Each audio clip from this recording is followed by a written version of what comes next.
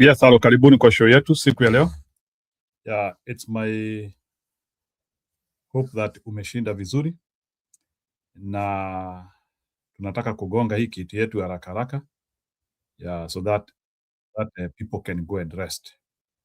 Yeah, so karibuni sana.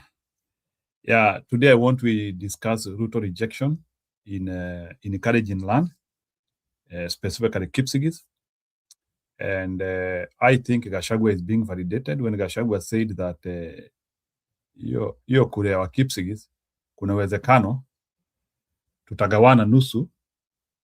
It looks like now the reality is dawning, and I feel that there is a very big spoil for the opposition there, and we have to pitch camp in Kipsigis areas.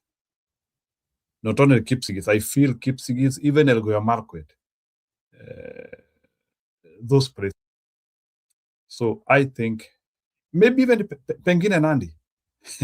Unajua, if a government has not functioned, the government has not functioned, because that Ruto rejection is not normal. Ile sasa, mi sijaisikia mtu anakataliwa mpaka nyumbani. Politically, home ground ni home ground, lakini ukisikia mtu anakataliwa nyumbani na anaomba kura, that one is extreme. Hi Ken Daniels, karibu sana. So let me stand here as a way of resting. Nimesimama sana leo. No, nimeketi sana leo. Yeah, so I think we're in a very good position when it comes to the opposition politics, because even Ruto in his home, he cannot mobilize.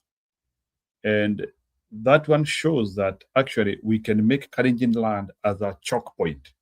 What is a choke point? A choke point is where you make somebody to focus on instead of focusing in other places he was thinking he will focus. So actually, we were thinking that Mount Kenya would become the choke point for 2027.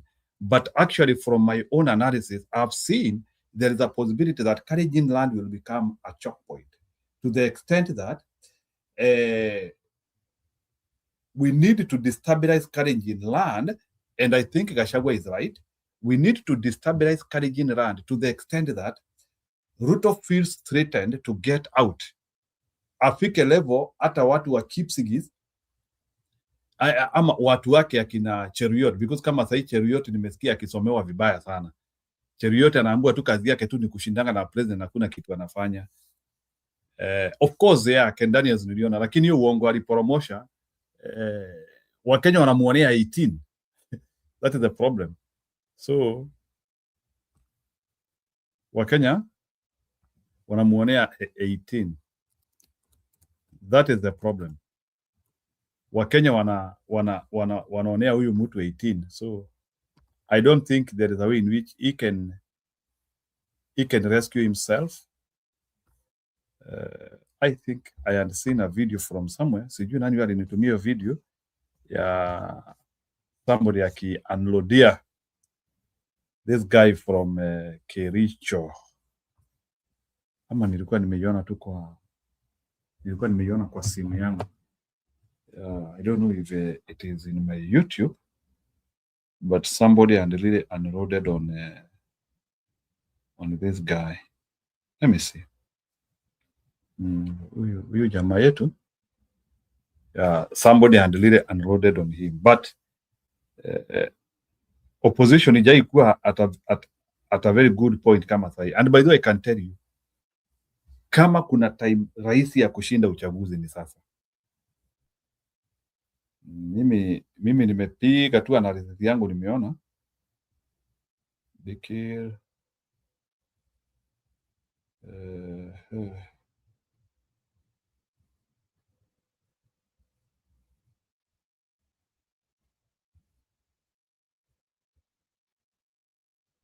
and I think Gachagua also did his final rally. Sijui kama amepanda ndege akakuja Marekani, but I saw he did his final.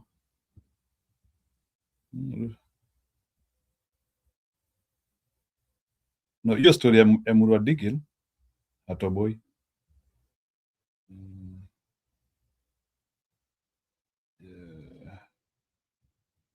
Yeah, I can see his live right now. Sijui kama Gachagua ako kuna kipindi, kuna pahali naona Gachagua live niweke hiyo. Inakaa ni kama anaondoka saa hii.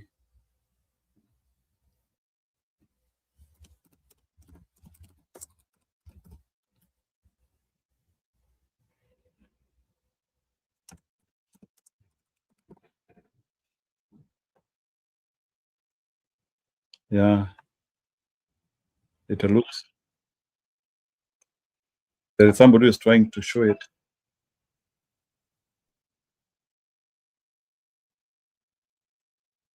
Acha.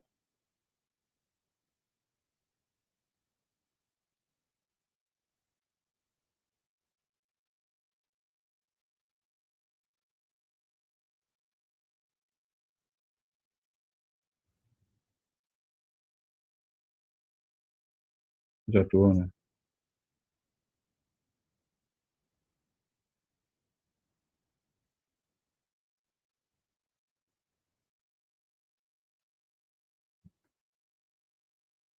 Next year, William Ruto is one term, and we get a responsible government that will practice good governance, accountability, and that will uphold the rule of law, and that will restore the dignity of the payslip, restore sanity in our country, and the rule of law. We must do away with goonism.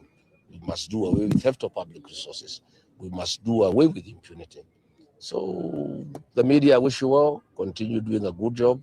You are the last line of defense because of the nature of impunity that is going on in the country. Continue calling out the government. You have seen, I've talked about IBC. I've just seen they are admitting some of the flaws. The tender for the procurement of the transmission system has been tailor-made for a South Korean firm, and there's a big kickback of almost 2 billion shillings going to the IBC commissioners and Hassan Joho and William Ruto, and that system has failed in every country it has been tried.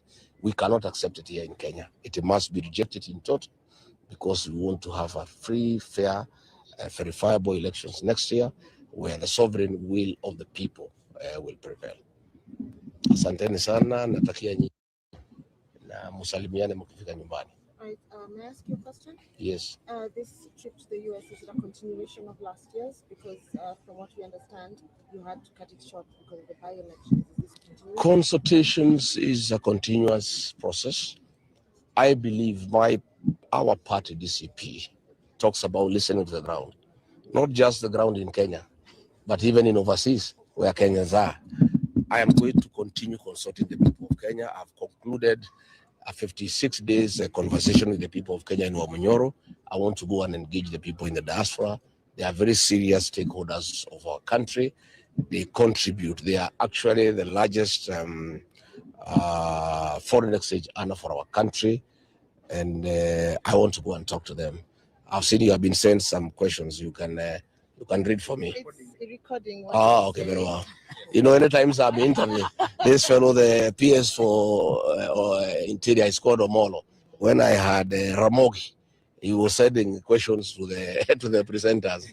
Again, when I had college in stations, Mayu from State House was sending them questions. But I'm able to answer any question, either from the journalists or whoever has sent them.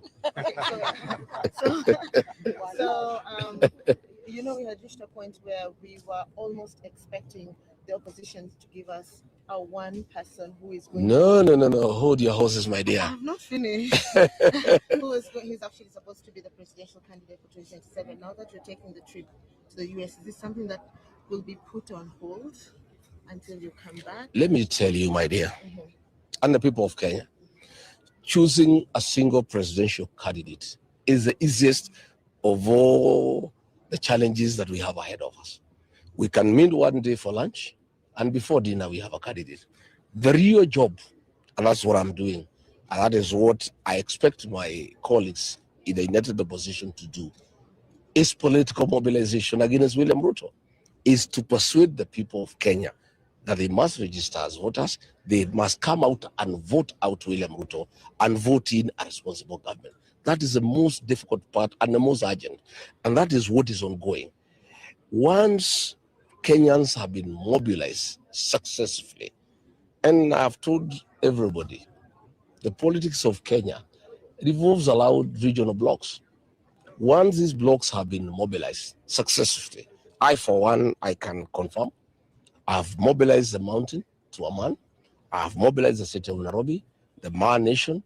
I am actually now working on the Kipsigis community, and you can see it's working. I was there on Friday last week. William Ruto was there today, crying to the Kipsigis that they are embarrassing him by coming to Amanyoro. And they said, no, if we never went to Amanyoro, you would not have come here. So this Rigiji guy is a real thing. And we want him to come to Bomet, we want him to come to Kericho, so that you can come and work for us. Because I was able to persuade the Kipsigis. This is William Ruto, because I know him. He only works for those people who oppose him. He's just interested in being elected. So if you support him, he ignores you. If you oppose him and say you not vote for him, he works for you. And I think the Kipsigis have learned the good way and how to do it. So I was there on Friday. They welcomed me very well. William Ruto rushed there. The other day I was in Narok, he rushed there. So let us continue with the political. Looking for a new path that gives you more control over your future? With Mr. Handyman's proven franchise model, you can build a business designed for growth and flexibility, from financing guidance to ongoing operations. Okay. The third president of the Republic of Kenya was chosen as a single presidential candidate for the opposition then on 14th of October 2002, when the elections were to be held on 27th of December the same year. 2 months, 13 days apart. We have a whole year, 11 months. What is the hurry? In my view, hii ni maneno ya March, April huko. Wengine wanasema leo, wengine wanasema kesho.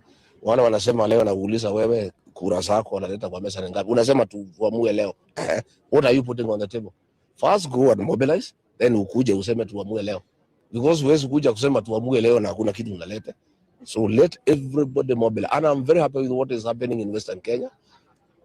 Wamalwa, Sifuna, Malala, they are doing a good job. I am very happy with what is happening in Nyanza. I'm very happy. That is really the way to go. Once we complete political mobilization, after Christmas, we should be able now to agree when we sit down, work out on a formula, sit down and come up with a single presidential candidate. And I can tell you the commitment is total. From my end, I have said I am the most suitable. But in case my colleagues has my support, and that of my support. Right.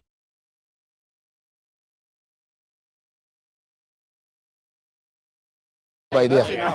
It's a scheduled flight. That was Gachagua in the airport earlier today, trying to continue with the rhetoric. So asante sana Rose, nashukuru sana. Yeah, we are here so that at least we can talk. So nimeona mpaka Emurua Digir bana, keo zimetoka. Ruto, the worst human being ever. Anyway, let's go to Maisha, and we see that clip about hiyo chaos Ruto ameanilish kwa watu wa Emurua Digir. Yeah, ni noma.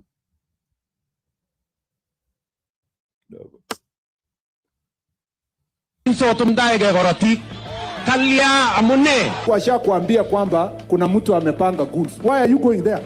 Wednesday morning, Emurua Dikir, Narok County, William Ruto's own political backyard, the man who has spent months telling Kenyans that goons terrorizing rallies in Ol Kalou, Homa Bay, Nakuru, Kisii and Nairobi are opposition fiction. Just watch the same chaos erupt at his own feet.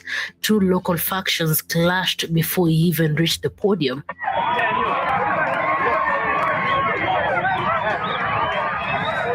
Goons opposed to Ruto and his UDA member of parliament fought in Mamboleo, wounding at least 5 people with arrows.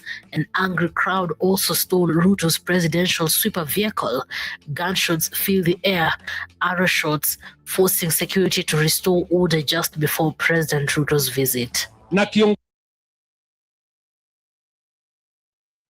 Ona, hata mkutano ya rais inakuwa na gunzi wake. Yeye kazi yake ilikuwa ni kupeana pesa, watu wapigane huko, peana pesa, watu wapigane huko, watu wapigane. Leo wamepigana mbele yake. So when we say this guy is the source of insecurity, people think we are joking. He is the worst of worst. Anyway, lakini Ruto colors. I don't think Ruto is returning. Nile tu tunasema tu acha tu tumupe tu hiyo dakika chache amebakisha. Yeah, go ahead. So you can listen in and you see how this all chaos. And then he tried now to play tough, but it couldn't come out. The damage had already been done. Kiongozi yeyote ambaye ataendesha vita, atapanga vijana wa kupigana, huyo viongozi mimi nitakutana na yeye. Muniambie vizuri. Agogera gomie. Sijui kama tunaelewana. Mimi nawaambia nyinyi, mimi nasema kiongozi yeyote ambaye anapanga vijana wapigane, kiongozi yeyote ambaye anapanga vita kati ya wananchi wa Kenya, huyo kiongozi hapaswi kuchaguliwa mahali popote.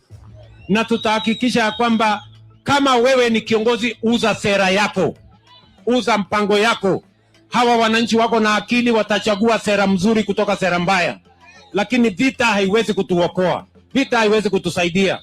The chickens have come home to roost, and they landed right on the president's own market square.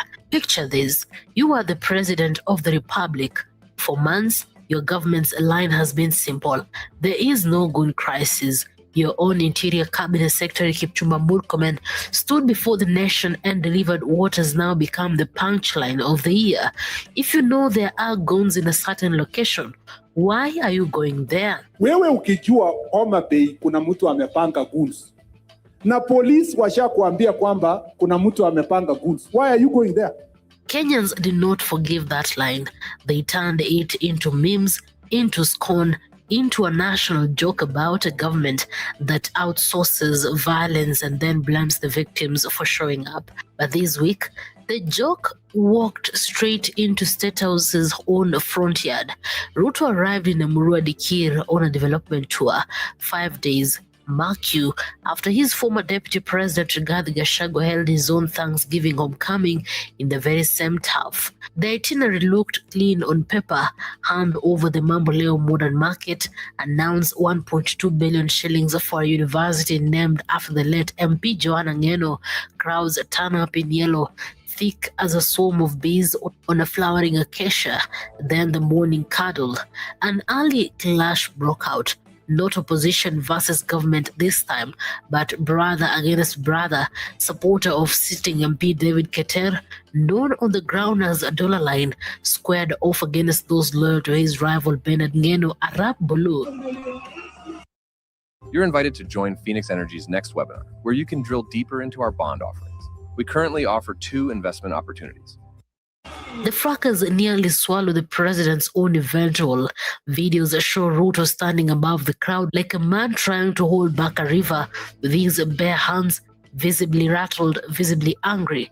He did not hold back. He lectured his own community publicly, calling it stupid for Kalenjin to fight another Kalenjin, and vowed in words that will now follow him everywhere. Tutamalizana now. We'll finish with these. I think we need to analyze.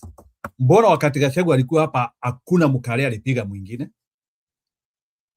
This is a confirmation ya kwamba huyu jamaa ndiye anapanga watu hapo wapigane na watu wake. Imagine Gachagua was here, the same destination, very peaceful. Mbona sasa leo ndio watu wanauana? Gunism once and for all. And watu wakati Kalia Kalenjin sotum daige gorati. Kalia amune. Mama jengale jaga basa. Yaina mrungut kaso. Amaja wakasa komye. Yaina mrungut agewir ne borngong. Kotkora ndage gorati. Kararan metingung. Okasa komye. Okasa komye. Mama je besiet. Mama je mikutano nikia yuak yun. So besie big. Okwe piki o viongozi. Oripke. Chi age tugul ne kiongozi mat koik inyendet chebikab Kalenjin, mat koik inyendet tindoi korotikab lagokab Kalenjin ak ikuregei kiongozi. Kamwaiwok akwek kiongozi. But here is where the story bites hardest. For months, the opposition, led loudest by Gachagua himself, has accused Ruto, Murkomen, and Interior PS Raymond Omolo of running a self-styled ministry of goonism. He has spoken over 12 officer killer squad, allegedly unleashing on gatherings in Witima and Kikuyu, walking away untouched, answerable to no one. He claims more than 25 attacks on his own convoy and rallies, often he says, with police standing by, watching, sometimes joining in. And the pattern reads like a slow-burning wildfire spreading county by county.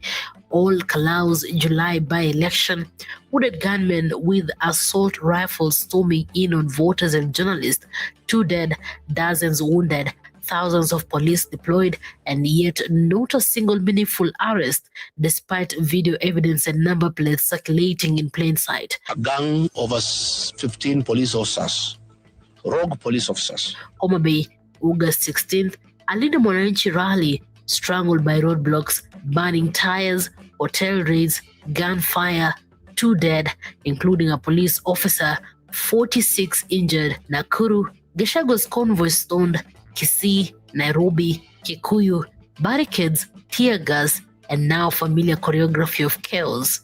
So when the president stands on a vehicle in his own stronghold, thundering about goons like a man discovering fire for the first time, Kenyans online are not clapping. They are squinting because Gachagua has already asked the question that is now doing the rounds again. Is this the first time you are saying this? Who moves around Nairobi and the country with goons? Not you. Tunataka umoja ya wananchi katika sehemu hii. Ndio tupange mambo ya maendeleo tukiwa pamoja. Hatutaki uhasama, hatutaki vita, hatutaki fujo. Tunataka wananchi wakae pamoja. Na hiyo maneno ya goons na nini tutamalizana nayo. Tunasema tunataka amani, dunia hii tuweze kutembea pamoja. Kwa hivyo, Emurua Dikir hoye! To be fair, the fairness matters here. Wednesday's clash in Emurua Dikir was intra-community, a local rivalry, not the classic opposition ambush the country has grown grimly used to. But the distinction is called comfort. It proved in real time on the president's own soil exactly how fast a rally can flip from ribbon cutting to running battle. The Minister for Security. I think Murkomen was supposed to be appointed Minister for Interior Design and not Internal Security. In Interior Design, he could be telling the members of the cabinet which shoe matches with which belt.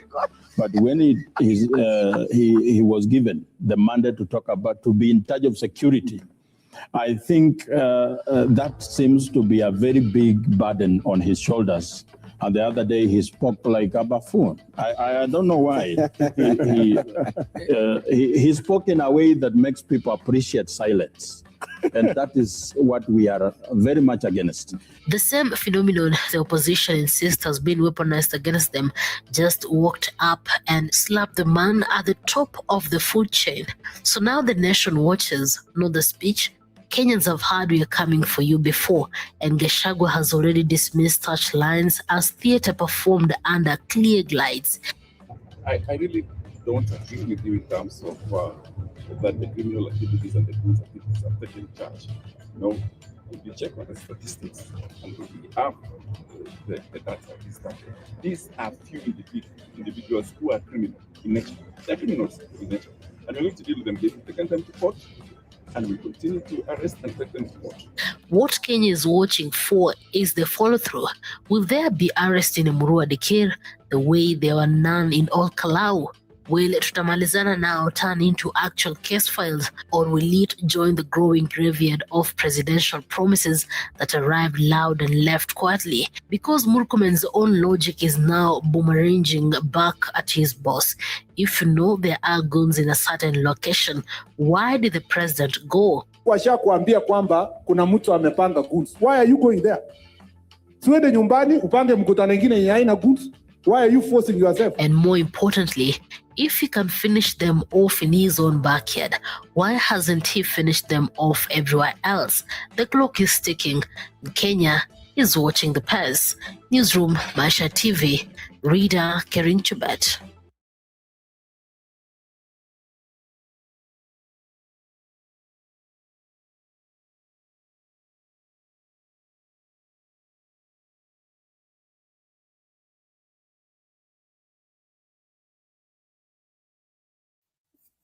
Yeah, that is serious real. Ruto huyu anachake. Wacha niwaekee mtu ya kutoka Kipsigis musikie. It is throwing seriously. Nimwekee mtu kutoka Kipsigis usikia akicastigate hata Cheruiyot mwenyewe. Bosi wetu number 1 ni huyu Haron. Haron ni mtu anatembea tu na kichwa kubwa lakini hakuna akili kabisa, because unakulacha na president. How can you eat on the same table with the president and your people are suffering? Now anahubiri is preaching second time, anatuambia sasa wa Kalenjin ama wa Kipsigis tungoje second time. Second time yenye natoka wapi? Na kila mtu ameenda. Hata wa Kipsigis wamegawanyika. Rigeti anagawa 50-50. Wachaluo wameenda, Wakisii wameenda, Milima wameenda, Western wameenda. Tena hata viongozi wetu number 1 ni huyu Haron. Haron ni mtu anatembea tu na kichwa kubwa lakini hakuna akili kabisa, because unakulacha na president. How can you eat on the same table with the president and your people are suffering? Now anahubiri is preaching second time, anatuambia sasa wa Kalenjin ama wa Kipsigis tungoje second time. Second time yenye natoka wapi? Na kila mtu ameenda. Hata wa Kipsigis wamegawanyika. Rigeti anagawa 50-50. Wachaluo wameenda, Wakisii wameenda, Milima wameenda, Western wameenda. Tena hata viongozi wetu number 1 ni huyu Haron. Haron ni mtu anatembea tu na kichwa kubwa lakini hakuna akili kabisa, because unakulacha na president. How can you eat on the same table with the president and your people are suffering? Now anahubiri is preaching second time, anatuambia sasa wa Kalenjin ama wa Kipsigis tungoje second time. Second time yenye natoka wapi? Na kila mtu ameenda. Hata wa Kipsigis wamegawanyika. Rigeti anagawa 50-50. Wachaluo wameenda, Wakisii wameenda, Milima wameenda, Western wameenda. Tena hata viongozi wetu number 1 ni huyu Haron. Haron ni mtu anatembea tu na kichwa kubwa lakini hakuna akili kabisa, because unakulacha na president. How can you eat on the same table with the president and your people are suffering? Now anahubiri is preaching second time, anatuambia sasa wa Kalenjin ama wa Kipsigis tungoje second time. Second time yenye natoka wapi? Na kila mtu ameenda. Hata wa Kipsigis wamegawanyika. Rigeti anagawa 50-50. Wachaluo wameenda, Wakisii wameenda, Milima wameenda, Western wameenda. Tena hata viongozi wetu number 1 ni huyu Haron. Haron ni mtu anatembea tu na kichwa kubwa lakini hakuna akili kabisa, because unakulacha na president. How can you eat on the same table with the president and your people are suffering? Now anahubiri is preaching second time, anatuambia sasa wa Kalenjin ama wa Kipsigis tungoje second time. Second time yenye natoka wapi? Na kila mtu ameenda. Hata wa Kipsigis wamegawanyika. Rigeti anagawa 50-50. Wachaluo wameenda, Wakisii wameenda, Milima wameenda, Western wameenda. Tena hata viongozi wetu number 1 ni huyu Haron. Haron ni mtu anatembea tu na kichwa kubwa lakini hakuna akili kabisa, because unakulacha na president.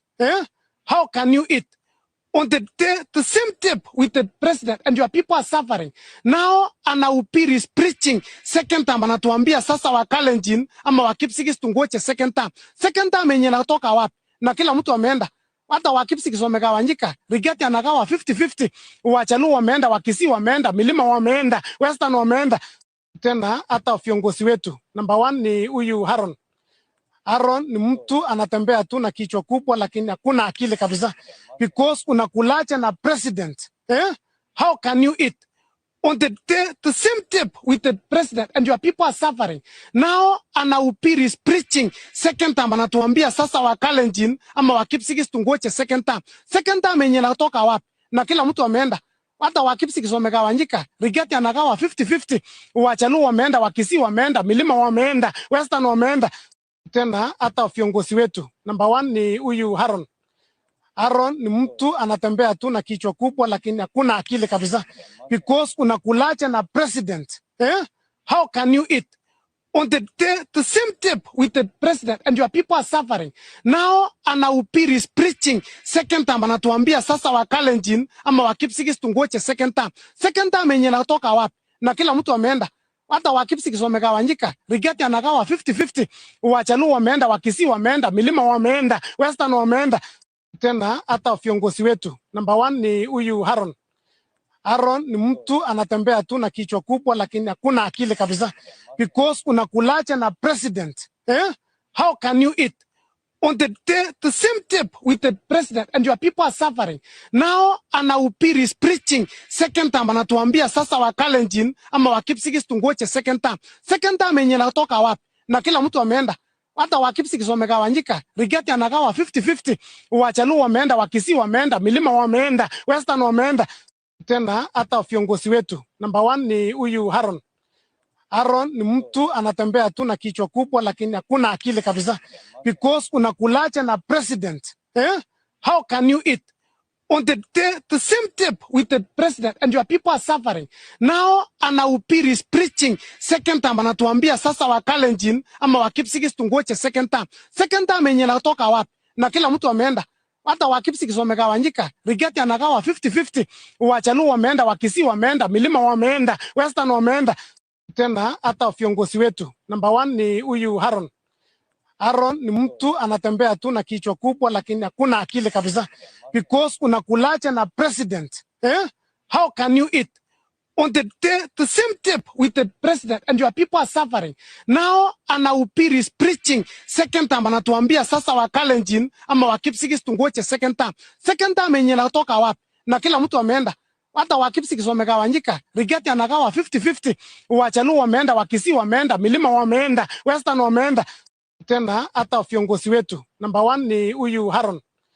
Aaron ni mtu anatembea tu na kichwa kubwa lakini hakuna akili kabisa. Because unakulacha na president. How can you eat on the same table with the president and your people are suffering? Now anahubiri is preaching second time, anatuambia sasa wa Kalenjin ama wa Kipsigis tungoche second time. Second time yenye natoka wapi? Na kila mtu ameenda. Hata wa Kipsigis wamegawanyika. Rigeti anagawa 50-50. Wachaluo wameenda, Wakisii wameenda, Milima wameenda, Western wameenda.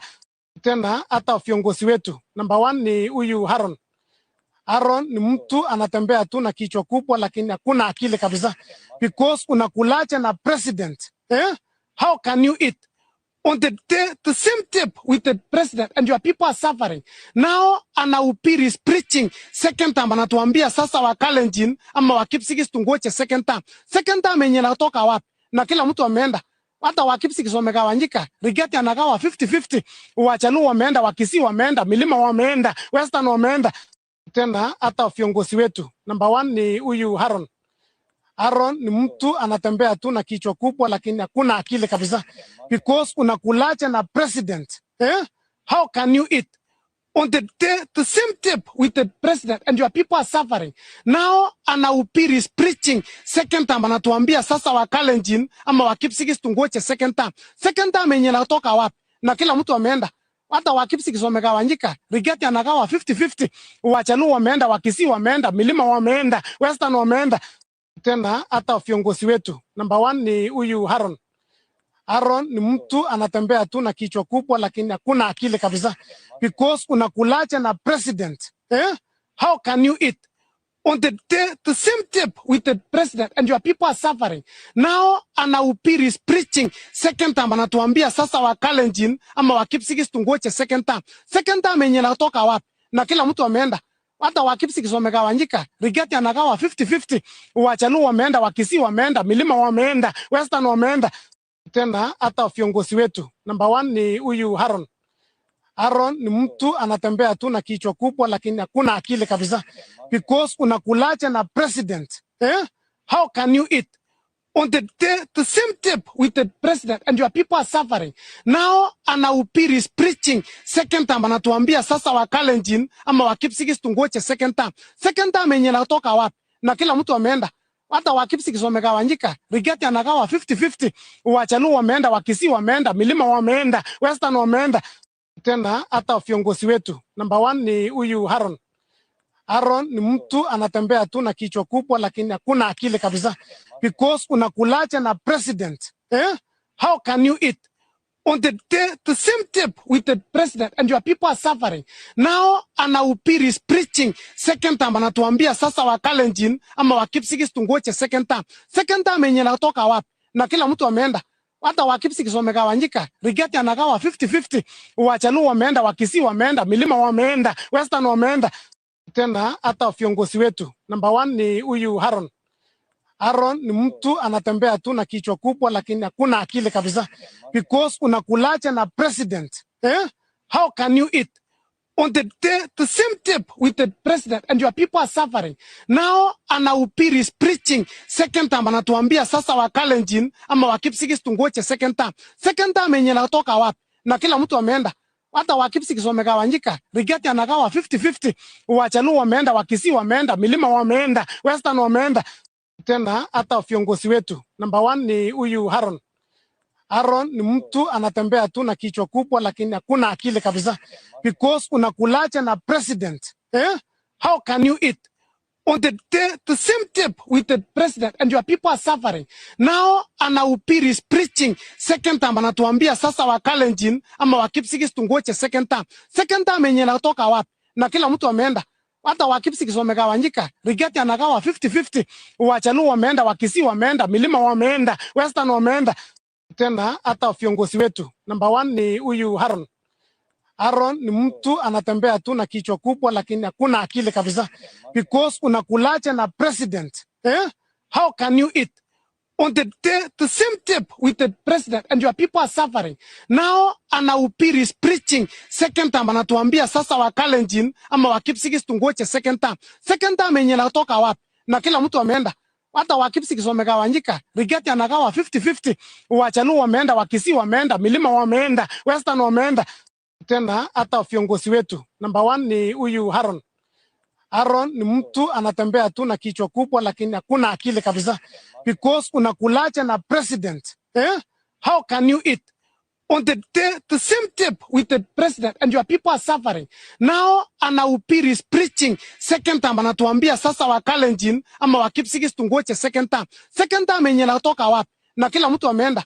Hata wa Kipsigis wamegawanyika. Rigeti anagawa 50-50. Wachaluo wameenda, Wakisii wameenda, Milima wameenda, Western wameenda. Tena hata viongozi wetu. Number 1 ni huyu Haron. Haron ni mtu anatembea tu na kichwa kubwa lakini hakuna akili kabisa. Because unakulacha na president. How can you eat on the same table with the president and your people are suffering? Now anahubiri is preaching second time, anatuambia sasa wa Kalenjin.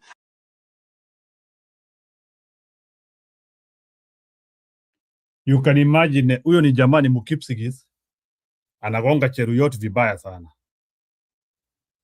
Yeah, it's not a joke. I think kitumbua cha Ruto kimeingia mchanga and there is nothing else he can do. I think this is beyond repair. Ruto joked with Kenyans and now this is what is happening. Let me try to show you Ruto akiwa Emurua Digiru. Uone how people are not even focusing with him.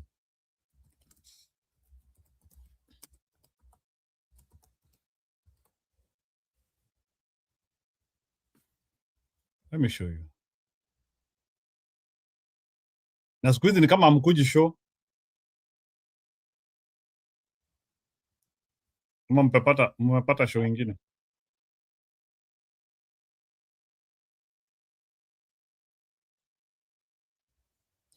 Wacha niweke Ruto kidogo tu. Yeah, of course. Sio Mlima peke yake imeenda, ni kila kitu sasa.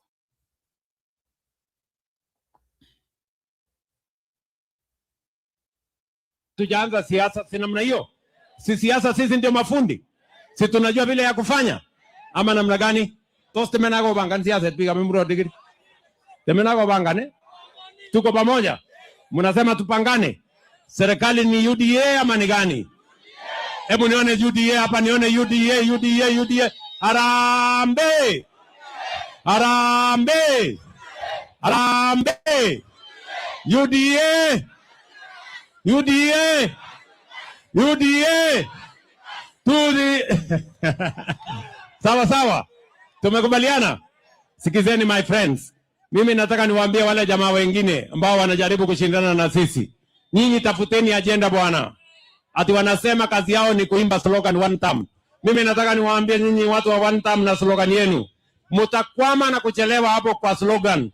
Wananchi wanataka kujua sera ni gani, wanataka kujua agenda ni gani, wanataka kujua mpango ni gani, wanataka kujua maono ni gani. Wacheni kutubeba ufala ati mambo ya slogan inaweza kubadilisha nchi. Nchi haiwezi kubadilishwa. Semeni hii soko tumejenga yenu ni gani? Barabara tumejenga yenu ni gani? Stima tumewakisha yenu ni gani? SHA tuko nayo yenu ni gani? Affordable housing tuko nayo yenu ni gani? Walimu tumeajiri yenu ni gani? Ama namna gani? Si ndio? Nyinyi wananchi, mimi nataka niwaulize, si nyinyi ndio mnapanga viongozi? Si mnachagua MCA, mnachagua mbunge, gavana, senator, si rais nyinyi ndio mnachagua? Saa ile mnachagua viongozi, unachagua kwa sura yake ama kwa kazi amefanya? Ni kazi ya masura? Ni kazi ya maneno? Ni kazi ya mafitina? Ni kazi ya makabila? Si kila mtu anachaguliwa na ile kazi amefanya? Kwa hivyo hawa watu wakuja na track record. Hata mimi kabla sijachaguliwa kama rais nilikuwa na track record. Nilikuwa nimebadilisha elimu, nilikuwa nimebadilisha kilimo, nilikuwa na track record ya mahali mimi nilikuwa mbunge. Hawa watu hata mahali wamekuwa senator ama mbunge hawana track record. Saa hii wanatuambia slogan ndio wanatuletea. Sisi tunawaambia wacheni kutubeba ufala my friend. Hawa wananchi wa Kenya wako na akili, wanajua nani wa kuchagua, nani yako na agenda, nani yako na track record, nani yako na maono, na hawa wananchi mwezi wa 8 mwaka ujao watapanga viongozi wao. Nyinyi watu wa Emurua Dikir tunaelewana? Kage kwa shine kibendi kutinage ama jao somo kitagenge. Mauna daw angalali nyu kwa kandoindet ab emetab Kenya. Angalali kutitab chego. Ako alama jao angalalwa kutitab chego. Wacha niachane na watu wana agenda. Huyo jamaa ni ng'ombe sana. Kuna kitu anasema. Let's hear this interpreted one. Rais William Ruto anaendelea kutapatapa na kulemewa, na kinachomlemea ni siasa yake ya nyumbani ambayo Rigiji ameharibu kabisa. Leo hii Rigathi ametangazia wananchi juzi tu kwamba baada yake na wana DCP kumzuru mama yake mwenda zake MP Joanna Ngeno, ambapo alimpelekea mengi na kumhaidi kwamba wangemfanyia kile ambacho alikuwa ametelekezwa na kukosa kufanyiwa licha ya kuahidiwa na serikali ya Ruto. Sasa rais anaingia nyumbani kwa uoga mwingi, na hata anaahidi kwamba eti atajenga university ya Emurua Dikir ipewe jina lake Joanna Ngeno kama njia yake ya kubembeleza wakazi wa eneo hilo, wengi wakiwa Wamasai na Wakipsigis, wasimuabandon na kumtupilia mbali na tutam. Ndio tuhakikisha kwamba sehemu hii inasonga mbele. Leo vile vile mimi naenda kuanzisha university ya Emurua Dikir hapa ambayo itaitwa jina ya ndugu yetu Joanna Ngeno. Alafu iendelee na watoto wenu wasome, KMTC wasome, wale wa primary school wasome, wale wa university tusome. Njia ya kubadilisha Kenya ni kuhakikisha kwamba tunatumia elimu. Hii dunia inabadilishwa sio na fujo, sio na fitina, sio na makelele, sio na mambo ya vita. Inabadilishwa na mambo ya miradi na maendeleo na mipango ya maendeleo na mambo ya akili. Kwa hivyo nyinyi wote tuungane, tushirikiane, tufanye hiyo kazi pamoja. Emurua Dikir tumekubaliana? Tumekubaliana? Hebu nione wala anasema tumekubaliana. Na anachofanya hivyo kinaonekana ni uoga tu wa kwamba kweli Rigiji ni kama alivyopanga na alivyoahidi, atavamia bedroom ya William Ruto, ataleta mengi ambayo William Ruto hangetarajia Rigathi atayafanya, avuruge huko. Na iwapo William Ruto ataendelea kujaribu kugawanya Mlima Kenya kutumia Kindiki na Ruku, basi Rigiji anaonekana yupo radhi kumuonyesha yeye rais, sisi pia tuna akili zaidi yako, tunaweza kugawanya watu wenu pia, na hata hao tunawagawanya waje kwetu zaidi ya vile unavyofaulu kuvuta watu wa kwetu kwako. Na sasa wakati Rais William Ruto akiahidi anachosema eti nitajenga university ndio sisi tusome na tutumie akili kujiendeleza, inakuja baada ya Rigathi kusema kwamba Rais William Ruto ameahidi eti shule moja hapo ambayo ilikuwa ishaanza kujengwa ingepewa jina hilo la Johana Ng'eno, na baadaye rais akabadilisha ahadi yake, na Rigathi alipotangaza hivyo ni kama William Ruto ambaye bila shaka uangalia speeches za Rigathi Gachagua aliyeibika, ndio leo anajitokeza kutangaza sasa atafanya zaidi eti kwa kuipa university jina lake Johana Ng'eno. Wakenya hawajapitwa na matamshi ya rais, hata wengi vijana wa Kikalenjin kutoka huko ambao ni wa Kipsigis wenye hasira nyingi kuhusu kukosa kwa maendeleo licha ya rais kuwa wao, na wanasema hii imekuwa sasa kama mtindo ambapo huyu rais, mtu mwanasiasa ama kiongozi wa jamii fulani, anaingia kwa serikali yake ama yupo katika serikali yake, na inapoonekana kama anatofautiana naye kuhusu maamuzi muhimu, anakufa ghafla kwa njia hii ama ile, kisha jina linatolewa lake lipewe institution ama ijengwe shule mahali, na hiyo shule ipewe jina la huyo mtu kama njia ya pole. Au wanaongea hivyo wanasema Johana Ng'eno na Raila Odinga ni mifano bora zaidi ya watu ambao wanajiunga na Ruto wanaishia kufa, kisha wanapewa tu jina eti sasa Talanta inaitwa jina lako, sasa University Emurua Dikir imepewa jina lako. Lakini juu ya yote, Rais William Ruto ana uoga, ana wasiwasi na ana stress, yote inayotokana na kuamini kwamba pale ilikofika siasa ya leo ni kama hisabati zote alizopanga zimetawanyika. Kura ya nyumbani pekee ambayo hakuwahi kufikiria hata katika ndoto zake za mchana eti ingeweza kumuondokea imeanza kusuasua, ikivuta upande huu na Sifuna, ikivuta upande ule na Rigathi Gachagua. Na katika majuto yake yote, William Ruto ni kama anajaribu sana asijikumbushe kwamba kile kilichofanya mambo ya haribike hivi, it's that he decided to mess with the Kikuyus and the Kikuyus are now messing with him right back, na haimwende vyema. Ilikuwa ni mtihani katika miaka miwili iliyopita tangu impeachment, na Wakenya wengi wamekuwa wakijiangalilia kutoka kwa viti vyao, na wananchi walitaka kufumbuliwa fumbo la kuuliza, je, William Ruto alishinda uchaguzi kwa sababu walikuwa na Wakikuyu na walimpa support na wameishi kushinda chaguzi, ama ni eti alikuwa genius akawapumbaza na akawazidia wakampa kura? Lakini sasa kadri unavyokaribia uchaguzi, umaarufu wa rais huyu unashuka kila siku, na ulianza kushuka pale Wakikuyu hao walitangaza hawapo na yeye tena. Wengi wanagundua kwamba William Ruto hakuwa na genius yoyote, ni kwamba hii constituency ambayo ina uzito sana ya Mount Kenya, hasa Mount Kenya West, ndiyo ambayo imembeba, na sasa kumdondosha ghafla imemaanisha kumuanua wananchi wamuone jinsi alivyo simple hata katika maamuzi yake ya kisiasa. William Ruto amekuwa outsmarted sio tu na maadui zake, bali pia na mawazo yake yeye mwenyewe. Yaani amefanya decisions ambazo mtu mwingine mwenye akili hangeweza kukosea, na ilikuwa ni kama yupo uwanjani katika mashindano na yupo mshindani yoyote anashindana na yeye mwenyewe, lakini kwa njia moja au nyingine amefaulu kujikwaa na kujiangusha na kujiumiza yeye mwenyewe katika mchezo huu, na ikakuwa ni hali ya mshangao kwa hadhira yake iliyokuwa inajionea, ambayo ilitarajia huyu bwana kwa kuwa amejiondolea ama kwa njia moja ama nyingine waliompa kura Wakikuyu wamemuondolea vizingiti vyote. There is no way this guy can fail, but he ended up failing in a spectacularly unexpected outcome. Ni kama wakati wengi wa kutoka Nyanza na kwingine wakishangaa ilikuwaje Raila Odinga alishindwa kushinda uchaguzi wa 2022 licha ya kuwa yote yaliyokuwa na serikali yalikuwa yake, na Uhuru Kenyatta hata kama Wajaluo hawatokubali alifanya juu chini kusaidia Raila. Hali hiyo ya kufeli licha ya kupewa kila kitu ndio inafanya wengi waamini William Ruto labda sio genius hata kwa umbali. Genius yenyewe ya kisiasa, uwezo wa kupanga na kuona mbali, na mengi hayo ambaye yanajitokeza kwa mwanasiasa ambaye ataweza kukaa kwa muda, inajidhihirisha katika Rigathi Gachagua, mshindani mkuu anayetisha William Ruto leo, na ambaye ndiye mtu aliyefungua mlango wazi ama tuseme ni lango kuu, na wanasiasa wengine kama Sifuna na vijana wenzake wakaweza kuchungulia kuona ndani ya kichwa cha William Ruto, wakapata ujasiri wa kumachon na kuchukua mji, kitu ambacho hawangedhubutu kabla Rigiji kuja. Ni kumaanisha kwamba iwapo 2022 William Ruto angeishia kuingia ofisini na deputy wake akiwa Profesa Kindiki kama ambavyo anaonekana kuamini eti ingewezekana, mimi nikiamini ingewezekana angefeli, lakini tuseme ingewezekana iwe leo William Ruto ni rais, lakini naibu aliyeanza naye kutoka mwanzo ni Profesa Kindiki.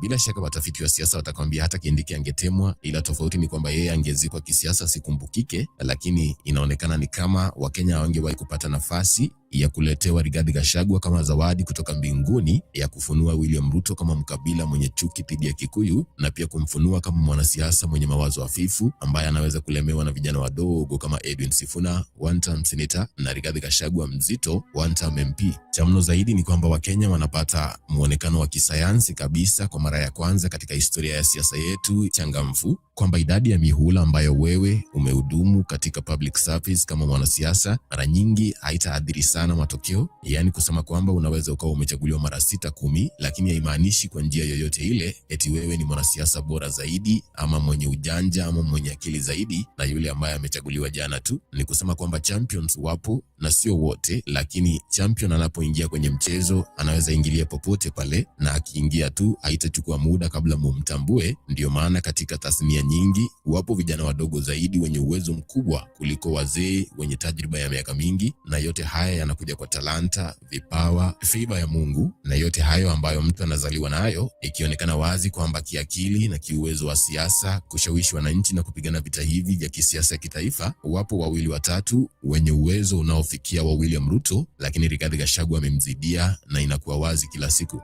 Ndio maana tunaona wakati vita vikali vikiendelezwa na watu kama Aden Duale ambaye ni master propagandist kujaribu kupiganisha Wasomali na Wakikuyu wa Mlima Kenya, wapo kama huyo mbunge wa Kamukunji ambao wanaamka na kuingia DCP straight na kushangaza taifa nzima, maamuzi ambayo bila shaka wakati yakifanyika, licha ya kile ambacho unaweza kusikia wanablogu wa serikali wakisema ni maamuzi yanayofanyika kisayansi, ambapo huyu mwanasiasa anarudi kwake, anaketi kivyake peke yake, anapiga hisabati bila kuweka ushawishi wa jamii ama jamii ya viongozi wa Northeastern ama Duale na rais, na akiangalia anaona mimi nikienda dhidi ya Rigathi Gachagua katika eneo kama hili nitapoteza. Na hiki ndicho tutaendelea kukiona kuelekea mbele, ambapo wanasiasa zaidi watafanya hisabati za kisayansi, kumaanisha wataangalia bila hisia yoyote ama bila kumfikiria mtu mwingine yoyote, bali kwa ubinafsi wa kutaka kuokoa karia zao, na wakiangalia watagundua DCP inaenea sana kote nchini. Sio tu Mlima Kenya, DCP kitakuwa ndicho chama chenye wabunge wengi zaidi, magavana wengi zaidi, maseneta wengi zaidi, na Mungu akisaidia Rigiji asimame, pia rais atakuwa ni Rigathi, na wengi hata wasiokuwa Wakikuyu wanatamani sana wajihusishe na uzito huu unaokuja, haswa wale wenye macho ya kuona mbele na ambao wamezoea kusurvive kwa siasa kwa kujua ni meli ipi ambayo haizami wakati huu. Wanasema hata wakati meli za kihistoria zilipokuwa zinazama, ishara ya kwanza sio kwamba meli ilianza kuvunjika ama kukatika, ni kwamba panya wote waliokuwa wanaishi chini ya meli walikuwa wanapanda juu, sehemu ya juu kabisa katika meli inayoangalia anga na mawingu inayojulikana kama deck,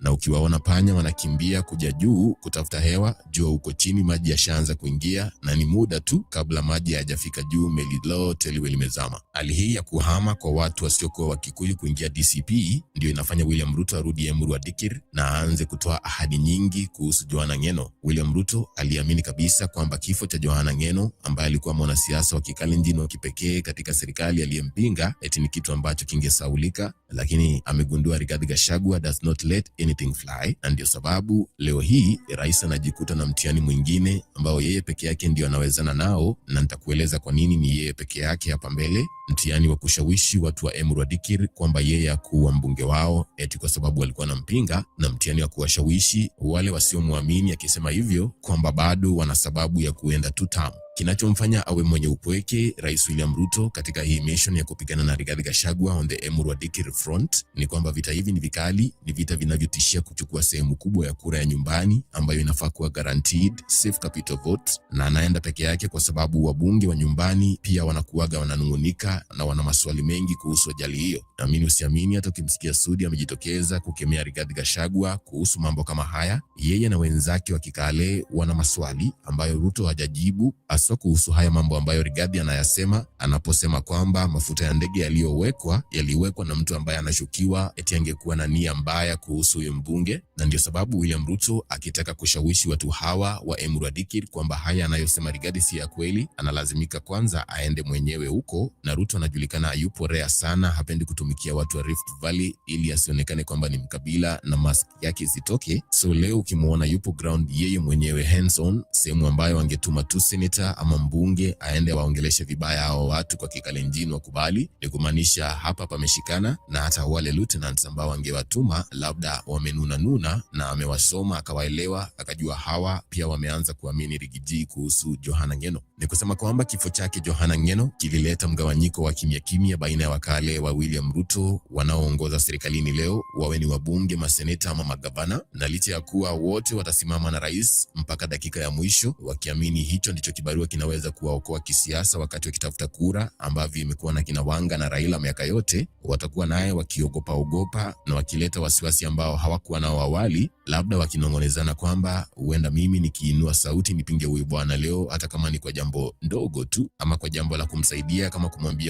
don't impeach this guy, this is suicide, huenda pia mimi nikapatwa na ajali ya ndege ambayo haieleweki. Ikumbukwe yamekuwa mengi yaliyosemwa sana kuhusu kifo cha Johana Ngeno, lakini kinachomuumiza William Ruto na kumpa hali ya emergency arudi Emurua Dikir ni kwamba makubwa na mazito zaidi yanayojadiliwa na Kenya kuhusu Johana Ngeno yalitoka kwa mdomo wa Rigathi Gachagua, ambaye leo hii wananchi wanamuhusisha na ukweli zaidi hata ya wanahabari wa Citizen TV. Ndio sababu wakati Rigiji aliposema Alan Chesang, mmoja wa maseneta wakali sana wakitetea William Ruto kwenye Morning TV ya Citizen, eti Alan aliambiwa aondoke ndege hiyo, Johana aende peke yake. Haya ni mambo ambayo William Ruto kisiasa akiyanyamazia yatamkula chini, na mwanasiasa ambaye tajriba yake ni ya chini na akili bado hazijaelewa Rigiji labda ange ignore na ambie wenzake wacha hilo life kwa sababu ni trend. Lakini Ruto ana uwezo wa kuelewa Rigathi Gachagua kwa sababu amekuja kugundua Rigiji ndiye kama wake nemesis, na akajua hili nikiliabandon ama nikimtuma mtu ambaye hana akili ataenda mishandle, labda ni Oscar Sudi, aende aseme matamshi ambayo hayapo na lipasuke na kuvimba zaidi ya lilivyo, kwa sababu nimegundua ni uzito hapa, huyo Ngeno alikuwa na usemi wake. Lakini ukweli ni kwamba licha ya bidii ambazo William Ruto ataweka, itaishia kwamba Johana Ngeno atakuwa na maamuzi makubwa na atakuwa katikati ya akili za watu wakati wakipiga kura katika uchaguzi wa mwakani 2027 huko Emurua Dikir, hasa baada ya picha za kuhurumisha ambazo vijana na kina mama walijadili kwa hasira wakimuona Rigiji akitembelea huyo mama yake Johana. Amini usiamini, wananchi na wapiga kura wengi wa Kikenya wanaoishi bondeni Rift Valley ni watu wenye misimamo mikali ya kibinafsi, yani individual positions.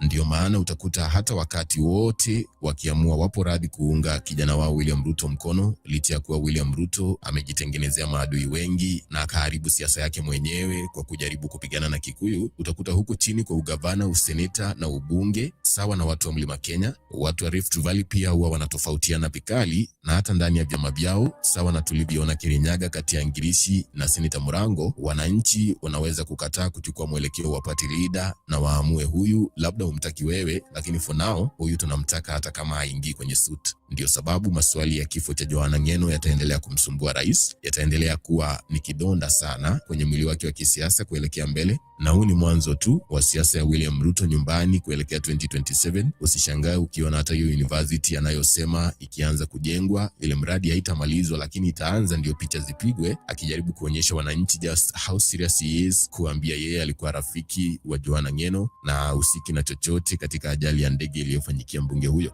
Johana Ngeno alikuwa mpinzani mkali wa William Ruto, hiyo sio siri. Sasa Rigiji ameongea na William Ruto na watu wake walifanya kila kitu usiku na mchana kumanage situation ya Johana Ngeno katika serikali yao, kwa sababu walimuona kama kiongozi ambaye kwa ushawishi aliyobeba, iwapo angekubaliwa kujitokeza kusema hadharani eti anapinga William Ruto na ana second guess uamuzi wa rais kutoa Rigiji kwa impeachment, ingeharibu isabati, hasa wakati huo sensitive ambapo Ruto alikuwa busy sana kushawishi watu wa mlima na watu wa kwingine waondoe Rigiji, huku akicheza siasa yake delicate ya kuwa trick viongozi wa Kikuyu wamsaidie kuanzisha vita vyake vya anti-Kikuyuism na 42 against 1. Itakuwa ni aibu sana kwa Rais William Ruto akigundua kwamba Emurua Dikir itaongoza wakalenjin wengi hasa wa Kipsigis kupiga kura dhidi yake 2027, na yatakuwa matokeo ya kihistoria ambapo kwa mara ya kwanza kabisa rais aliyepo ambaye ni incumbent amepoteza kiwango kikubwa cha kura kutoka kwa watu wanaozungumza lugha yake ya nyumbani. Migawanyiko ambayo Ruto anajaribu sana kuileta baina ya watu wa Embu, Meru, Tharaka Nithi na Wakikuyu wa Mount Kenya West itakuwa ni mgawanyiko itakayo backfire na ricochet, yani gonge ilimkuta na imrudie, na itakuwa sasa amegawanya watu wa Rift Valley, amewaamsha wa Kipsigis na kuwaambia inawezekana kwa jamii ndogo ndogo zilizopo chini ya miavuli ya makabila kama jamii ya Mlima,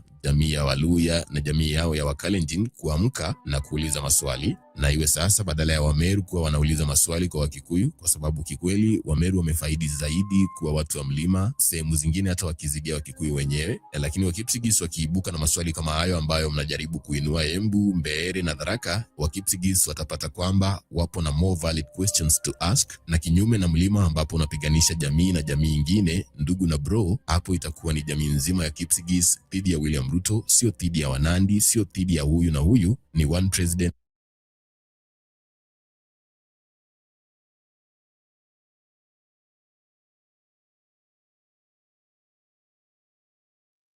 That was hot. Wacha niwaekee Sarai kidogo, msikie sasa ameanzia kuingiza vita ya kindini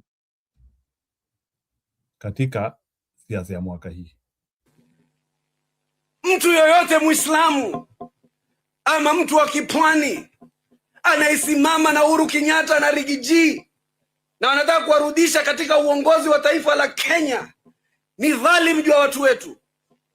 Sisi wakati wa uongozi wa Kenyatta na uongozi wa Kibaki, watu wa pwani walipoteza watu 683, 683 people walipotea wakati ya hizo awamu mbili. Leo wataka kuturegesha tena katika madhalimu watakaotupoteza na watakaotuua. Ati Ruto sijui amfanya nini, ankufanya nini? Wewe kama ndugu yangu Jicho Pesa, wakati kila mtu tulipoingia tu watu hawaja settle yangu kwenda kuchukua shed poti, inamshinda hata kuilipa. Juzi mtukuliwa haujui biashara, maana watu wa kunyakua hawajui biashara, wajua kunyakua peke yake. Ankwenda kanyakua, juzi akashindwa, akaanza kusema wenzake sijui mpawa kazi, yeye hakupewa. Na wewe pia uliambiwa utoe majina, mbona hukukataa? Najua tuko wa viongozi watatu peke yetu tulikataa kutoa majina, tukasema mtoto yoyote atakayetabuliwa ni mtoto wetu. Tusitumie nguvu zetu za kisiasa kusukuma marafiki zetu na wale wanaotujua. Je, wale wasiotujua watafika wapi? Mtu yoyote Muislamu ama mtu wa kipwani anaisimama na Uhuru Kenyatta na Rigiji na wanataka kuwarudisha katika uongozi wa taifa la Kenya ni dhalimu juu ya watu wetu. Sisi wakati wa uongozi wa Kenyatta na uongozi wa Kibaki, watu wa pwani walipoteza watu 683, 683 people walipotea wakati ya hizo awamu mbili. Leo wataka kuturegesha tena katika madhalimu watakaotupoteza na watakaotuua. Ati Ruto sijui amfanya nini, ankufanya nini? Wewe kama ndugu yangu Jicho Pesa, wakati kila mtu tulipoingia tu watu hawaja settle yangu kwenda kuchukua shed poti, inamshinda hata kuilipa. Juzi mtukuliwa haujui biashara, maana watu wa kunyakua hawajui biashara, wajua kunyakua peke yake. Ankwenda kanyakua, juzi akashindwa, akaanza kusema wenzake sijui mpawa kazi, yeye hakupewa. Na wewe pia uliambiwa utoe majina, mbona hukukataa? Najua tuko wa viongozi watatu peke yetu tulikataa kutoa majina, tukasema mtoto yoyote atakayetabuliwa ni mtoto wetu. Tusitumie nguvu zetu za kisiasa kusukuma marafiki zetu na wale wanaotujua. Je, wale wasiotujua watafika wapi? Mtu yoyote Muislamu ama mtu wa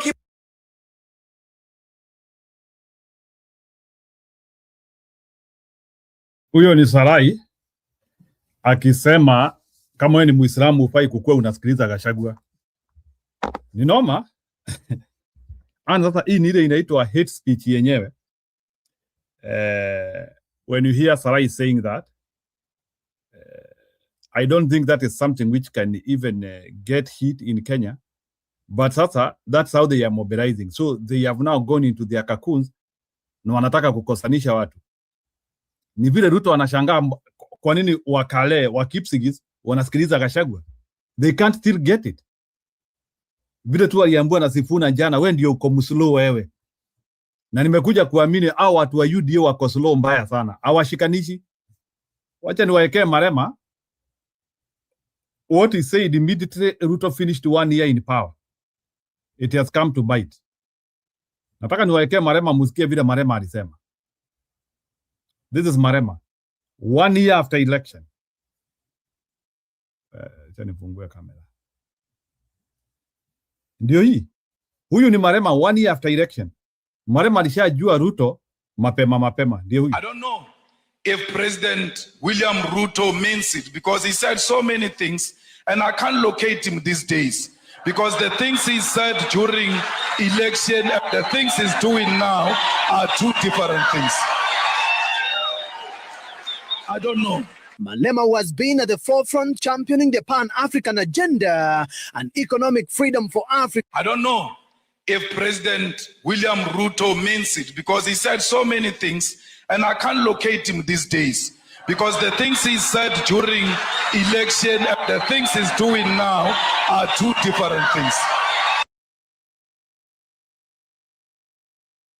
That is Julius Marema. So Julius Marema alikuwa asha detect Ruto mapema. Wale ambao wanasema sijui nini Ruto atafanya, sijui nini, sikilizeni Ruto. Already Marema had said a long time ago he was not able to locate him, and I agree.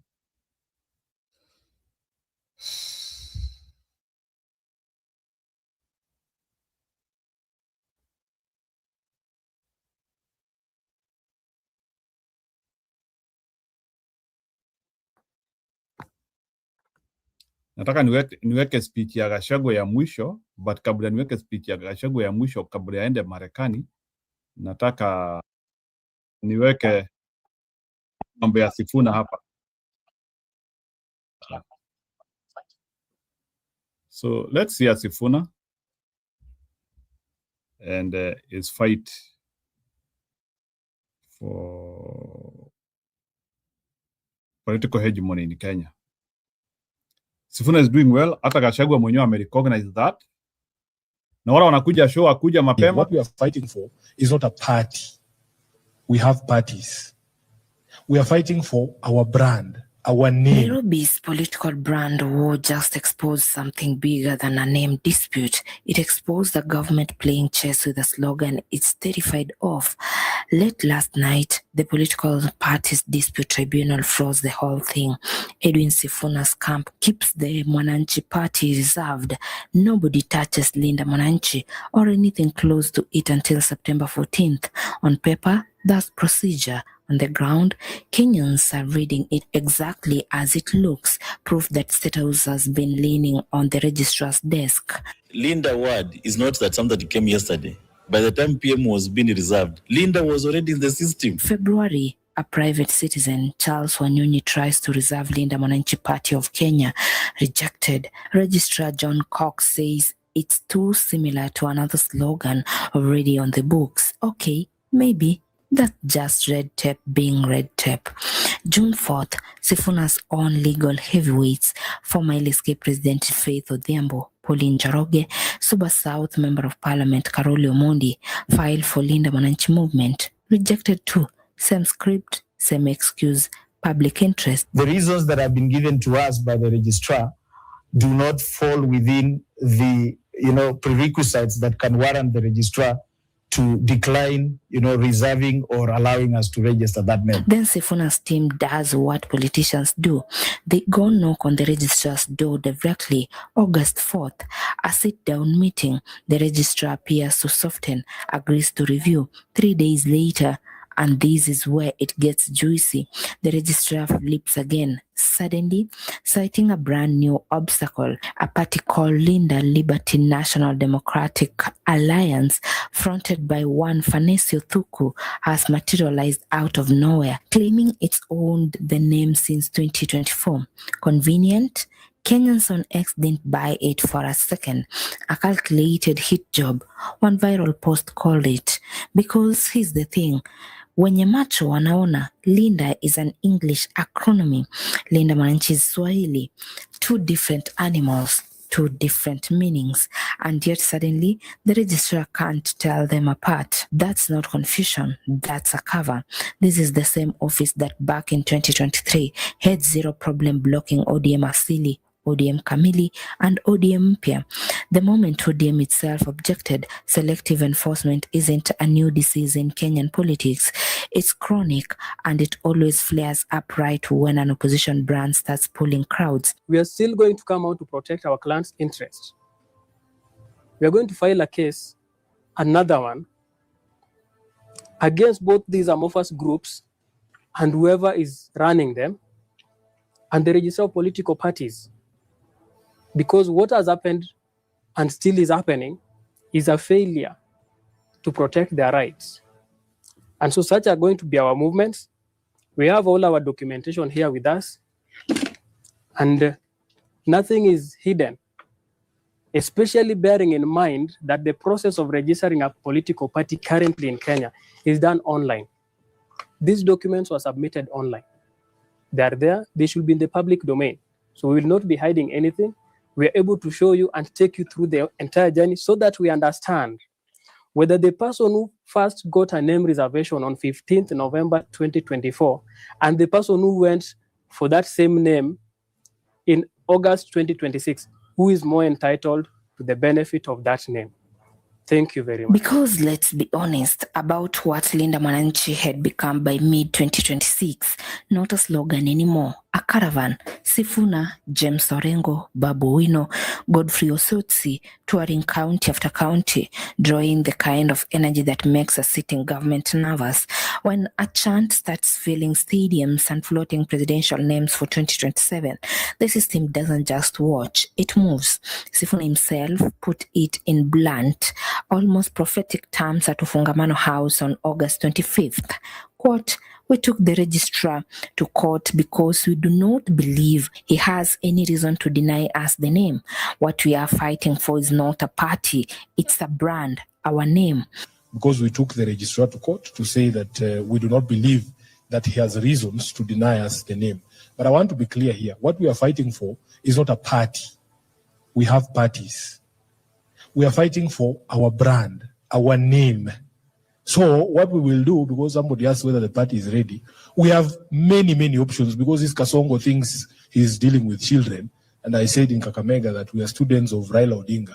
Raila Odinga had plan A, B, C, D, E, F, G mpaka Z. Kwani tulilala class? Sasa jamaa wanasemanga akifunga mlango tunaingia na dirisha. So nyinyi kaeni mkijua chama ziko tunataka brand yetu because we have built this thing. You guys have worked so hard to build Linda Mwananchi. People have lost their lives bana because of Linda Mwananchi. We want the registrar to give us our name and we will brand it on whatever party that we choose out of the ones that we have. Days earlier at a funeral, he had already warned everyone what this really was. A rose by any other name still sells. A name is just a name. Wakifunga milango zote, tutakuja hapa tuseme Change Party of Kenya. Ama Maua Party. Ama Nyasi Party. If he comes up and vie for president, he is our man. But if he doesn't, we will not stop there and whine. We will pick on an individual and we'll move on. And that's the real punchline here. Even the tribunal's order admits it. Sifuna's camp keeps the flexibility to rebrand under any vehicle they choose. Osotsi already told supporters there is no cause for concern. If the name gets stolen, they simply move house. Fallback, options are already warming up. The All United Democratic Party now being reworked into Kombozi People's Party and Boni Halwale's freshly registered United Patriotic Movement. Meanwhile, the clock is not waiting for anyone's political games. IEBC wants authorized officials and specimen signatures by October 15th, certified nominations rolls by October 30th. Every week, this name fight drags is a week stolen from actual campaign building, and Kenyans watching this unfold know exactly who benefits from delay. So here's where we sit. A tribunal ceasefire, a September 14th court date, and a government adjacent registrar whose sudden memory lapses keep landing at suspiciously convenient moments. Sifuna's camp calls it persecution. Linda's Vanessa Thuku calls it theft. Kenyans on the timeline call it what it's always been, the oldest trick in the Kenyan political playbook. Linda word is not that something that came yesterday. By the time PM was being reserved, Linda was already in the system. If you can beat the movement, steal its name. The next hearing is September 14th. Mark it, because whatever the tribunal decides, one thing is already certain. Linda Mwananchi, the slogan, is bigger than Linda Mwananchi, the paperwork. And no registrar's pen is going to outright a movement that already touring the country. Newsroom, Maisha TV, Mesh Msimbi. Want to be a part of it? Listen up. Hello, my name is Adam Ferrari, and I'm the CEO of Phoenix Energy. I look forward to you joining us at our next webinar where you can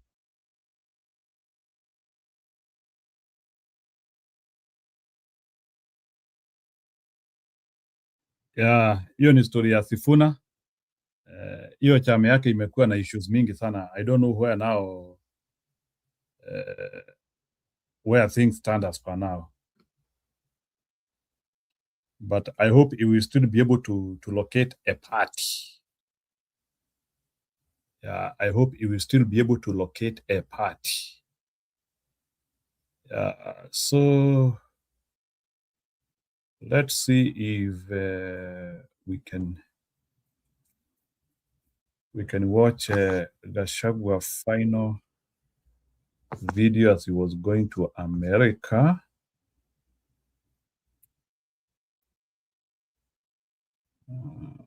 Ama hii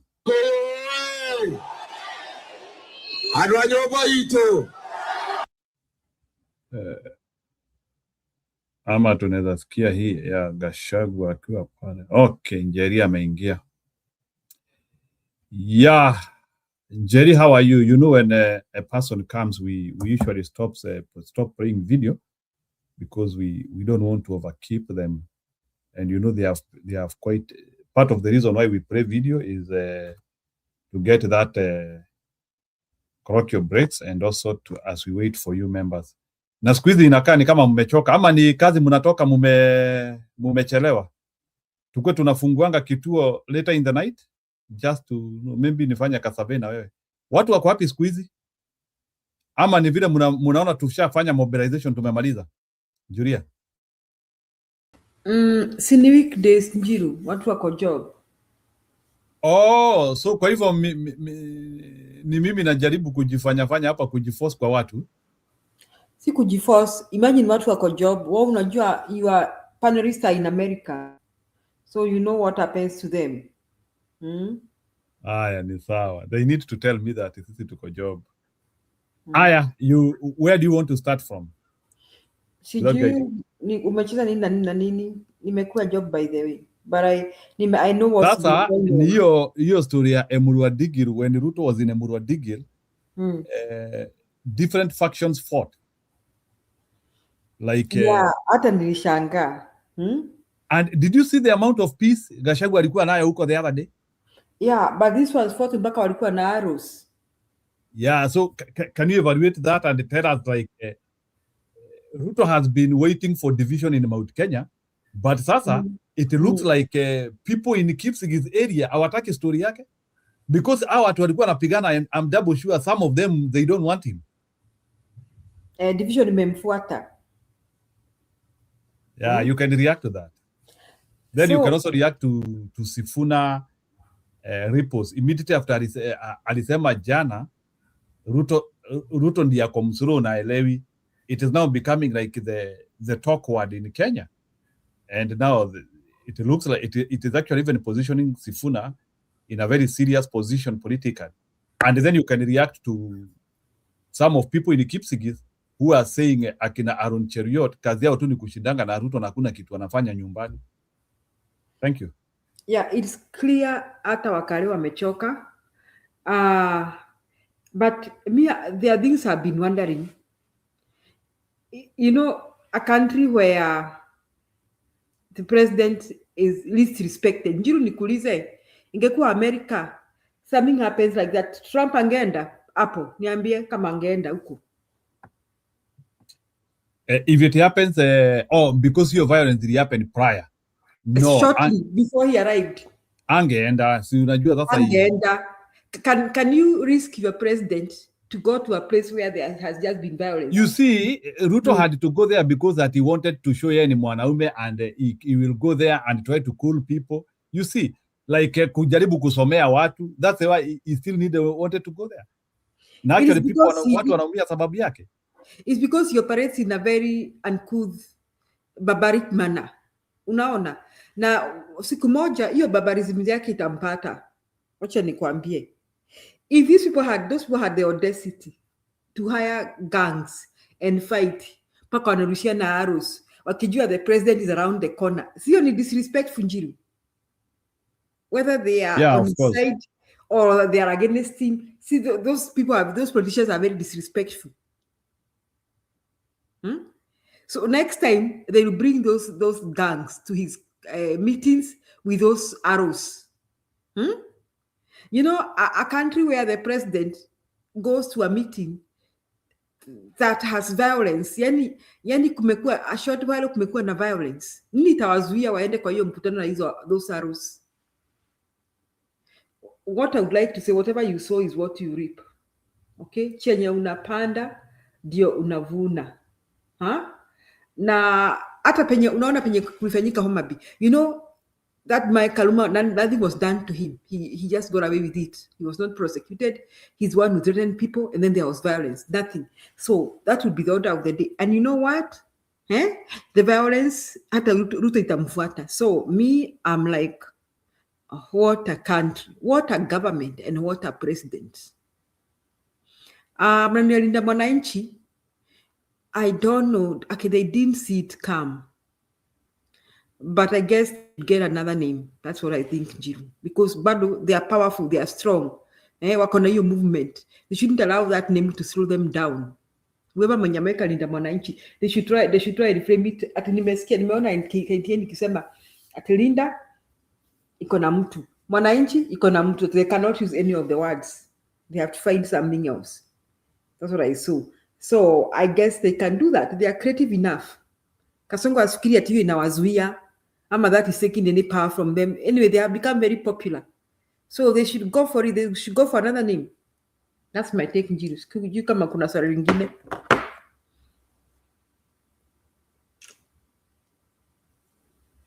Yeah, then Sarai, huyu jamaa alikuanga anakuwa quoted na matako kubwa. Sarai ameclaim Waislamu hafai kufuata Gachagua na Uhuru. It's very incriminating. Anasema wewe kama ni Muislamu, let me put for you. I think some things are better given than just told. So just give me a minute.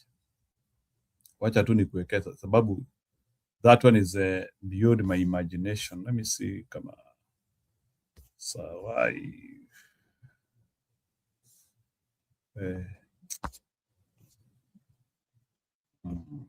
I had it here.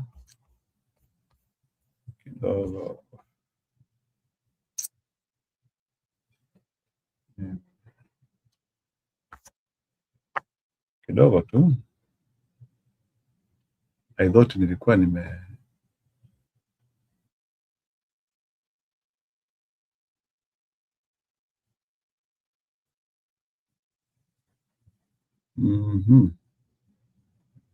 kidogo tu.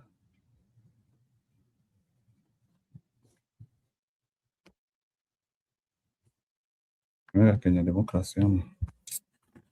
Nilikuwa nataka hiyo ya Sarai.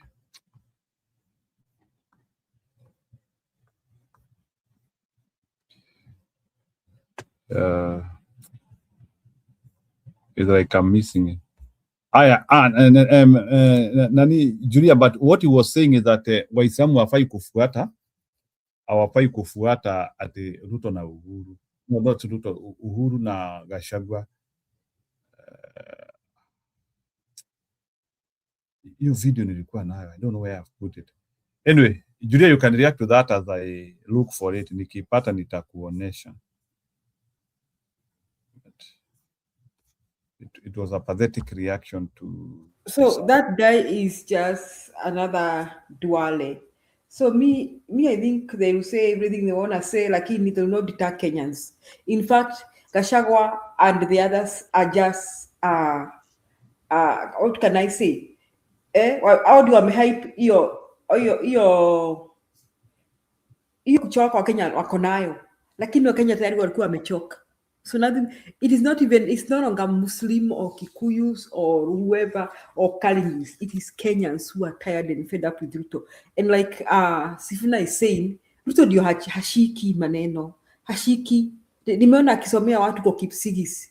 And nobody should be violent. He's one to write him, he's lost control. The man, he's lost control over the country. He's totally out of control. He's not in charge anymore.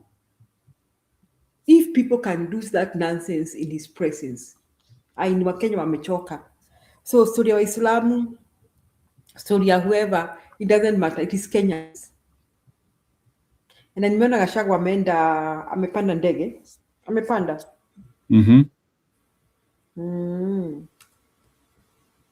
That's nice. Yeah, Gachagua amepanda ndege na amekuja hapa Marekani. We will just wait for his mobilization now. So I think from there, I think his first destination this time around is Dallas. Julia. Oh, Dallas. Yeah, so the guy will be in Dallas. I know very soon atakuwa places kama Massachusetts.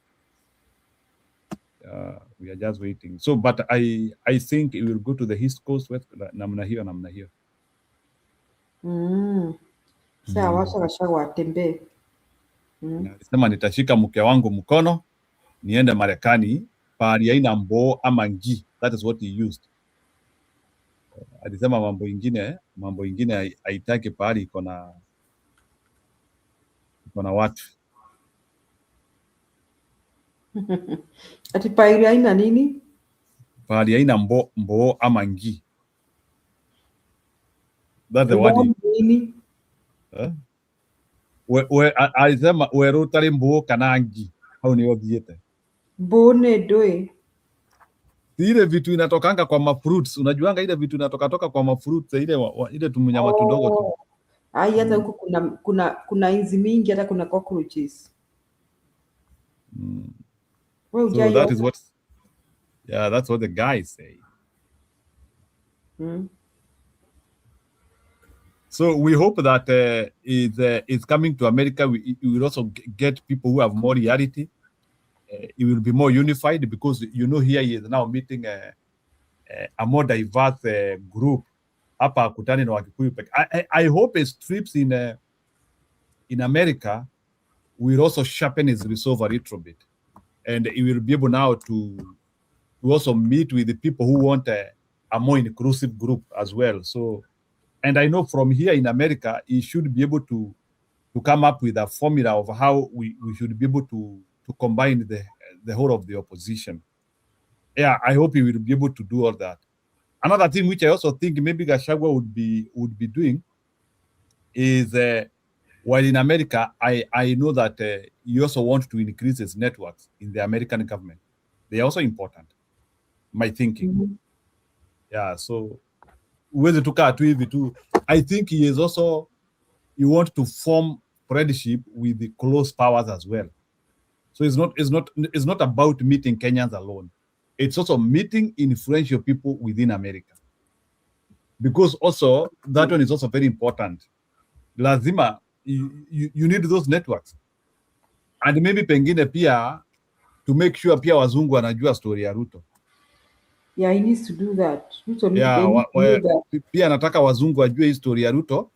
In case Ruto aibe uchaguzi ama Ruto apange kuua wa Kenya, they have information. I think that trip ya Gachagua is very important.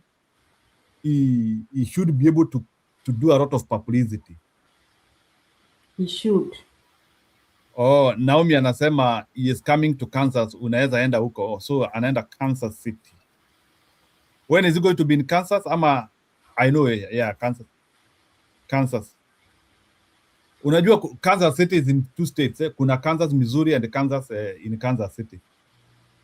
So are you talking of Kansas City or just Kansas State? Because Kansas City inakuanga quite conflicting by the Juria, because majority of Kansas City is in Missouri. Sijui kama Juria unajuanga hivyo. It's not even in Kansas.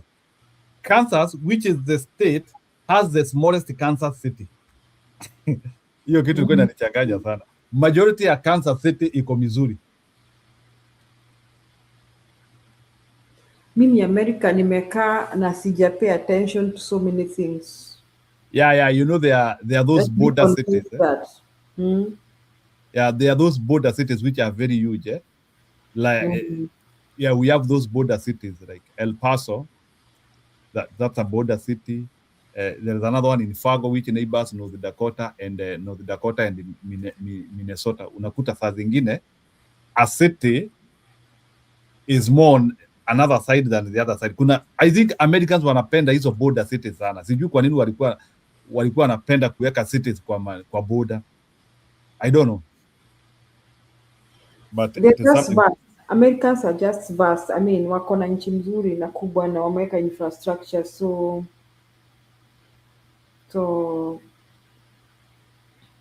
yeah, so niulize Naomi, are you going to Kansas? Nani anaenda Kansas? Tujue. So Naomi, will you be there? Ama ni mimi tu nataka tu niende peke yangu?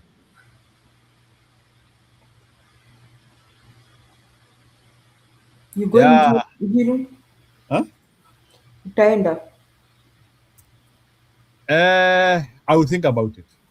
I will think about it. Utaenda kutafuta Gachagua. Yeah, the other time I was not happy. I want to first of all make sure that we locate convenience, because the other time tulienda kwa his meeting and they did not even give us an opportunity to even interact with him. So you are just there and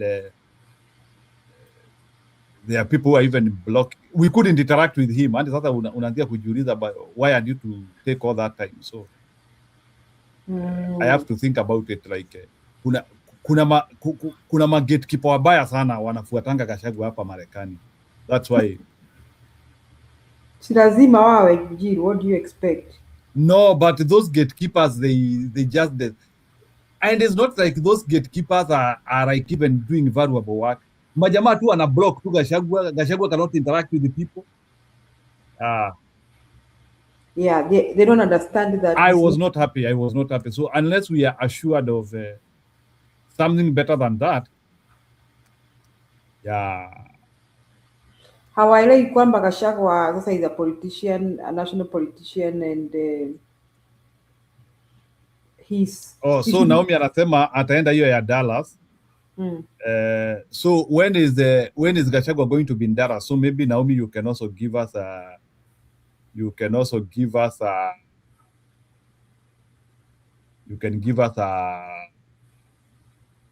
program to do. Is he going to go to the East Coast? In East Coast, this time around, is he going to go to Florida? Just kujua. Places like Florida, the Carolinas, kwa kina Juria. Atasafiri yuko. Because like actually people can wait for him. Even the other side, kule juu Minnesota, you should also think about that. I think you should be able to distribute his, although pia najua pia logistics also. Ndege itafika. Sasa ona sasa vile sasa Ruf ameanzia kututusi hapa. Ruf, unajua unaambia mababa za watu hiyo ni wadi gani unatuwekea hapo wewe? Julia, ona vile Ruf anatuambia shwari. Ruf is Ruf aware that way ni shosh. Ona vile Ruf anatuambia shwari. Anasema aje? Hiyo siwezi soma. Tusomee hiyo comment ya Ruf hapo. Can you imagine Ruf anasema sisi tuko usimlaumu hivi si people sisi tuna behave kama wale ng'ombe wanakuanga kwa kiugo wakirukaruka. Njiru, simulaumu, you know, when people write such things they think everybody speaks like them. So wao wanafikiria kila mtu anaongeanga hivyo, so don't blame them. Yeah, sasa Ruf ametuambia tuko na joto ya maisha. Sikupenda kwao. Ruf yawa.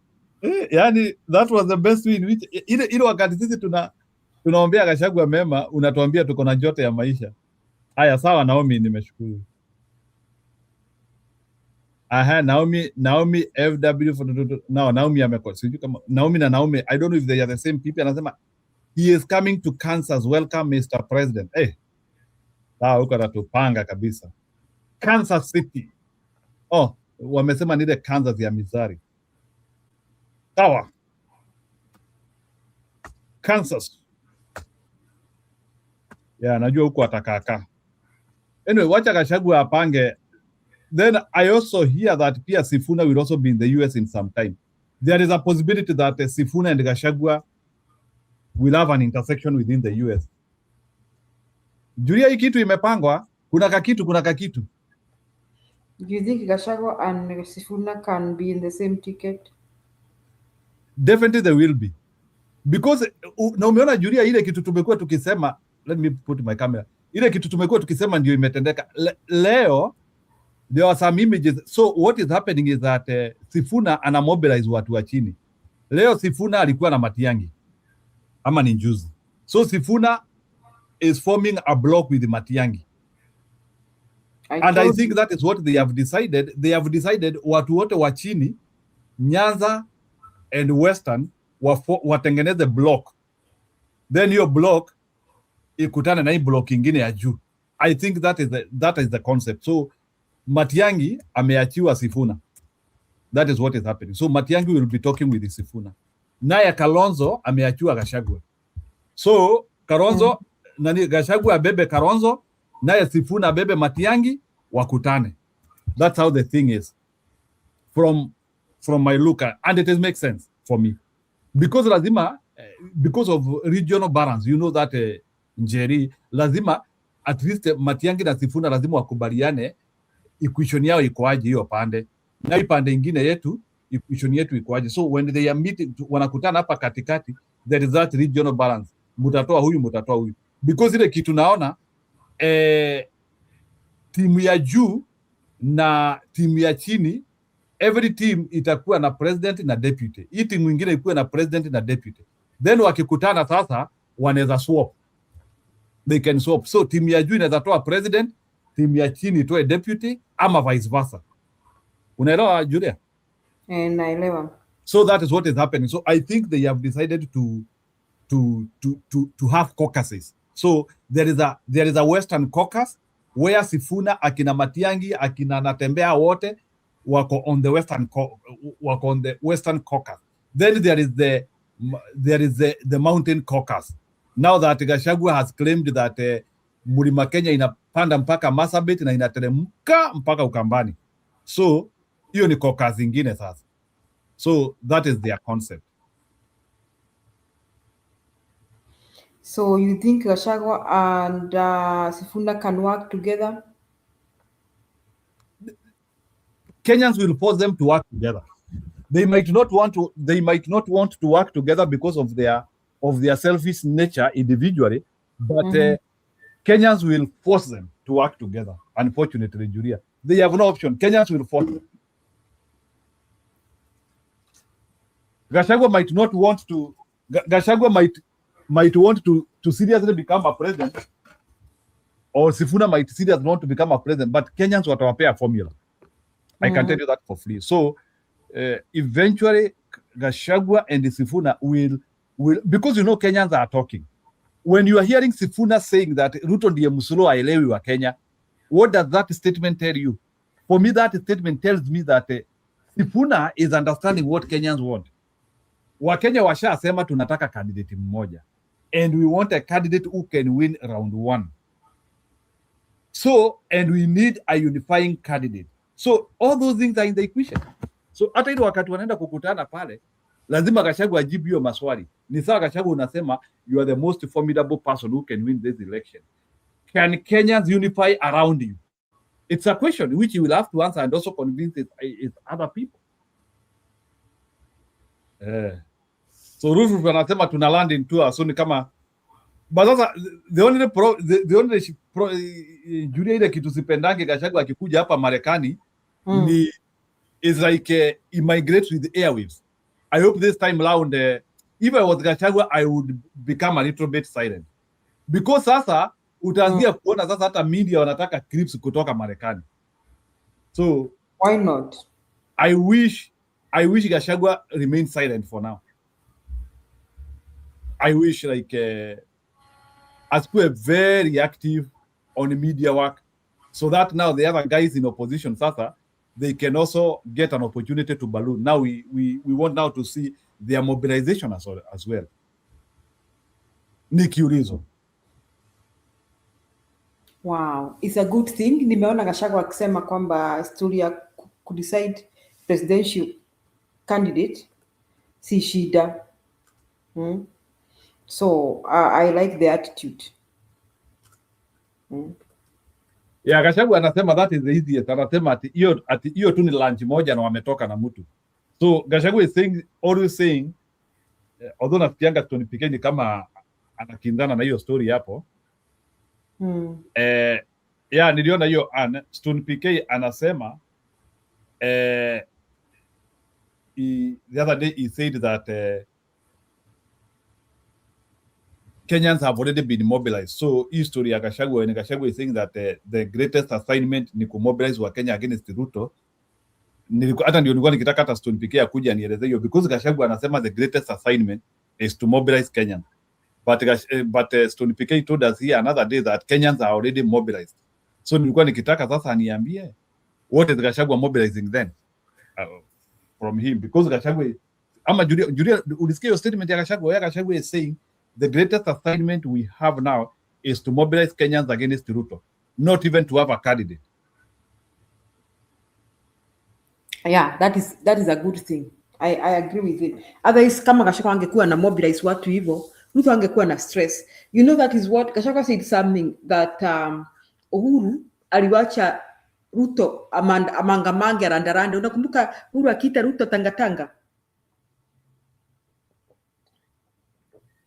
And within no time, Ruto kind of took over the country na kadanganya wa Kenya. So Gachagua is doing the right thing.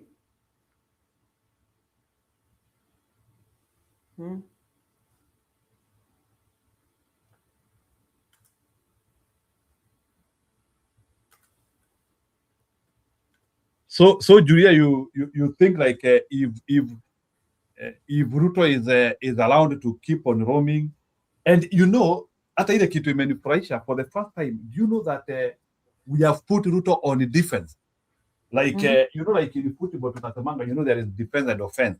Like sasa sisi ndio tunaenda pahali Ruto anatufuata, meaning that our equation is better, because unaona tunaenda Murwa Digil, Ruto ako huko kufikiria ati anakuja kuosha, ati anakuja kurogora. Nimesikia kama unakumbuka ile kurogora ya Gachagua, alienda Mount Kenya. No, Mount Kenya he has already given up. Mount Kenya ameachia Kindiki. So naye Kindiki is, and Gachagua told us yesterday, Gachagua alituambia they want to confine Kindiki on one constituency called Tharaka. So alisema because unajua Kindiki has no capacity to campaign on those 3 counties, because unajua Kindiki ameambiwa na Ruto hizi kaunti mbili lazima uzitoe Mount Kenya, Embu, Meru na Tharaka Nithi. So hiyo ndio assignment Kindiki amepewa. Kindiki ameambiwa na Ruto hii, but sasa naye Gachagua amesema we are confining Kindiki to one constituency in Tharaka Nithi County, Tharaka. Hapo ndiye atakuwa, because hiyo ndio constituency yake ya nyumbani. So you can see opposition wako na formula, because wanasema if Kindiki has to roam in Mount Kenya, it is only in one constituency. Kindiki has tried to pretend that he wanted to mobilize elders the day when he took people to Nembure. That's a famous ground in Embu. Baadaye wengine wakasema hawakuwa. Yeah, so that's what is happening. But yeah, so I think they will have to keep mobilization. But now I want to see away, when Gachagua is away, I now want to, at least Sifuna we have seen his mobilization. So I don't want to see Sifuna mobilization too much. I want to see how these people will quickly take the space. Now, Kalonzo Musyoka has now an opportunity to actually, mimi ningekuwa hawa sasa ningechukua hiyo space kabisa na ni mobilize kabisa. Now, we now need to see their visibility. Now, Gachagua is not in the country, so they will not be saying that Gachagua is like overshadowing them or overshowing it. So they now need to occupy that space properly. Now they have now an opportunity now to also show their capacity as well. Hawana mtu anawasumbua. Hawana yule mtu amekuwa akisema saa zingine ako na kiburi. Now we need to see Matiang'i mobilization now. Proper. Yeah, Go ahead. They need to get their feet out of gunia. Tunasemanga aje? Ndio tunasemanga. Watoe miguu kwa gunia. That is what we normally say. They hike themselves. Nata Matiang'i is a national leader. He shouldn't be locked up in Kisii. After all, hajaienda anywhere watu wakamshautia. He has never been anywhere that people shouted at him.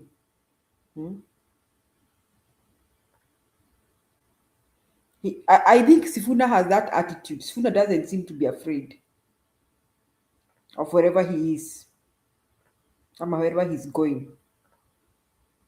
Mwingine mwenye mutapea gimaya higi. Najua ugari na wasp ni nini Njiru? You know, my grandmother used to tell me, mtu mwenye anaogopa sana should be cooked off. Unatakana kumpikie ugali, alafu umwekee kitoweo is a live wasp. Akikula hiyo hata hiyo ogopa tena. Mtu mwenye mtakana mpe hiyo. Wewe mtu wa uoga ni wa uoga Julia. I don't think you can help mtu wa uoga. Stop that. Mtu ya uoga ni ya uoga. Hata umpe waspu mbili. So Julia, Anna ananiuliza tu is roof. Maybe Anne roof might be Gachagua. Who knows? What? Maybe roof is Gachagua.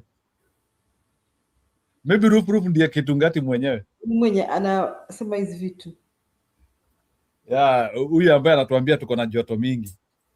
Hata umeambiwa uko na joto na roof. Huyo ni mtu mtukutu, tumwache tu. He's young. Yeah, roof has disrespected us. Unajua roof kutuambia tuko na joto. Kwani tunafaa kukua na baridi? Already damu ya binadamu inafaa kukua 37 degrees centigrade. What are you talking about? Tuambia tuko na joto mingi ati tutulie. No, he's young, Julia. So, Julia, moving forward, where like Ruto,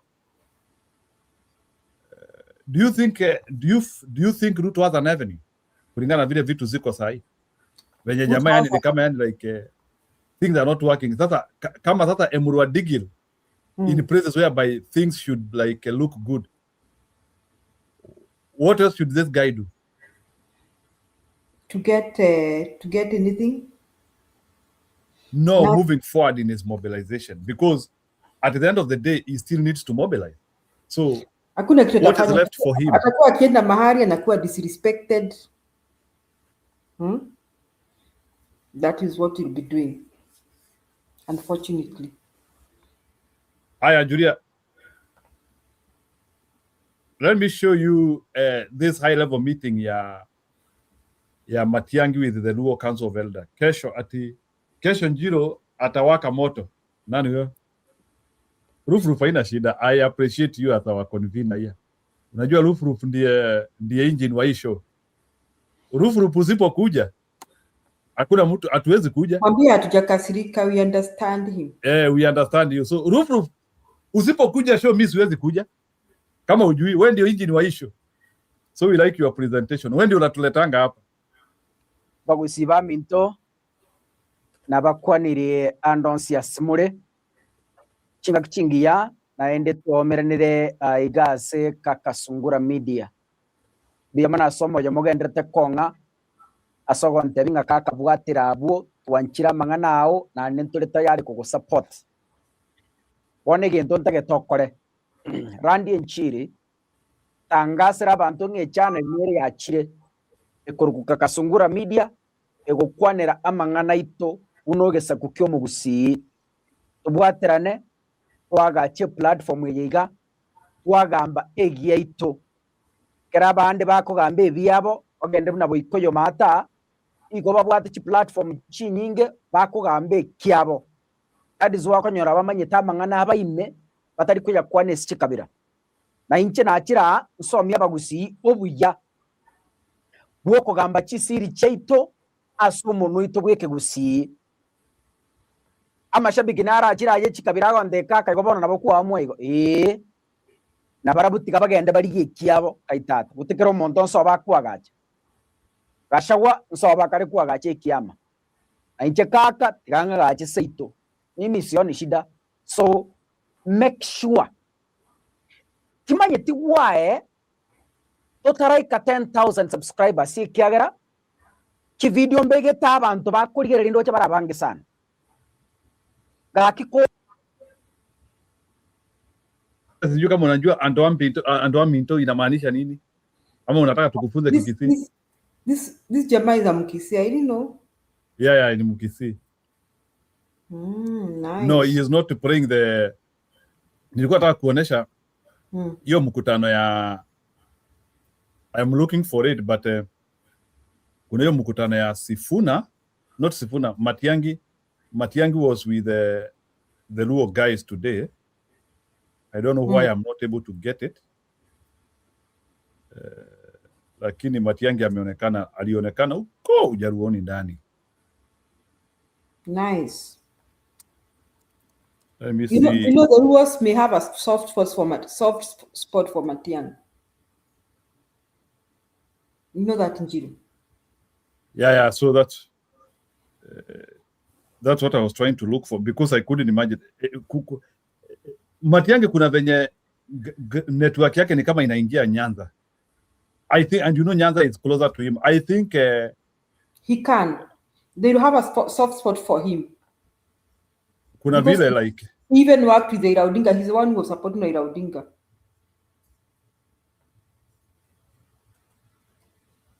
Yeah, so I think Matiang'i might be. So what I don't know now is how they are going to share that job with Sifuna, because pia hata Sifuna unajua kuna soft spot hapo kwa Wajaluo bado. They not fight. They will not be like they hate each other for that. You know what I'm saying? No, not hating each other, but you see, challenge inakujanga now when it comes to candidates. How to convene candidates. So mobilizing, you can mobilize, but now when it comes to who to vie where and using which party, hapo sasa ndio inaletanga shida. So that's where now like things become contentious and dangerous. Hapo ndio tunasikianga hata nyewe Wakikuyu mnasemanga watu wapigani kwa kazi, wanapigania kwa sahani ya chakula. So that's the problem which I have, like how will they convene, like how will they share the vying responsibility? So hiyo njuria tu like if we are able to define the vying, tumeona already sasa like Jubilee is in a cross path with the DCP juu ya story ya kuvai. You get story ya kuvai Jubilee inakuanga very emotive. Hiyo ndio ina splitting machama. Vying splits party. watu wanaweza kuwa vizuri. Stone PK ndiye huyu na Stone PK nimekusoma wewe, uko na mambo wewe, Julia. Huyu mtu tu mpe kile anataka. Kwani nataka nini? Yenye hajaipewa.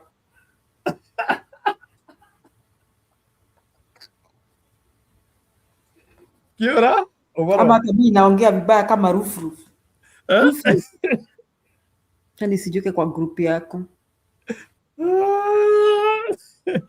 Kiora, how are you? You know, I used to have an uncle called Kiora. But he is late. Alikuwa mzee wa maana sana. Kiora, alikuwa anaitwa Kiora. Anaitwa Kiora. So Kiora is a very synonymous name, ni everybody called Kiora, they are very serious people. Ni watu watakangi ujinga. Ni in fact, if Matiang'i was a Mwembu angeitwa Kiora. That's the problem. Mimi watu wote najua wanaitwa Kiora. Ni majamaa au operate wavelength moja na wewe. So bwana Kiora, are you there? I'm there, Njiro, sema. Sasa unajua, I used to have an uncle called Kiora. Alikuwa msumbufu. Hata tuko tunatakanga story yake. Ukiuliza kidogo, wewe wano. Lakini unajua nyinyi watu wa Embu, you are just kind of weird. Mtu anaweza kwambia ati nyuma kore kwa wanjage ndazi kwa wa Kiora. Na kora Kiora kinegenia njoka. Ndakora Kiora kinegenia njoka. Na kenjoku etinge beti hare. Tuikarangite wa bau nduru ya Kenya. I think you have your ancestors to blame. Hata tuko na Masaki. Tuikarangite wa bau Masaki ni kioyo. You know Masaki? Stone PK, can you react to that? Hata siendelee tena. Salimia Julia sana. Ati unakuwa ya nini hiyo unasema Stone PK, mwana mmoja ndani mbele ya ndoto. Mbona unataka niongee mingi? when the storyline is clear. It's very clear, Okay, anyway, na wasalimu vizuri vyema na wale wengine wote wako labda kwa makoment huko. Yeah, I hope you guys are good. I'm not sure. I know what you guys have been saying, but I know I look at the topic and then I've been following a lot of things. And nikishikilia mahali umesema, yeah, it's true. In life, human beings are the most difficult things. Let me use things in quotes, to manage or to deal with. Ngumu sana. One of my lecturers alisema, ukipewa kazi ya kuchunga wanyama, it's better. Because wanyama hawana argument, ni ile umeenda kireri inaanza kuingia kwa shamba ya mtu na ishautia ukiwa mbali, we kireri we, ukalikava unengukoraga. Na hiwezi ingia. Lakini binadamu unamwambia we usiguze hapa, anaguza saa hiyo hiyo. He was giving us an example when you are told enter, unaingia garo, you know what garo is. Unaambiwa ingia kwa hiyo garo na usiangalie juu. The first thing you do is you enter and you look up. Na ukiulizwa uliangalia juu, unasema hapana. Sababu unajua Stone PK unaweza kuwa umepangiwa bana. Mnaniambia nisiangalie juu aje. That's what human beings do. Human beings have to do the opposite because they believe you are telling them to not do what is obvious. That's you see, like when Abraham, no, you know, like when Moses is going up the hill, alienda kaambia watu, mimi nimewaacha na muhudumie yule Mungu tunatengeneza, yule Mungu ambaye tunamhudumia. Jamaa kuenda, they had to do the opposite. Mbona huyu jamaa anatuambianga story ya huyu Mungu, sasa tutaunda wetu sasa. Go ahead. So the problem of human beings, you see, let me tell you Stone PK, as you come to react, ni kama sasa ile we were somewhere, tulikuwa tunafunzwa software ingine, then huyo jamaa anatufunza software akatuambia But when you are doing this, when you are using this software, don't use it to do this. Can you imagine one of the guy, ile kitu tumeambiwa tuzifanye, alianzia hapo. Anatuambia, I need to know why. Because unajua, the truth of the matter is that once, why do you think a child cries once ametoka kwa umbu? Mtoto wa nini aliangi? Mtoto wa binadamu ndio ulia tena sana sana sana. Hiyo ni asipolia anapewa slap ya makalio ingine hapo hajaisikia. Ndiye alie. Yeah, because kulia ni kwamba anasema kia Mungu ni kuresist. So binadamu huwa ni resistant all through. Wewe umewambia, wewe ushawaiuliza mtu, we kulia ni aje, unaenda wapi? Anakam na anaenda. Yani mtu anaenda na anakuambia nakam. Nijokete in all the African, all human, even wazungu. Hey Jimmy, what's up man? I'm coming. Na ameingia kwa gari ameenda. Sasa when is the coming? Anyway, what I'm trying to say is that in human being or in humanity, when you stand a little bit firm on what people say, let me call them principles or beliefs, because I don't want to use the word normal, but if you are a regular human being, you are able to make some, some judgment of some kind. And that's why you have some people, unakuta watu wanaambiwa, no, he's a very straightforward guy. We describe these people. We have been given the capacity by God.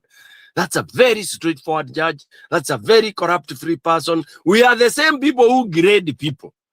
And yet, we are also the same people who say, chana na Stone PK, man, he thinks he knows everything. Juzi kulikuwa na mbumburuko hapa hivi, mpaka ikakuwa watu mpaka wanaanza kusema sasa tuambiane kile mtu ni nani na nini. When you have those kind of things, which for me, from what I've read and studied, are called complexities. You have the superiority complexes, you have the inferiority complexes, you have the jealous, those are all Royco Muchuzi mixed in a human being. But a sober human being knows that with all that, there is that which stands afloat. Like saying, every month, what do we say? One man's poison is another one's whatever. But there is that which is generally, unaambiwa hii ukikula ni sumu. Cyanide is generally accepted as highly poisonous. Uwezi kuanza kuargue hapa wherever ati uprove vile cyanide iwezi huwa. Hiyo ni kawaida. So in any situation, there is you have your opinion this way and you have your opinion this way, and there is that. It might be the smallest or the smallest quarter where all of you have asked, mkiswalo your pride mtasema enyewe hapo ni kweli. Mfano sasa hivi Kenya. And Kenya is so blessed. Sasa hivi Kenya, wallahi billahi, I think, sijui percentage, lakini watu wamekubaliana kitu moja. Ati Kasongo lazima aende. That has never happened in this country. Ati, despite, unasikia watu wanaagi huko, unajua mazee, mimi ni better than you, nini, lakini, alafu unasikia wana tone down. But by the end of the day, unajua hata hiyo ndio kitu Stone PK imesumbua Ruto. Unajua Ruto leo ni kama bana ameonyeshwa kidole ya katikati bana. Sinimalize nikuambia. Hata kama ni wewe Ruto saa hii, tell me what you would do, Jiru. Honestly, ungefanyaje ingekuwa ni urezo Ruto? It is because Africans have no courage to resign. Mimi naachana na nakwenda. Nasema I've been in politics for 30 years. Kwani nyinyi wa Kenya mnafikiria mtanifanyia nini? Na naenda kwa vitu zangu. Unajua Ruto anabehave kama ako desperate. Kwani Ruto hawezi fanya kazi nyingine? Stone PK budi kuuliza. Kwani jamaa hawezi fanya job nyingine? Lazima aje kwa kitu watu wakitaka. I'm driving a narrative here na tusiruke. Jiru, if you want to become a hero, can you design and carve your unique thing? Anything unique. It could be foolish. Lakini wasemange kaguri ndingeka Tanjiro. You are a hero. Ulisikia huyu mtu alikuwa anaitwa Nyago wa Gituro? Jiro. Yeah, Jiro. Nyago wa Gituro, Yuro wa Gituri. Unajua kuna Nyago wa Gituro wa Gituri? Avada Nyago wa Gituro wa Canberra. Unajua ile wimbo inaitwa Canberra? Unajua ile wimbo inaitwa Canberra? I don't know that song, but there is a man in Gituri. Okay, hata mimi nakam. Embu? Oh, nakam, eh? Okay. No, I was talking to somebody else. There is a man. Canberra ujui Njiro? I don't know that. Oh my God. Julia? Ati wimbo ya nini? Do you know mwanamuziki anaitangwa wa Canberra? Wimbo song yake, I mean, be doing the songs. Canberra induke ngongothe ucio ni mutugo wa kanarume. PK, you are funny. I think I've heard him. You've heard that song? Yeah. You've heard that song. It's now resung by this lady who is so close to Macharia. Anaitangwa nani? The top, one of the, alikuwa aga top Kikuyu lady musician. Aya.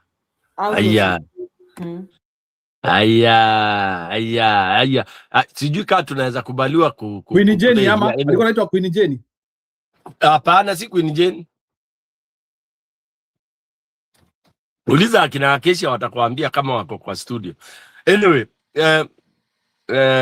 anaitangwa this lady anaitangwa etawanya.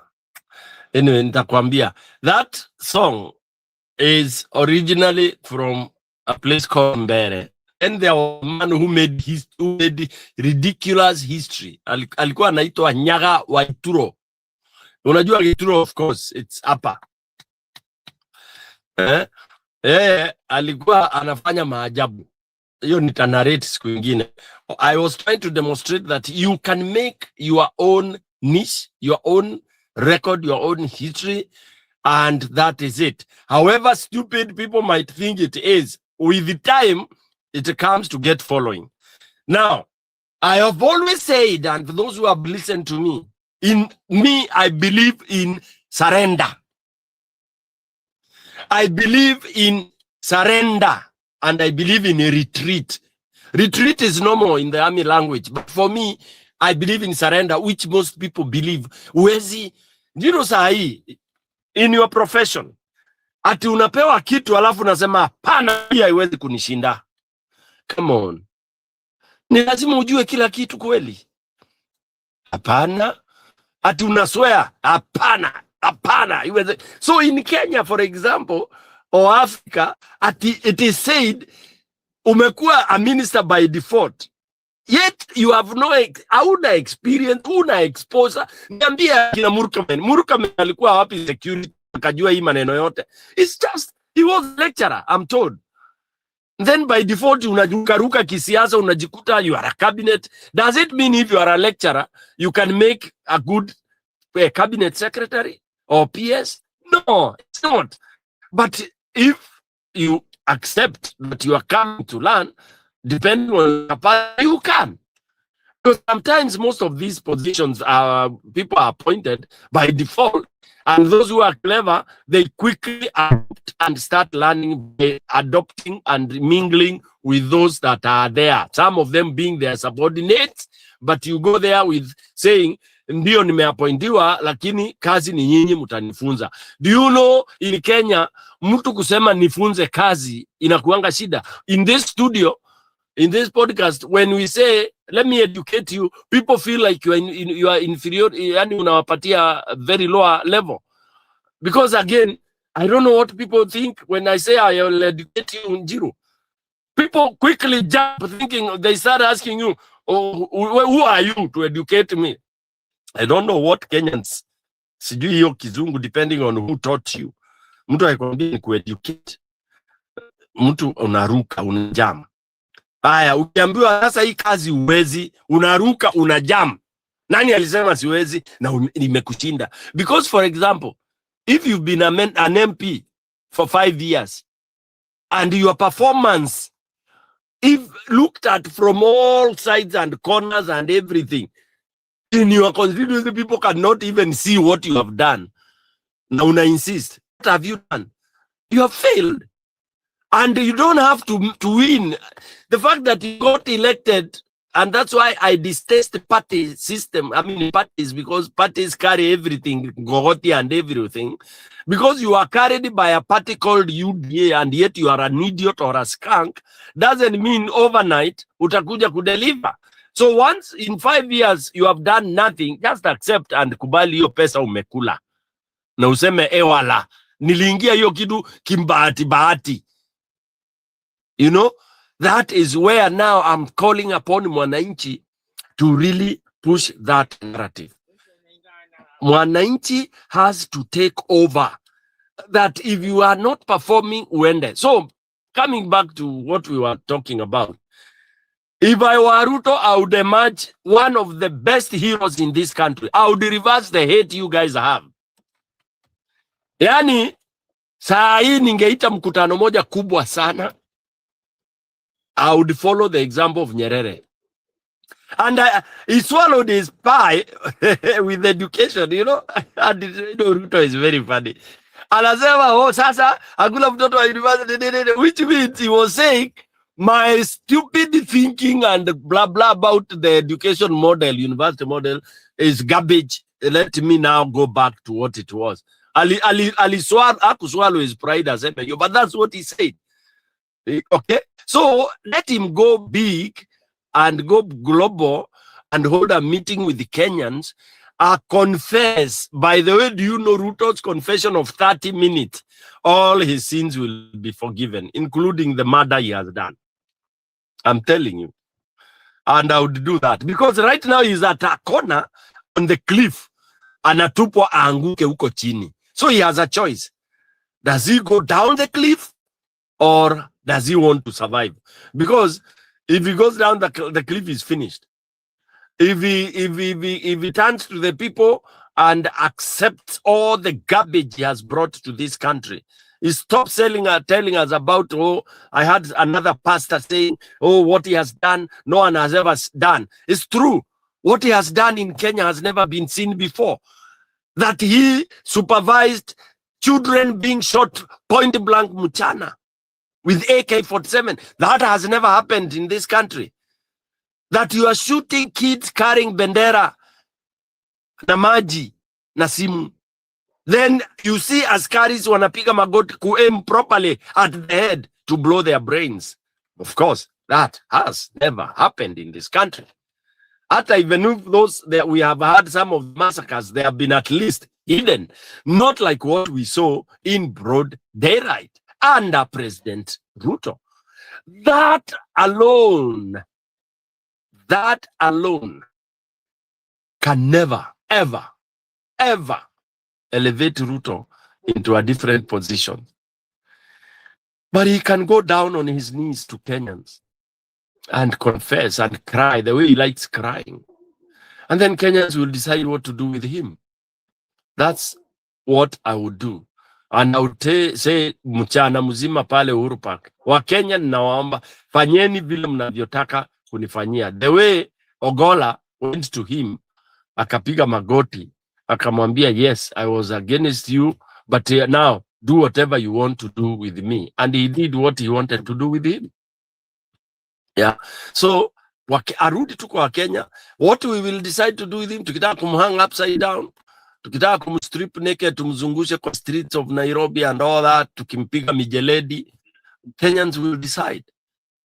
Yeah. So, to conclude on that, Julia, let me say that mtelezo hii iko, somebody has to gather guts. But if you're with the people like Akina Murkomen, na ni wale wataingia kwenye manyasi when it will be hot, Ruto is in for a very rude shock. Because I think the first thing that has never happened in Kenya is that Kenyans have agreed on one thing. And that one thing is that they know who they cannot imagine being their president. And that is very well put, even in many other quarters, because people said, if by any other accident Ruto is pronounced as the president, there will be a revolution. That was said, it's not me saying. And it will be a bad revolution because the resistance is so hot and vibrant that unless Ruto is sijui, because even NIS kama inamficha, I don't know what they want him to do. Wacha nisimamia hapo, labda you have something to say, Lydia. I don't know where Njiro has gone to.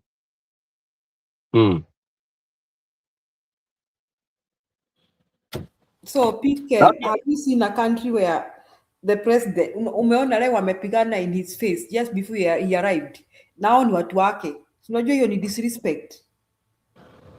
Wapio sijaona. Hujaona mpaka wamepigana na mishale? Mishale na mabuduki. Julia, not even mishale peke yake, hata mabuduki. Mimi sijaona, nimekuwa busy 2 days bwana, ile mbaya nimekuwa traveling. But you can recall meeting ya Gachagua, how peaceful it was in Emurua Dikirr. But imagine sasa ati mkutano ya Ruto kulikuwa na groups mbili zilikuwa zinapigana. What is that? Sasa alikuwa ameenda kufanya nini Emurua Dikirr?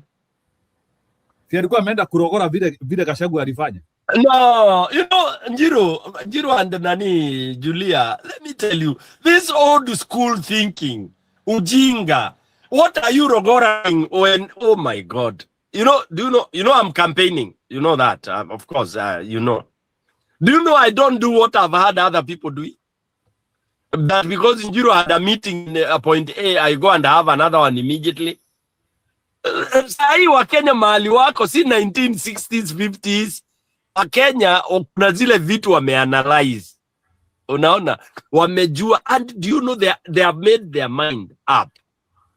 So, Gachagua having a meeting and then you think that you are following suit to go and undo what he has done, that's BS. Hakuna. Hiyo tumeruka hiyo huko mbali. Hata Gachagua juzi aliadvisiwa. Ndio ulisikia speech yake ya mwisho akisema everything is locked. Aliambiwa hata don't bother. Hata ukisikia ati Gachagua Dania ameenda huko sijui kunini ni, achana na yeye, wacha apeleke hiyo pesa. Wacha ku waste time, go do something else that will be propelling us forward. And he amekubali your advice, which also I would advise him, even if I'm nothing to him. You don't have to follow Kasongo. Kasongo is cooked. The only thing Kasongo can do is to rig elections, watu wangu. I'm telling you. Ni vile wa Kenya nanyi ni wangumu kuamini. Saa hii Njiru pigia simu hata random tu, ama if you are in Kenya, I will tell you, drive to any place that you think ile unafikiria hypothetically, hapa nafikiria bado wana support Kasongo. Drive kabisa, kwenda drive mahali kunaitwa Kongasis kwa mfano. From there cross over, toka Kericho cross over to Trans Nzoia. Even go meet where Kalenjins, because you know bars, we have bars and hotels where, you know, we will never stop being tribal. And whenever we are tribal, we are not being tribal in terms of enmity.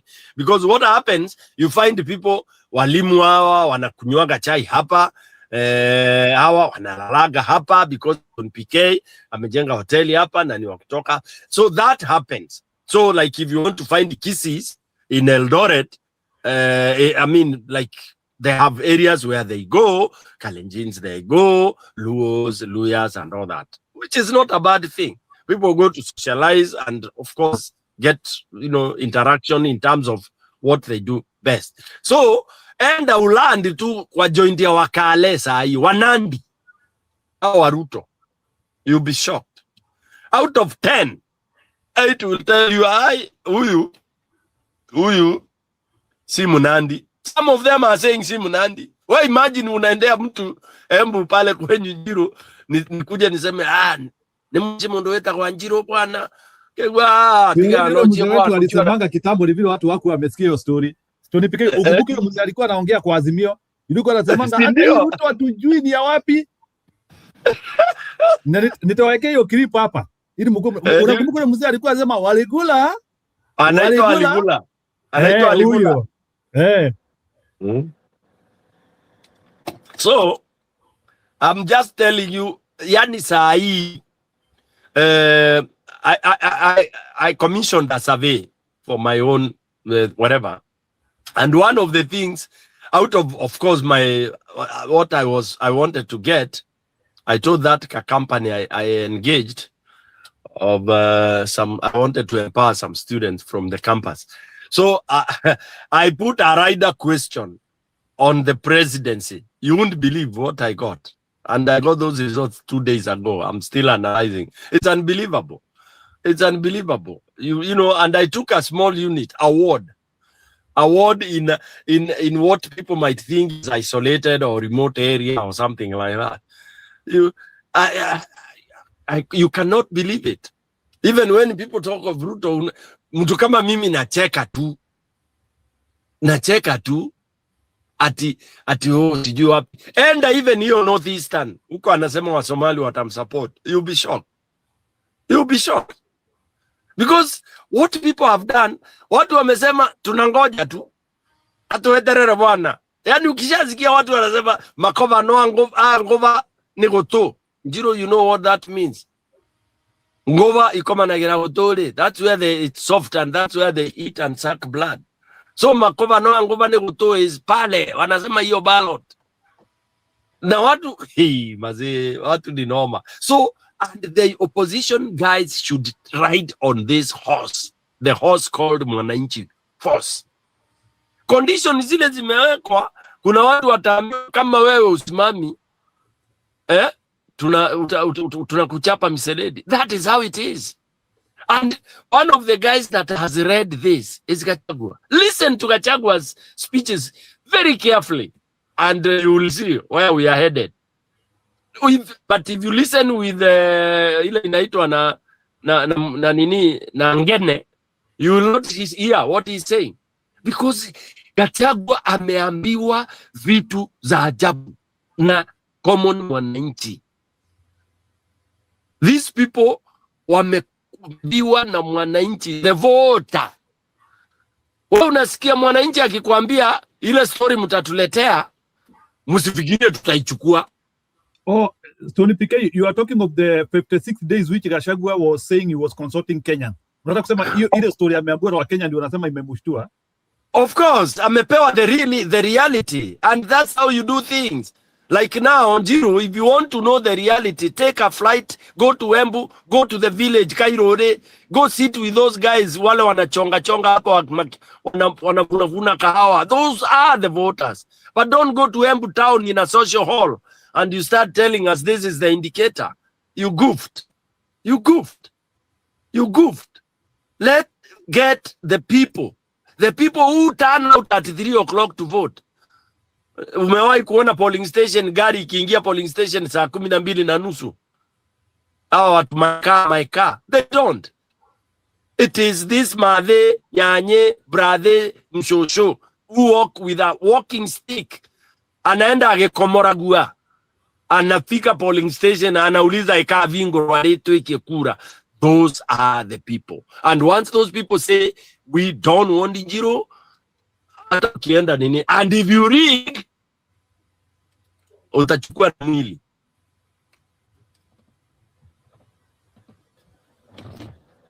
Yeah.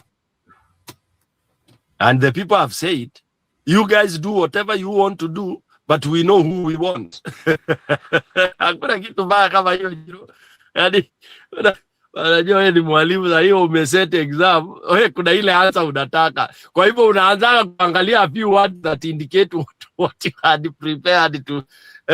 Yaani mtu akikosa, ukiangalia paragraph ya pili haja mention kitu ile ulikuwa unafikiria, already huyo umeanza kuchora ile line ya red.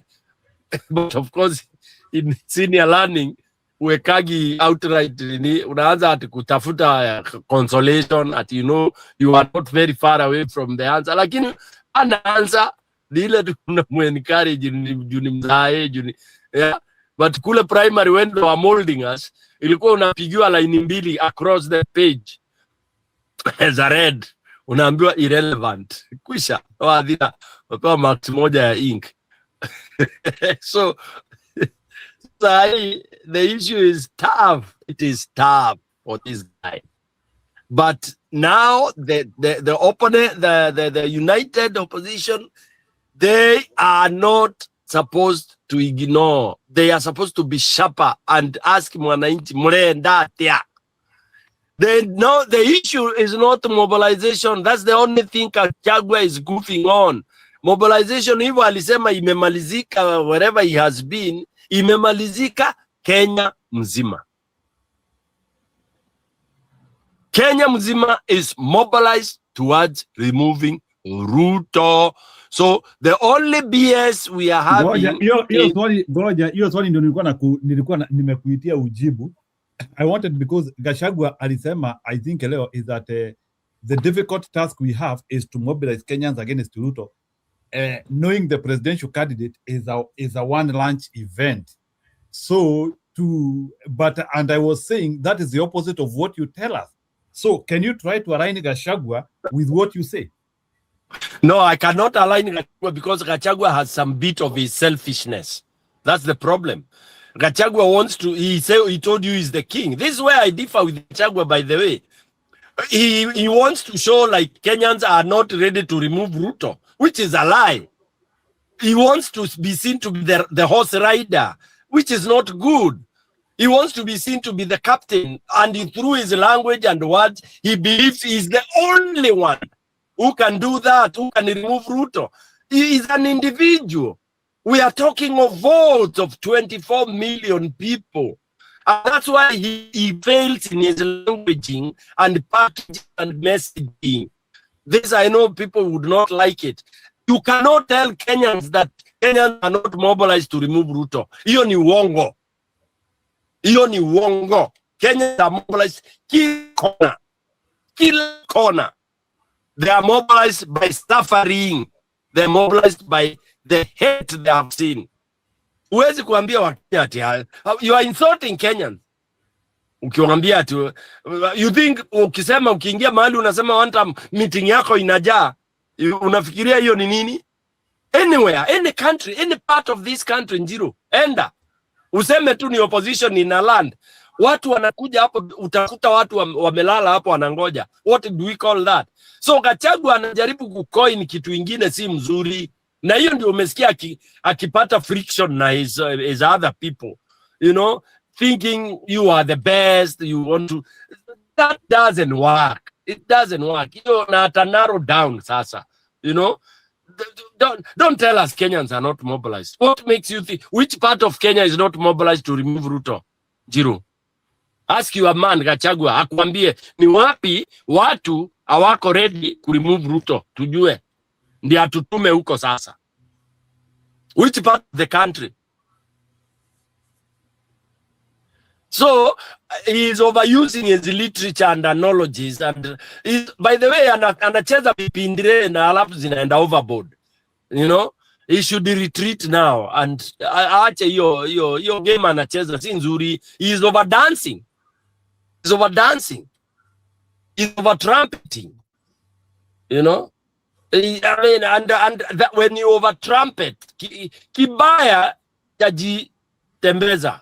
I mean, you know that saying, when you are too loud and too all this, there must be something really wrong. And this gives us goosebumps when we remember how he was with Ruto and all that kind of a thing. He needs to tone down a little bit and then become modest now, you know. And I noticed in his few sentences in his last speeches, he has actually toned down.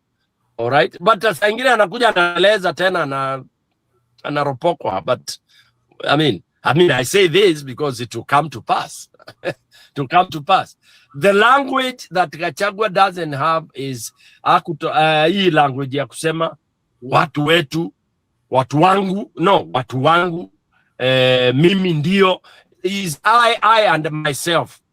Okay, in our modern world today, once you start lecturing people and that phrase can keep that adjective keeps on coming, I, myself, and all that, in every sentence you find you have more than mentioned 5 times about I and who you are, and even pronouncing yourself king and all that.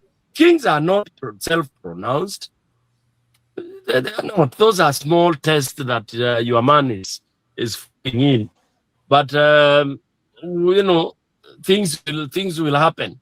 And if you've not listened to this man's the Renaissance Party chair, it's good you listen to his presentation during the Fix It. Then you get to know some of the feelings and talks. And also you should be keen on the polls that are being carried randomly about the presidential positions, about what people feel about each and every candidate, who you need. Don't ignore that in terms of those people who dwell on the internet. But now, when you are dwelling on those who are on the internet, you should also not ignore the real people on the ground. And number 3, don't ignore now Gachagua's peers, all those he is with. Okay? How ako nao, how anasema watashirikiana watoe presidential candidate mmoja. How? Those he needs them in whatever capacity. There is no one time that he will bolt out, because if he bolts out, he's finished. So he will need them. He needs to know to manage that situation. That is a course he didn't do as much as he did political science. I can tell you that he didn't do. Thank you. Okay, so let me ask you a question about today. Matiang'i was seen, or I'm hearing like he was having a meeting with the rural guys. To some extent, he was also seen with Sifuna. Do you think like it looks like Matiang'i and Sifuna are feeling like they need to mobilize the West and the Nyanza in Kenya, wailete kama grupu moja on this other side of Upper Kenya? Because Matiang'i now he is now being seen. He was seen with Orengo and some other people. So like today. So uliona those images? There were some images which were seen. No, let me ask you, Njiro, let me ask you, because I see you falling in that trap. Which part? I asked you this and you are not answering me. Which part of Kenya got tribal now that is not mobilized against Kasongo? Nipatie. What there is everybody is mobilized. Lakini ile swali najaribu kukuuliza ni, but there must be, it is mobilized through who? There must be mobilized. No, religion has to. No, mobilized through. We don't need Matiang'i for us not to vote for Ganani Kalonzo Bana. I mean, for us not to vote for no, but people in those regions, they need representation, right? But Jiro, acha hiyo. People in Kisii, they don't know who, they don't have a representation.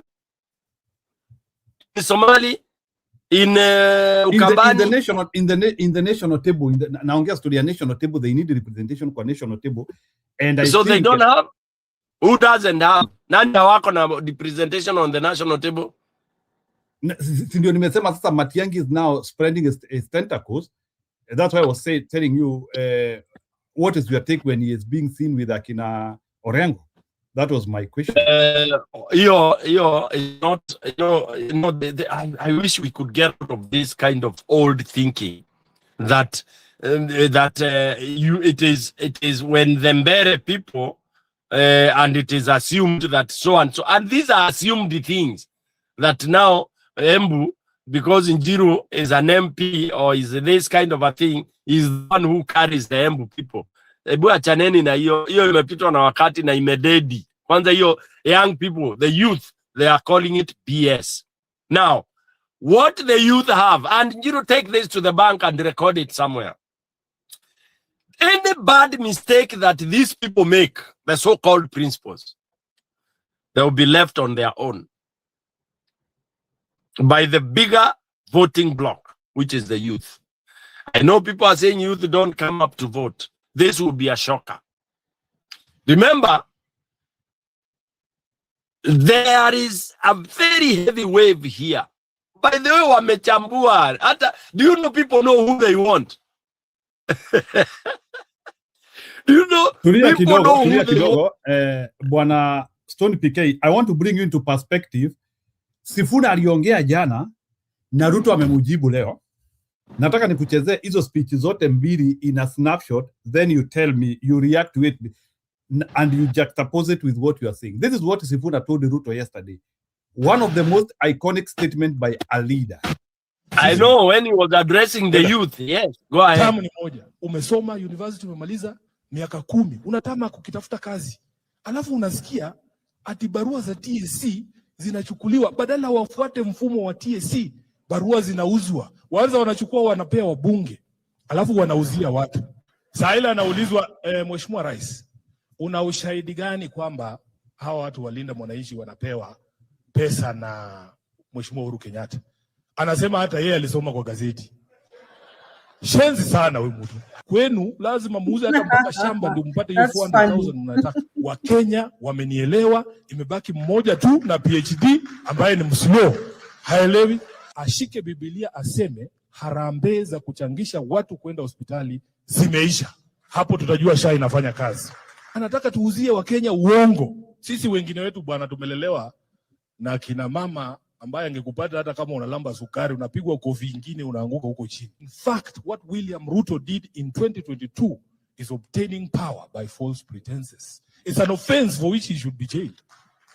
Develop relationships, develop friendships with people. The reason I had all these billboards, I used to be a lawyer in a billboard company. I know all these people. Hivyo tu, watu wanafikiria Sifuna ako na pesa sana.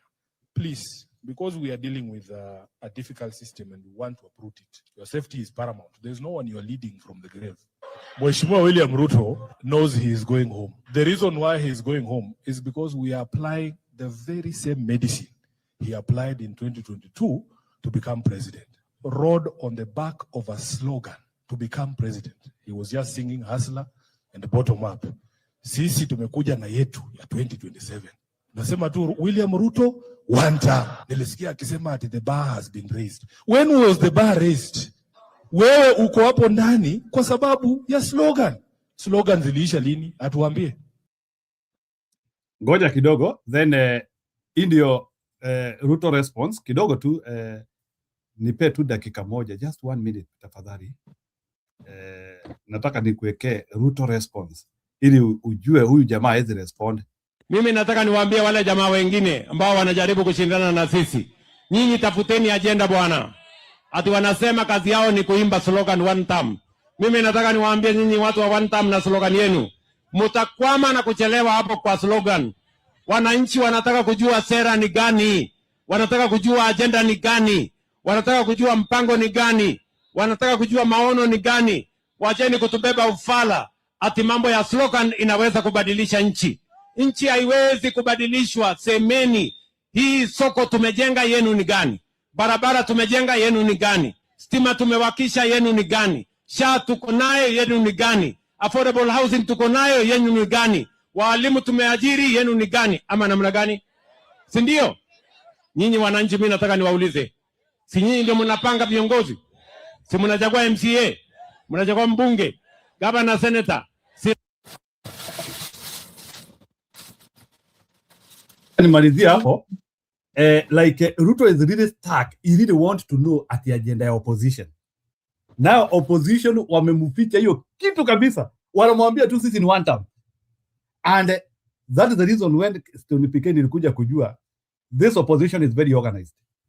Yani wameweka Ruto in his angle. Can you imagine ile kitu Ruto amejaribu kuitisha, wamekataa kumpea. Yeye anaambiwa tu ni one term. Hakuna story nyingine. Usituambie tukuambie tutafanya nini. Story ni one term. Now ako huko Murwa Digi analialia akisema hao watu watoe plan bwana. Atuoneshe hata leo nilisikia tulipikia akisema atuoneshane zile barabara wamejenga. Ruto Kimtumbua kimeingia mchanga. Endelea. Njiro, while I was listening, because I listened to, by the way, that the convener of the youth forum is in my, tuko pamoja na wewe na yeye kwa WhatsApp group, so is a guy I know very well. It's somebody we are mentoring for bigger things. And I was so happy when Sifuna accepted to really have that meeting. That meeting we've been planning for the last 3 years. That meeting, or what you saw, is not for 2027 in terms of positions. No, it is the build-up of a concrete wall that will safeguard Kenyan prosperity in terms of having quality leadership, emerging like the way you plant new suit to have new harvest. So like in my program, I don't like talking this in this podcast, but I can mention, like in my program, I would want to be a bridge from what used to be so useless to at least provide a landing space or a crossing space for people to be able to get empowered. Now, we have always said, and this is why I agree with some of the points that Gachagua says, that you cannot keep telling youth. I was a youth one time. You are. Alafu uliambua you are a leader of tomorrow. Kumbe, ilikuwa tunachezo. You cannot be a leader of tomorrow if today is dismantled. You have to have somewhere where you are standing. You have to go to college. You have to go to college undeterred. My dad can't afford fees, but there is an option where he can go and get money to pay fees for me to complete my training, my course, and all that. Then now you can tell me, yes, I'm going to be a leader, because if I want to be an engineer, then I achieve that and I move on. I want to be a teacher, I achieve it. But you cannot tell me I'm a leader of tomorrow when now nimemaliza form 4, my dad ameuza shamba na ng'ombe zote na niko hapo home, nimekwama. So you are lying and you are an idiot and you must be a devil when you tell me that. And then you wait for me because nimesota sana, unakuja unanichotea moja na unanipatia panga, unanipatia rungu niende nika disrupt people's meeting. Anyway, what I'm trying to say is, you may now talk of a very serious transition. Very serious transition. And that's why, because the transition now, Njiru, to share with you here, the Ruto calling out at the opposition hawana agenda is a tired call. And Sifuna has hammered it properly. Gachagua should hammer it again properly. Today, Njiru, if you told me to be the president, I don't need to write a manifesto. For what? Ninaandika manifesto ya nini? We have manifesto since 1963. Ikakuja tukakuwa na vision 2030. Then, was still, we have that vision 2030 that has been dislodged, and somebody came in with a lot of garbage called housing, whatever housing, yet it is a disaster. Healthcare that is a disaster. So what would be my agenda, Jiru? My agenda is to remove this rot, to remove this jigger. That is the biggest agenda. The biggest agenda is to send Ruto home. And that's why I love Sifuna when he said, kumbe Wakenya wamenielewa ama wameelewa opposition ni only a person with PhD. Juzi kwa hii show yako maneno ya PhD litokea. And I was on the spot because nilikuja nikarabish some of the PhDs. Nikasema you could be having a PhD in electrical engineering, but you are an illiterate in another field. Because that is not your speciality. The fact that you are a professor doesn't mean unajua kila kitu. And we had a lot of heated debate here. You are a professor of maybe psychology. That is your field. That is what you know best. So wait to be taught about other fields. community development, and all those kind of a thing. So that's why people have different doctrines. The fact that you've been called a doctor doesn't mean you know it all. And that's why Ruto, who is a PhD of Matawi, as Gachagua put it, cannot even link or connect with the basic things about Mwananchi and empowerment. Do you know Ruto does not know what word empowerment means? Ajui, he has no formula. Kapampu ka shilingi 5,000 kakumwaga maji na katangi ka shilingi 2,000, and then at when the sasa have empowered you. That is not it. That is not it. That's why he has goofed. But because he's a professor or he's a PhD holder, he did not sit to be educated and to be given what community or people empowerment program entails. And he'll never get it. He can't. By the way, empowerment programs are not led by businessmen. Profit-oriented people cannot lead successful community empowerment programs, because community empowerment programs are largely anchored on charity. And capitalists don't talk charity. Back to you, Njiru.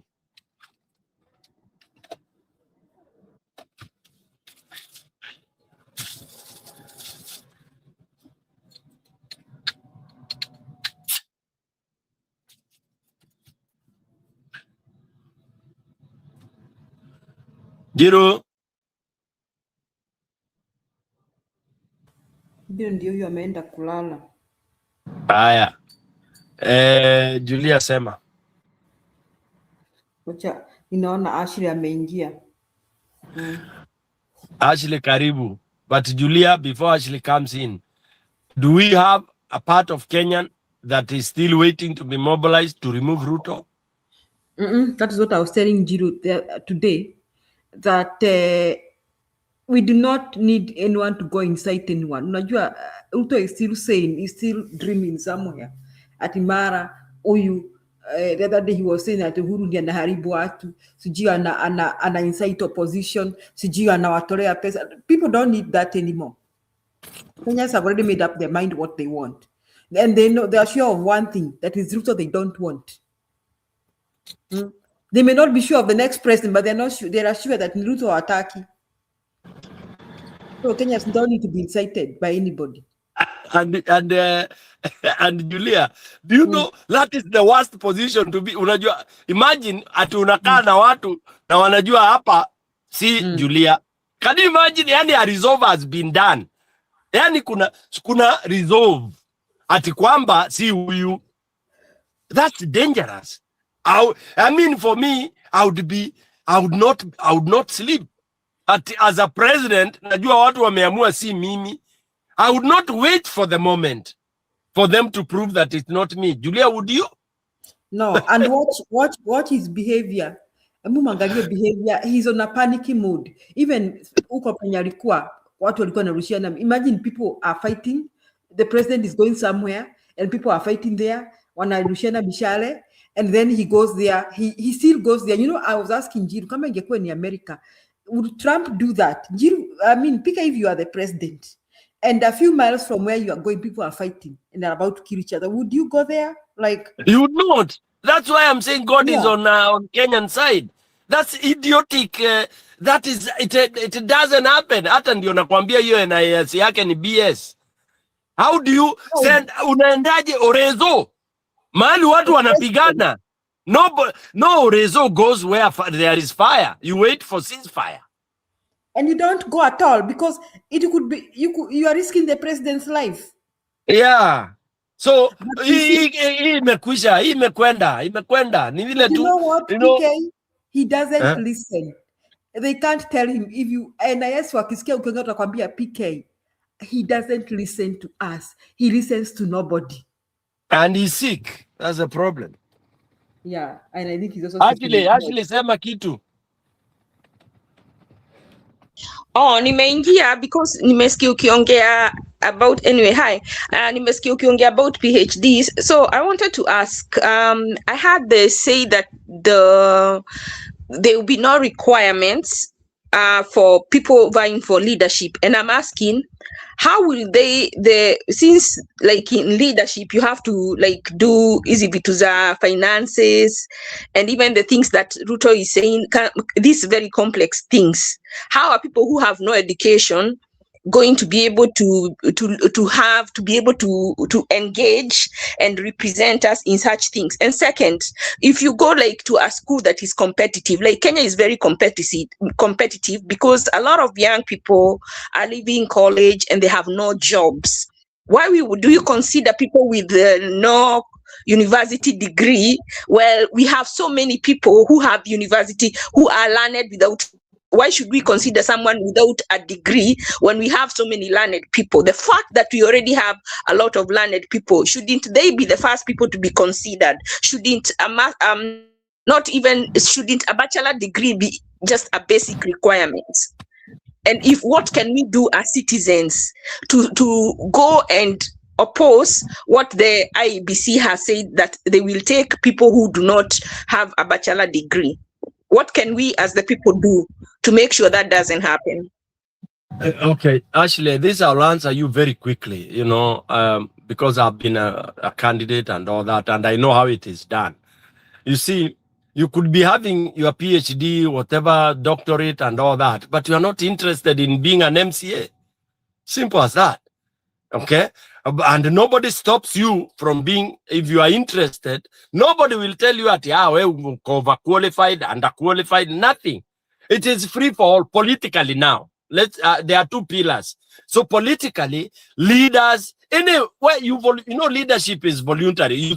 You come and feel, I'm able to come and become an MP of this area. Let me ask the people and tell my vision and what I think we should do. Because mainly, you talk about an area that you belong, an area that you know, so you identify with the people and their problem. So you talk to them. Whether you are a degree holder, PhD holder, so whatever you are, people will embrace you depending on how you present yourself. There is no restriction about that. Of course, they had put some caveats because of capacity. For example, as an MP, honestly, you cannot be zero educated.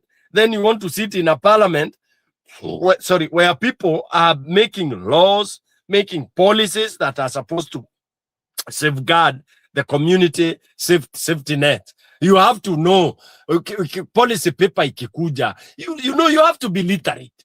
And you have to have some level of whatever. That's why they put, for example, they said you need to have a basic degree or something like that. All right? MCA, the same, and all the way down.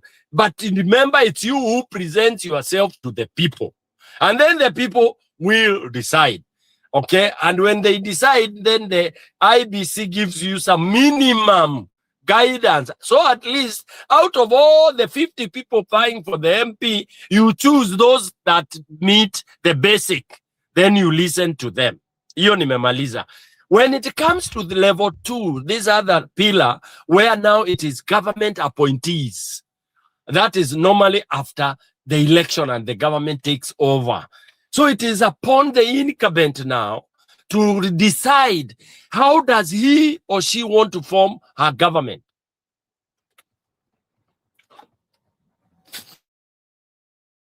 So let me ask you this, going by how, even like a county, the MCAs supervise the governor. So a county is like a small government. It's a small country because it's in charge of the whole county. And they have to make decisions. They also have a budget that they have to oversee. And I know you're saying people present themselves. Being that Kenya, most of the people, even who have degrees, have no jobs. I don't think we would be short of people, qualified people, who can take up those jobs. One, it will help us say usome na bidii ndio upate kazi nzuri. And then even if you have just a minimum of a bachelor degree, your critical thinking capacity is expected to be, because of the general language, at least you have that level of capacity to think. Sasa he's gone. I don't know who I'm going to ask. Is Njiro there? Hello Njiro. Ama nimeacho nijiongeleshe. Niko hapo, Ashley, go ahead, please. Ashley, I'm there. So that's what I was asking. I just feel we need to have the requirement of a bachelor degree because even when you go to college, you have the general subject. Hata kama uko na hiyo specialization, you have a general subject, the general subject. So you have the critical thinking capacity ya mtu amefika college is expected to be higher than someone who has not reached there. And because we have a lot of uneducated people in Kenya, I think hatuwezi kosa watu wako educated enough to take up those positions, so that even we stop having mismanagement of money, we stop having people who can be easily manipulated. Na kama tuta insist that anybody can get those positions, then we need to revisit the pay, because the pay has to it has to go with your experience, it has to go with your qualification. Suppose kusema mtu ana college degree can get a minimum, we have to have grade levels of how much someone can be paid, because it is so unfair for someone amefika form 4 ajaenda college analipwa $500,000, alafu mwalimu ameenda KU analipwa 15,000 ama 20,000. What do you think?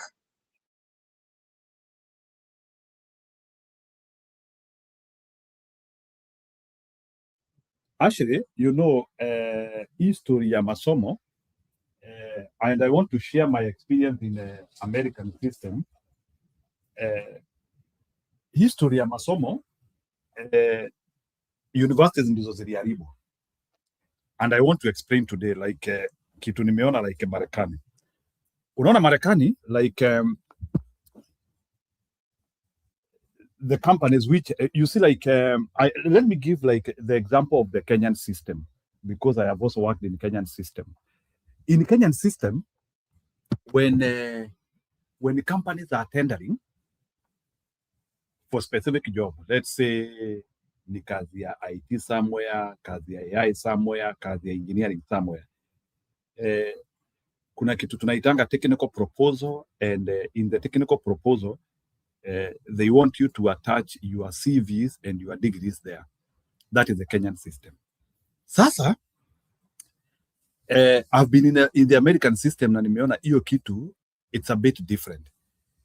In America, when you are tendering, maybe let's say it's like a specific company is doing, they want to do a tender. Do you know that in America, they don't request for CVs? The pre-assumption is that the company has been able to do the due diligence of the people who are working in that company, and those people are qualified and they got legitimate degrees. To the extent, for example, like in the American system, I rarely see like when somebody goes somewhere to work for somebody, ati huyo mtu anaanzia kukua ni kama na doubt, huyu mtu amesoma ama hajasoma. While in Kenya, you are not sure the person who is handling your job, if that guy has gone to school. This is a problem, actually, and it's the root problem of our system. It began by us not able to control the degrees which we are giving our people. Like, ikafika level whereby people can be able to get degrees.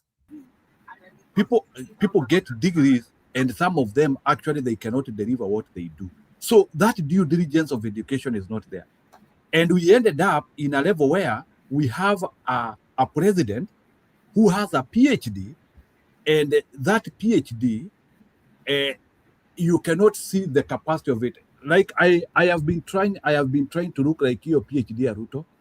I'm not able to see Ruto publications, but hiyo ndio ile kitu anaendanga kuambia watu, mimi ndio yule president ambaye amesoma sana. I do not refuse, but I look at application. So there is a problem whereby, like, you see, like, the president himself, I'm just giving an example, the only credible thing he wants to tell people is that he has a PhD. To the extent sasa, inafika level ni kama hata watu wanaweza mpiga haraka haraka. Unasikia sasa, even now people are now discrediting PhD. People are now discrediting PhD. I don't know what we are going to do as a nation to be able to restore dignity of qualification and education. I don't know, because sasa tumefika hiyo level where we can't now like people. And actually, I want to say this one with a lot of humility. When Kenyans like migrate in the West, for instance, they are engineers. Do you know that sometimes they are not just given those automatic qualifications? You have to do some shortcut courses to get those qualifications. Even some of us, when we landed in America, we couldn't be licensed to work in America. And you know, Jiro, sometimes I know somebody who had a degree from Africa. I think it was Nigeria, and then he went to school, and then he started at community college, and then one of his lecturers noticed that he was getting A's, and he asked him, because he was just like flying everything, and he told him he has a degree. He said, oh no, sometimes it is lack of knowledge, because they are international examining bodies that can take your degree and give you an equivalence and tell you what you need to do. But some people don't know that, and they start from the ground up. That is a hindrance that some people make because they don't know. But one thing, and I know Comfort is here, so I'm not going to take long. And like you said, in the US, you see, like when they were saying Raila doesn't have a degree, that is another thing. Sometimes in the US, you either have a degree or equivalent work experience. Sometimes they will say, if you have over 10 years, someone like Raila didn't need a degree because his experience, which was undisputable, was far beyond a person even with a PhD. He was PhD level as far as his experience in politics was concerned, to even be equated to any form of formal education. So if you look at many jobs in like the US, you'll see they will say some of them they specify required bachelor degree. Some of them say bachelor degree or equivalent work experience. Some of them will confirm that we need experience, professional experience. Some of them just say work experience. Some of them will say we'll even consider your internship, will consider the projects that you've done, and training and experience. So that is, I think, Kenya, we need to reach there where, okay, you don't have a degree, but you have enough experience to be able, that is comparable to someone who has a degree. But you cannot be fresh from the market with no comparable experience, transferable skills, and then you come and take a job, because then you're unqualified, and then we still continue receiving mediocre service because we have unqualified people with the positions. Can you imagine? We are now talking about that, and I heard that TSC is dishing jobs even without vetting people. I heard that. Sikuwa naamini.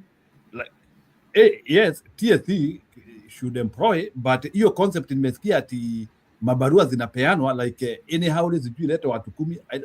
I hope those people anyway, but I don't know. Wacha tukaribishe Comfort kidogo. We will revisit that issue, but Kenya is at a dangerous point. Ati nilisikia somebody Wetangula was saying ati watu wanapewa tu kazi za TSC, ati president anapea kila mtu opportunity 10. TSC tena kazi kujudia, has TSC become limbo? Like ni TSC na ajiri ama ni MPs wanaajiri? Anyway, Comfort, go ahead. Sijui, do you want to us to guide you ama uko na story ya kutuambia? No, it's in a story. I'm just saying hi to you all. I've been kind of busy and it's kind of missing you guys. I was looking and then I said, oh, let me join in. Hi, everybody. I hope you're fine. I know you're talking about the education. I just what I got from the tail end. When it comes to politics, generally, I think Kenya, there's a race to the bottom. Some of those people making those decisions, people like Sudi, who is a mirror of the president. Those are kind of thoughts that they have, you know. We have to value education as exposure. Of course, as a baseline of what you need to know to be able to argue argument to argue in parliament, to represent your people in parliament, even if it is in an assembly, in the village, the MCA as an MCA. At least you need to have communication skills. You need to have at least some space in your mind where you also explore outside the box. You don't all think the same within the village, and then you're leading each other. If you're able to think out of the box, you're going to be a leader.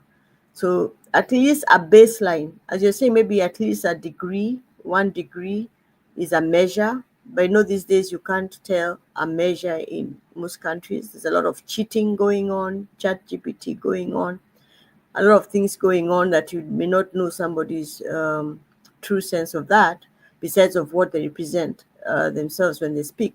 Do they make sense to you? Do you think they can represent you? That's a power of democracy. The majority rule. If people really believe in you, you probably only did a diploma, you didn't do a degree, but the cutoff is a degree. You might be losing out on leaders. But I don't think Kenya is short of leaders. But again, the bottom line is you're choosing who you want, who you believe in, and they represent you in a way that you feel. You also have, if you all decide you're going to choose this person to represent you without weighing where he's representing you or she's representing you in, then you're also shooting yourself in the foot. So you look for the best person who can argue. They'll go to parliament, argue with Akina Sifuna, argue with everybody, go to the committee to explain how they spent the money. They know how to read the figures, the financial stuff. So it's up to you. You choose the person who you want to choose, who represents you, but then they'll fail you. And that's the beauty of democracy. You get a chance to choose. People will come up, 5 people, then you weigh, and then you get the best one. That's my opinion.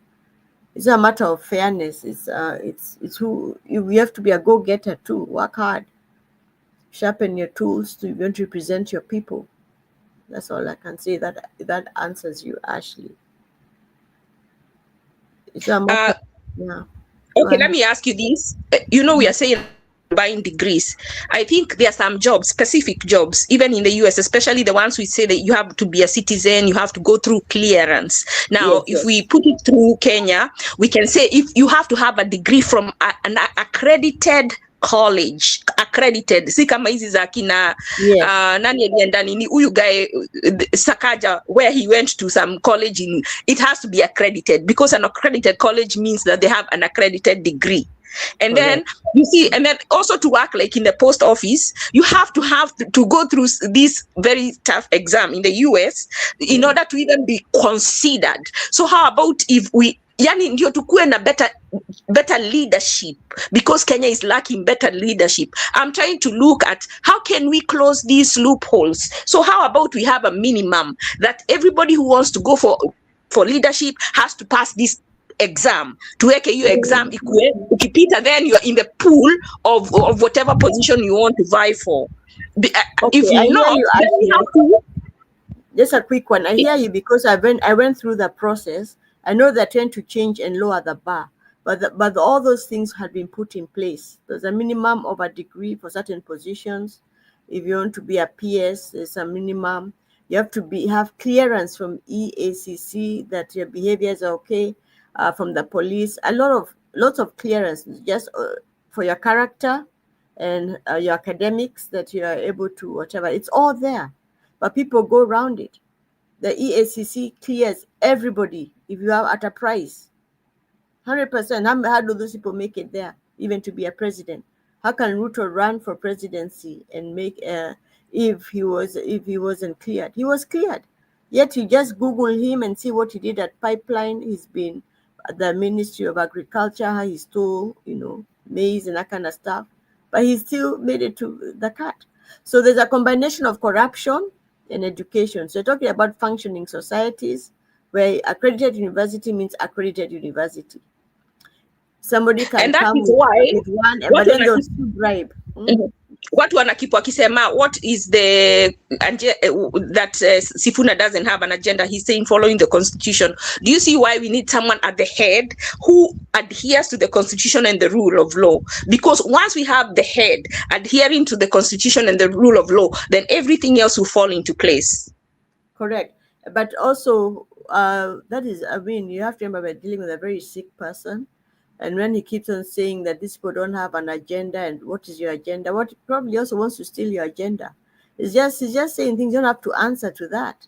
You know your plan. You know that when you get in, you're getting in with the team. You've got some things you're going to put in place. You get a manifesto. You're going to write it and put it together. People will weigh it against other candidates. That's the process, but that is just political jargon, just shouting. But I want an on that agenda, issue, I want an agenda. Don't answer. Kidogo, eh? A madman cannot just shout and start answering and preparing whole thesis on their madness.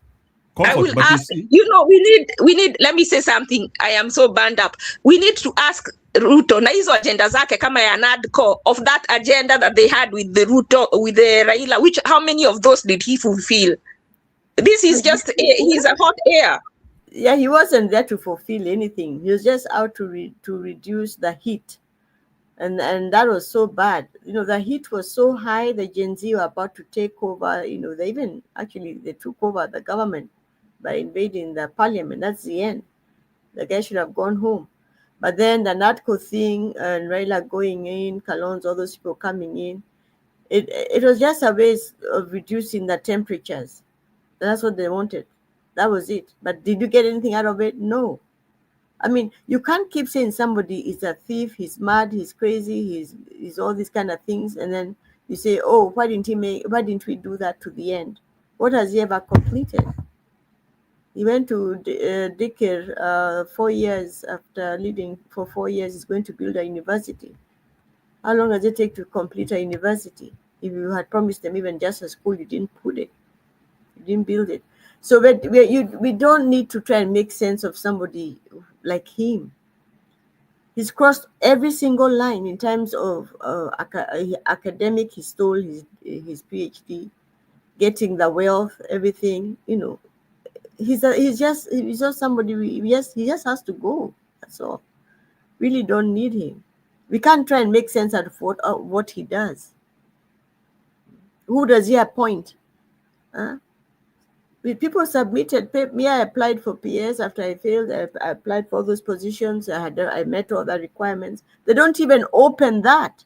I saw Aisha Juma was made this. Somebody, the other kissy lady with big hips, she got a job. You know, people are, they got positions. Murkomen was a C student. He's a minister. He's been Minister of Defense and Ministry of what. So it is what it is. You know. You get what you deserve, but we can't actually say that because he stole the elections, because people voted, but then we steal the elections, so we can't shoot ourselves that we got what we deserved. And even if they didn't, comfort, even though they did not steal, look at even if it was not stolen, look, hata kama Raila angewin, hawa watu wako na Ruto saa hii, hao ndio wangekuwa lieutenants wa Raila. So we were doomed either way. Yeah, you can say that. Yeah. It is, we need to just view it, like I said, we're supposed to view the whole thing of government as a job, not a place to go and enrich yourself. But the way now they have framed it, everybody wants to be an MCA, wants to get into government because that is the highest paying job. You can buy a house in Karen within a few months. You can drive a big car. The corruption has made it attractive for everybody. People are not going there to do the job like in functioning societies. You go to Norway or Denmark. You know, Angela Merkel would line up in a supermarket behind you. She's a chancellor of Germany, and she's going to her apartment where she's paying her electric bill and water bill. Can you imagine that in an African president? No. We pay him a salary of 2 million is Ruto's salary. That is what he blows in one cough. This is somebody who, our employee can buy a whole private jet. He can buy our national parks. He can buy even parking lots. There's nothing he can't buy with our taxes. Then he comes back to empower you with a bit. I don't know. So the whole thing is so sick. Back to you guys.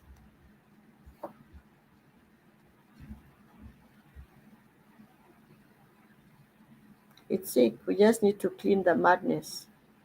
Yeah, Use it and Nani, own our own country. you see comfort kidogo, yesterday Sifuna gave a perfect response to Ruto, which for me, I think if that response continues that way, it was a very good one. When Sifuna tells Ruto that wewe ndio uelewi, you are the slow one here. Kenyans understand what they want.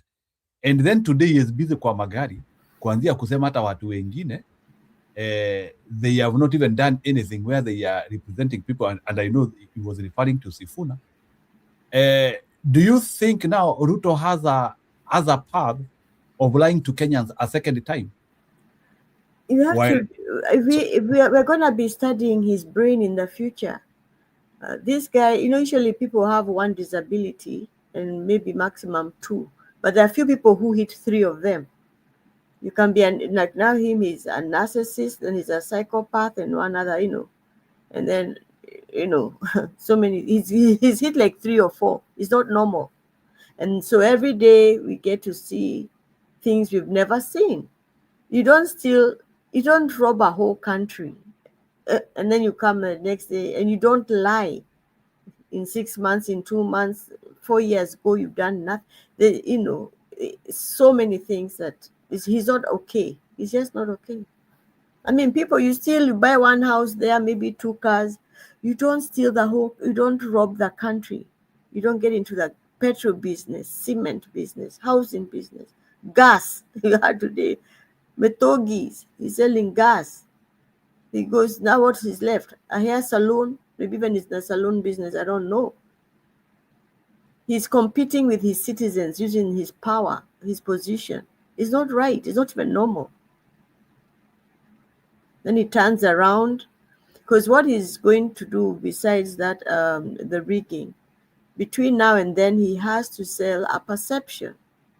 So you guys will keep on saying, oh, you see the big crowds. He's taking pictures of those big crowds after he gives them the T-shirts. Even if you're booing him, he waves and he cheers and says, yes, yes, because he's collecting all those films from every part of the country. The people showed up, they cheered, they believed in him. So when he's ready, he rigs, it follows. It was a close race. People were seen from outside. We should tell people not to show up at all. We're at a war, just don't show up.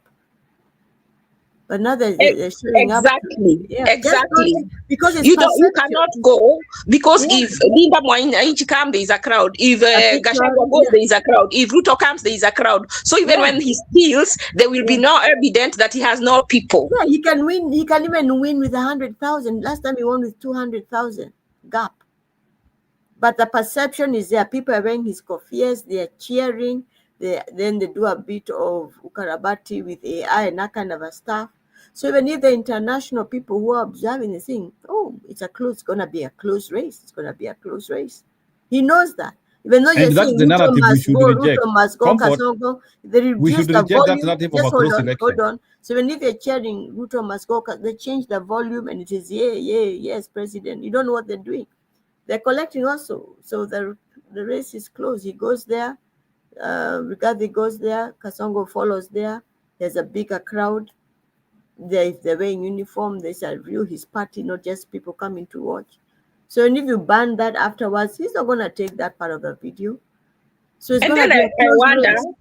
what I wonder is why do people, when they see like a person who has stolen a phone in town, they take that person, they beat him, they ban him. Na nika phone tu na pengine wameiba because hawana food, mtoto wake na need. I'm not excusing it for whatever reason, but there are people who steal because they feel, or even go to sell the body.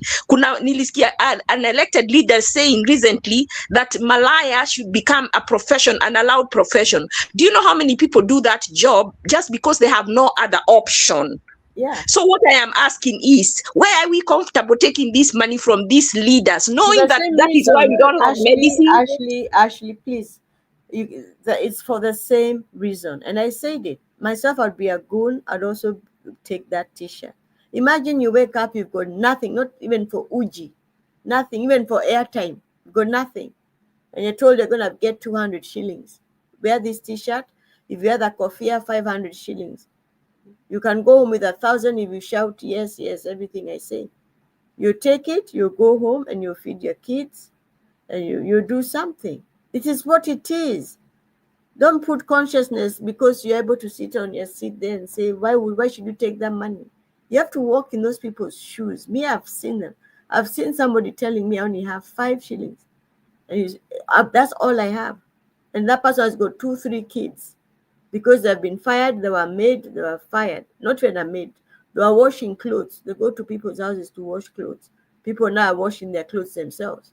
So you go like that, kidogo, you're trying to do the right thing, but you've got nothing. Now, kichukua leo, what are you going to have tomorrow? At a point, we have to sacrifice. If we say must go, It's we easy must to say act. that. Actually, it's easy to say that. It's easy because you're not in those shoes. They're not thinking of the big picture of the political country, whether the country will be shut down or not. They're thinking if they have something in the stomach, if their child is gonna stop crying because they're hungry. That's what they're hearing. They're not thinking about the big picture that now Kenya, the economy, the GDP will grow. That's not in their minds. They're thinking about the next meal. There's no consciousness there or judgment. That's all. That's what the country has offered them. We've allowed it to happen. The democracy has been hacked. Everything has been hacked. And this guy could win again. Me, I feel they've already voted. The election's already done. They're just waiting to announce. And then he passed a law. Remember, he passed a bill that immediately IEBC announces. There's no need to wait to transfer even the instruments of powers. That's a waiting period of about 7 days or something, in case somebody wants to say that the election was not okay, There's no waiting time. Immediately, the person is announced, they start getting the instruments of power. He does things in advance. So they're going to be arguing with somebody who all the police are him, the army is his, everything. What are they going to do? They've practiced. They'll just maliza you where you are. You make noise here, you're malized here, you're not covered by the press. Many things. That's how dictatorship happens. You can't find somebody who has the army. There's a problem. We really need to just stop it. But don't blame those people because you don't know how it is. In Kenya, there's so much going on. You're sitting there, you're seeing people who have. I saw a very young boy in a red Corvette, a red one, boom, boom, passing me like that in Kenya. The same time, you see 3 people squeezing on an old Duthi. Because before people were carrying even 1 person. Now they're carrying 3 or 4 people. The number of people walking actually is unbelievable. There's no traffic as such. That big traffic we used to have like now bumper to bumper. No. It could be Monday afternoon and you're driving and there are hardly any cars. People are not, but people are walking, and the Duthis are packed. What does that tell you? A lot is happening. Yeah? You can try and cut your pineapples to sell to people slices. People don't have even 10 shillings to buy that slice. People are walking because that is 50 shillings they can do something with. So if somebody comes around on a day when you can't even have that 50 shillings, they tell you now, you just need to come and cheer and you get 500 shillings. If you wear the shirt, you get 1,000 or 600. You're going to do it. And don't judge me. Just go ahead and do it. Na If you're msiweke touched, Stone yeah. PK chini sana. Stone Yeah. PK pia yako hapo. Yeah. Loop him in. So Stone PK, what do you want to add? And by the way, Comfort Gachagua anafika Marekani, ukue area. I know he watched my discussion. Why do you think he's on IBC like that? Wow. Na amesema hiyo story ya IBC kuna kitu anataka kuverify alafu atasema I don't know Yeah, what they he are wants to coming. verify. Yeah. The wife were with her in school. She's who showed him. Oh, And I think also Kalonzo will come and at least to Kansas, he'll be in Kansas. Maybe And those. Sifuna Maybe also. they are. Maybe. Sifuna najua na come. Yeah. I think. Where is Sifuna going? I think they want to see what Kenyans can do with nobody there. But Kasongo, I think he is coming because there's preparation. Early September, they usually have the United Nations General Assembly. Maybe they also want to do a caucus to build their own networks as well, right? What network here? Here, do you know, in fact, of even the embassy has closed down the part for visas. You can't get a visa to come to the US in Kenya. Visa even to visit, even to preach. I didn't know that. You are saying what? Yeah, they've closed. You didn't know? They've closed. Hakuna visa inapeana? You can't get a visa. And even now, in the last 2 days moving forward, anybody who has come to the US and applied for asylum after coming here to visit or something like that, they're all going to be sent home and the computers are coughing out names. That's why people are being nabbed. You can't apply for a visa. There's a pastor who wanted to come with their church, had applied before, just now waiting to do interviews. The whole place was shut down. You can't get a visa, even coming here for shopping or anything.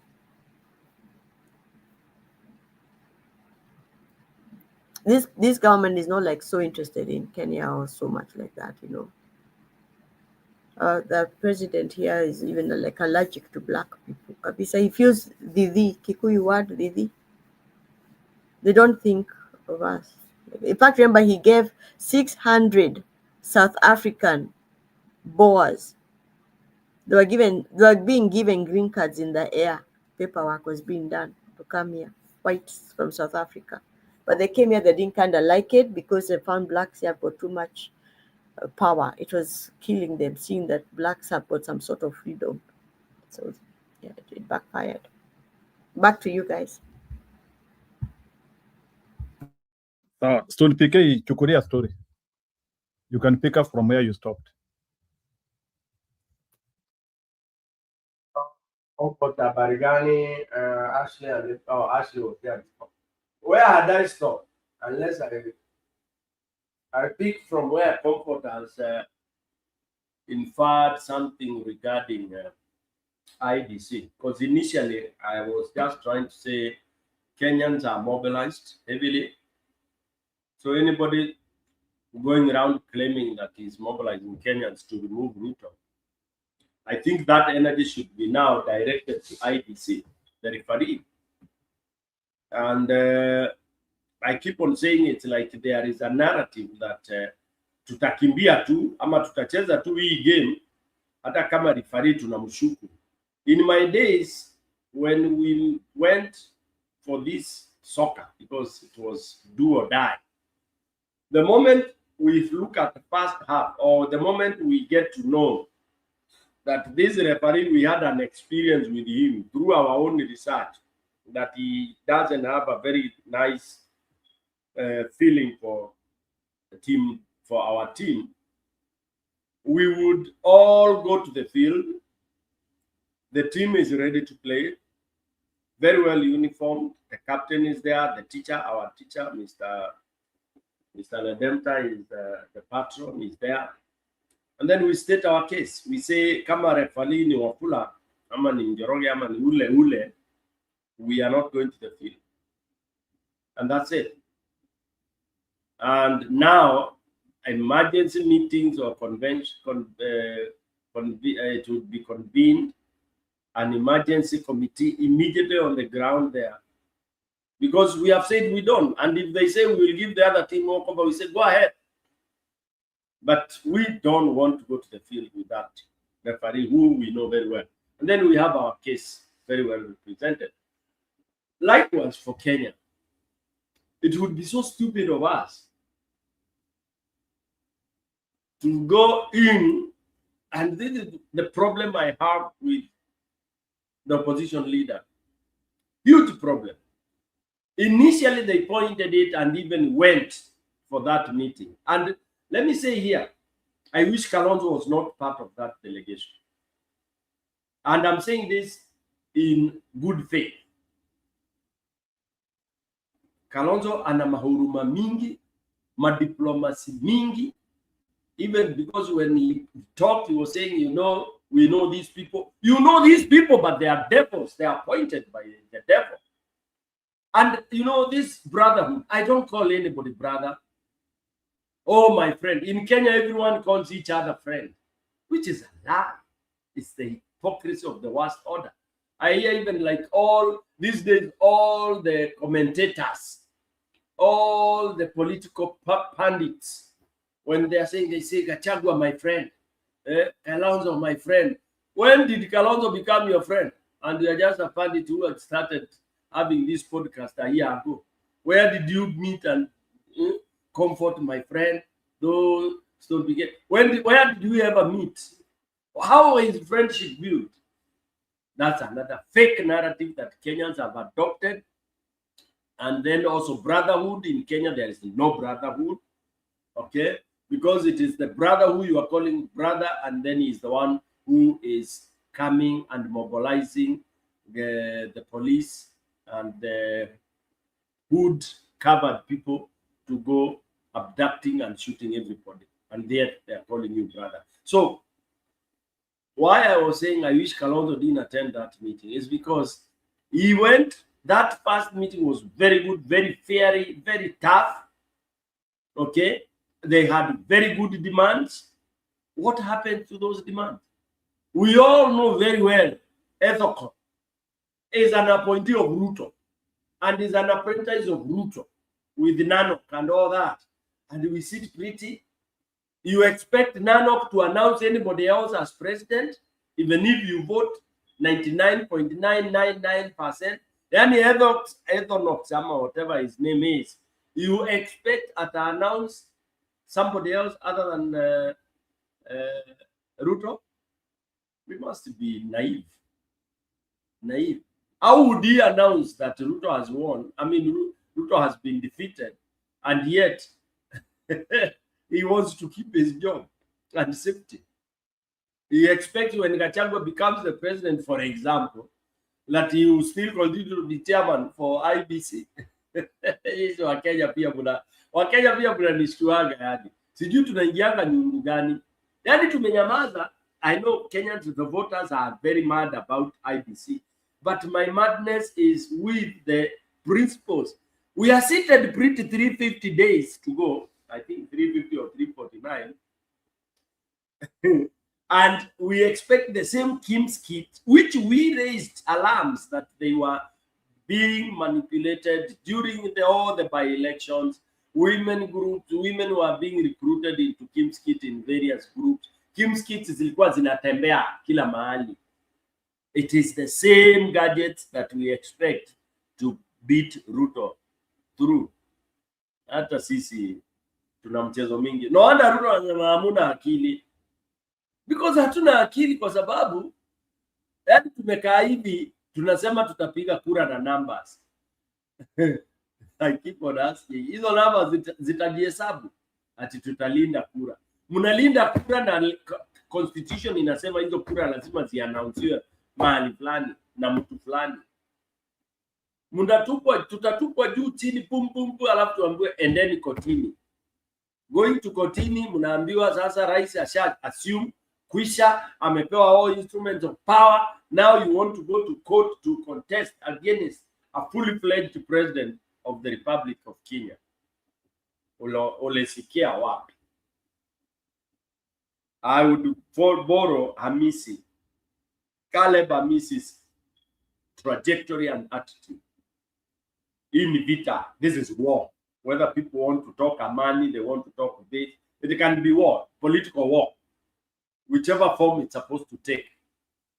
Number one is we must say and stop all those other shenanigans we are doing. Sijui mobilizing communities. No. Now mobilize to remove, eject IBC out of office. Dismantle IBC. We have over 300 days to reset everything that we need. Or be doomed. For Yeah. 100%. I'm telling that's the only thing. All this coalition is not going anywhere. Yeah. We have enough time. Yeah. And The that, referee is the problem. If you get a fair referee, then everything will be fine. But you can't choose. Like never, I'm fighting you. You cannot say you go bring your buddies and who tell us when to stop. So when I'm bashing you so hard, you say stop. When you're bashing me, you say endelea, more extra time. You see, the referee is so important. Comfort, I don't know what has gone into Kenyans. Ruto must be having a very super power that amepulizia these people who are calling themselves opposition, that they are not seeing the danger.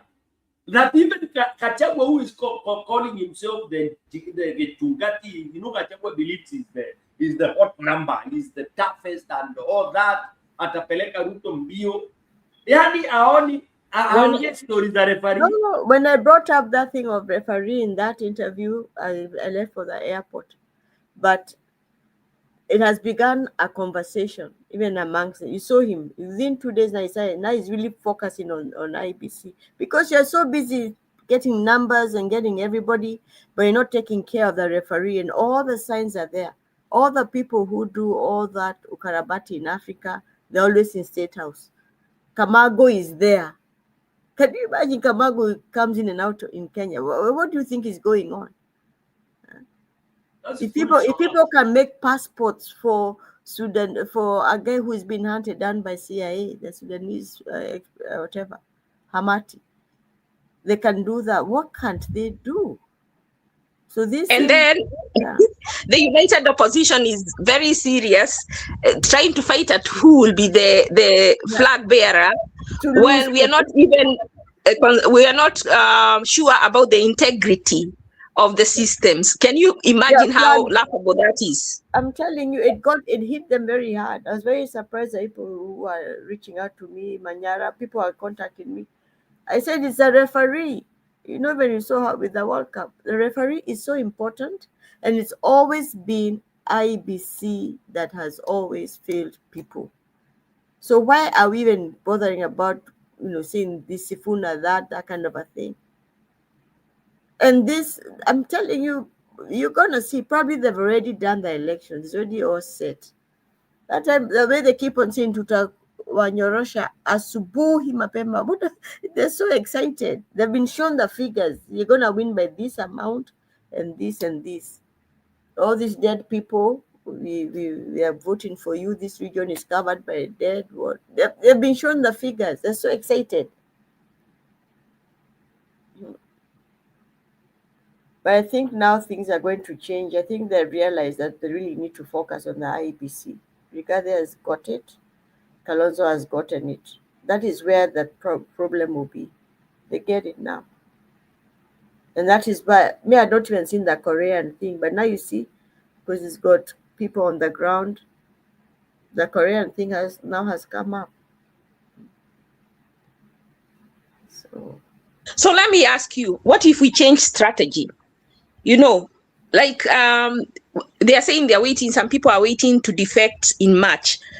People like Gachagua, people like Wiper, they have people, elected leaders currently in parliament, and some Mount Kenya people want to change, to move. Why don't we take this opportunity to try and see how we can get 2/3 of the parliament to agree to impeach Ruto? And that kind of solves the problem. Yeah, actually, we had discussed that when maybe I shouldn't be saying it on air. There's a clear window to do that, but it's also still a process. And then you say no, go to Senate. Now we have two things going on. The quickest one was this one of elections. That's what they were saying. That's what the opposition was saying. I told them we had a window. Start shopping for the people. Sifuna can bring even ODM maybe 80 people or 100. The people who are in DCP maybe 130. You already have a quorum to do it. This is the thing this is what they need to sit down. This is what they should sit in a table and negotiate. What will it take for you to agree to impeach Ruto? Because we all agree, even those people in ODM agree that Ruto is not good. But what they are saying, he's helping them with development in their area. How comes we can't get enough people to sit in a room and agree, yes, we want to remove him? What will you take for you to agree to saying this? What will you take for you to agree to saying this? And if we see whether we can come to a concession, something that we can agree on, because I feel we can get a 2/3. Now it should be easier now because people now are more woke, that their MPs got money, but the other MPs were so annoyed when they discovered there was a way of differentiating who was getting. Some people only got like 50,000, others got 5 million. Ruto Kasongo is very smart. He just, and you get, people are getting, and then they're very quiet about what they got. When they started sharing, people got angry. Some people are getting 2 million, others 200,000. So the window is there. It can still be done, but then, yeah. But then there's some soft punches. Kina Kalonzo says it's better we do the constitution, wait for election. But even impeachment is constitution. It is, isn't? Wasn't Gachagua? It is a constitution. Wanasema hivyo, they are moles. They are calling Ndindi Nyoro a mole. The people who don't want to do an impeachment are actual moles. Because after this election, there will be a lot of bloodshed. If we do an impeachment, there will be little to no bloodshed. So why not take the easy way out? All we need is everybody in the room and say, what will it take for you to agree? Let us see what people are proposing and see whether it can be doable. Even now, watu wako UDA inaitwa ground. Wacha tuweke kwa table. Let us hear what they have to say. Let us talk as a nation and see what do we need to get rid of Kasongo that benefits anyone, and see whether we can get a middle ground. That's what we need to start. We need to talk.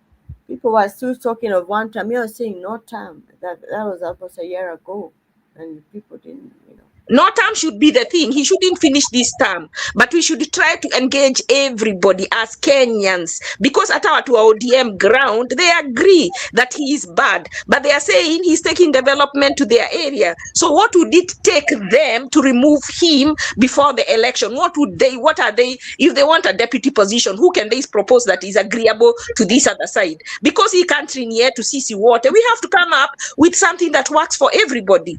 If we want Kasongo to go, because in IBC, I see a lot of bloodshed. So why do we go there? Chairman IBC in the first place, he didn't apply for the position. He actually said he was shocked to see his name being announced, gazetted. So already there is an illegality, and he is there. So why can't we play this game where we need to the one that Ruto wants, and change strategy? Say, guess what? You're not going to be on the ballot. We are going to take you out, and then we are going to go to the ballot without you. Why don't we talk that? Why won't our leaders talk that? Why don't we ask them, why can we not do that? That is an easier way than the other one is a tall order. You oppose IBC, where the things they will complain, but Ruto will do what he will do. He will not change unless the powers that be, international powers, oppose him. Have Jalingi what Kenyans say. As long as Wazungu wajaongea, he will do what he will do. So we need to show him who is boss. Wanasema, if you want to be crazy, we can be crazier. If you want to act, if you want to play the game, let us show him that we can also play the game and play it at an even higher elevated level than him. I think there's some hope now that Rigathi, in the last 4 days, he's taken deeper interest in seeing what could have happened with the referee. And from there, things are going to be,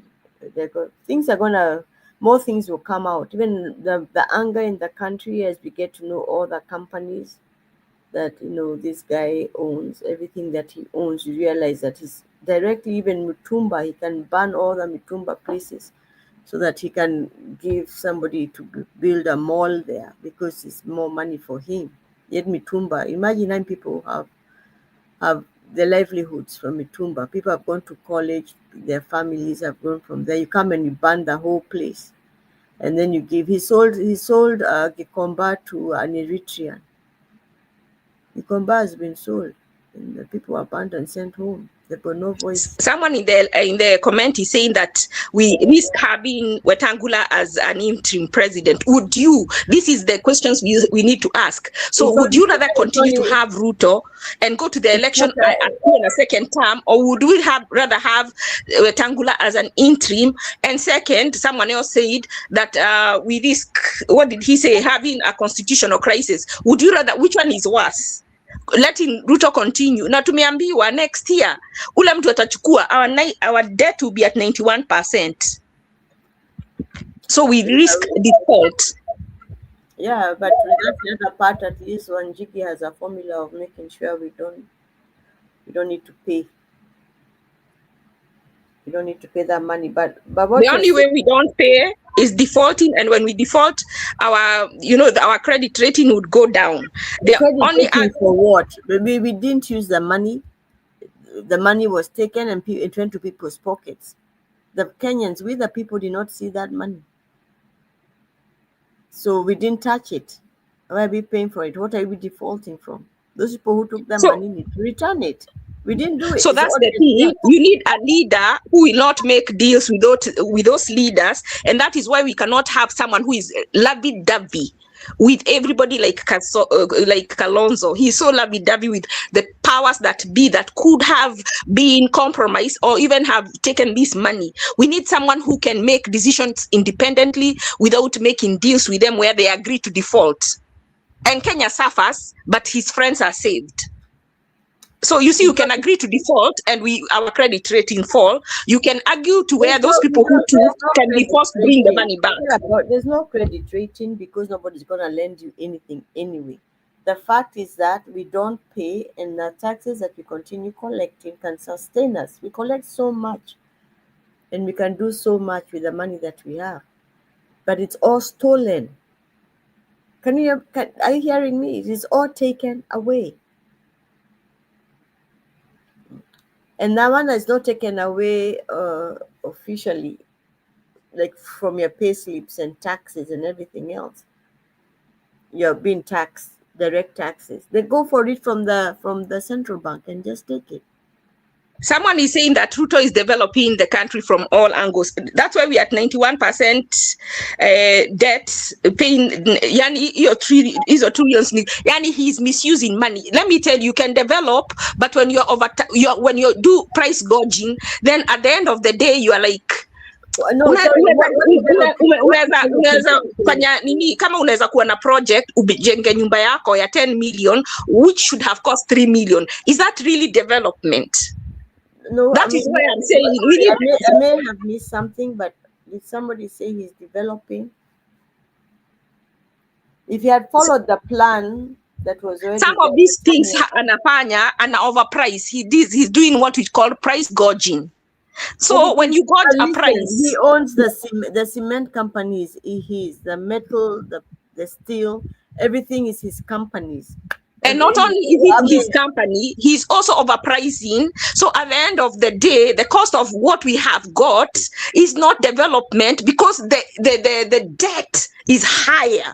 So unaweza pewa na mtu kitu gari ya 1 million amekuzia 6 million. Na sasa unaona I don't know how to put it. Then have you really gone at a profit or have you actually gone at a loss? Some of this development is so overpriced that it is a loss, not a benefit. And that is what we need to understand. It's overpriced. Overpriced. It comes from your taxes. When your taxes are no longer there to pay the people and capitation for schools, to pay the people, the contractors for hospitals. So right now they are saying doctors are going to work. We are all crashing down.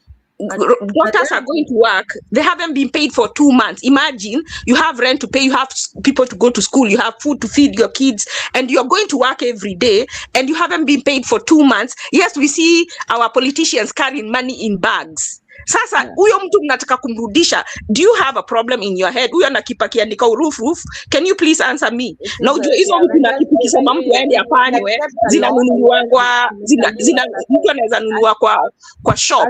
Actually, that's another thing I like to address. Kenyans love that, to say, can you imagine? They say about like 10 can you imagine? Then they sleep and wake up, but they do nothing. Can you imagine all the schools, like 60% of the people have gone back home, people are not going to school anymore. Can you imagine? But then they imagine, then they sleep. Can you imagine I've not been paid for 2 months? You can't leave a job because you can't get a job. So they know that. So even if they don't pay you, you keep on working, you still show up. I remember the director of all these, the employees in the ministries, everything. He said that people are coming to work looking shabby. They need to buy new clothes. You've not paid them salaries, but they're now looking at them until they look shabby. They need to, they're not, you've not paid them. And for one job in Kenya, you see somebody working for Gava, one job, that person, a number of people who are looking up to that person. Probably when the house is full with people, mouths to feed, the other people everywhere else. Any Harambe, I'm sure his WhatsApp is full. You can't imagine what it is having a job in Kenya. Even sometimes maybe, I don't know. You know, one thing must have... You have to really think, you know, you're in charge of so many people. You have to cut your costs. And then now the guy says that you're coming to work looking shabby. Of course, you walked. You're not going to drive a car with this economy. You walk, you come, you've showed up. That they need to buy new clothes. So out of touch. And you've not paid them. That's a point where people just snap. But people don't snap. They say, can you imagine? Can you imagine? And that's where we are. Can you imagine Ruto uses 5 million per hour when he's flying out of the country? And he's flown for 2 weeks. And can you imagine? Then you sleep. Can you imagine? Wanaume wazima wametairiwa. Wanaume wazima wametairiwa, wanaona a politician, they come running like small children coming for candy. At what point will we say one term and minute? When you say one term and minute, say what cost am I willing to pay for this to become fruition? Kuna watu wanasema ati na mtu hajakula. Kwani Ruto akikam kwenyu leo akuachie 2,000 na hata rudi kesho utakula nini? Don't that say means you can live tomorrow. without that 2,000. That 2,000. Now, actually, you're missing the point. There's no philosophy here. There's no consciousness here. I get my 2,000. I'm able to feed my kids, or buy even for my kid has got fever. I can bring the fever down. There's no consciousness. It's being led by a government that doesn't care. But if I'm able to get, I'm telling you, I'll be a goon. If I'm able to get that 2,000, I'll get it and do something with it. I'm not doing anything for Kenya now. It's about me, my stomach, and my kids now. That's what people are not getting. It's a real job. Those people that sit and they try to beg you for money, you're not giving them money. They try to sell things through the window, try to sell something, nobody's buying those things. And that's a polite way of saying, I'm trying to do business. They're trying to sell you popcorn or chips through the window. You're not buying. They're trying. In fact, those people, they become less. Those people who try to sell you stuff. Where have they gone? You see those young people who put a skipping rope across the road trying to stop people to rob them. Young people. Things are bad. So don't bring any consciousness that, oh, what are you going to eat tomorrow? Tomorrow will take care of itself. We're not anywhere now there's solidarity or anything. You're saying that, but you're not giving me something to eat. So please leave me alone. If I'm able to get something, I'll get it. That's the way it is. That's my view. That's what I saw. If you try to jituma, you park your car, somebody who is begging you to wash it, let them wash it. You give them something, Another person can wash it again. They're just trying. There's a polite way. The next time other politeness will go, they'll be coming to your house and say, we're sitting at the table with you, we're eating together. We're not living.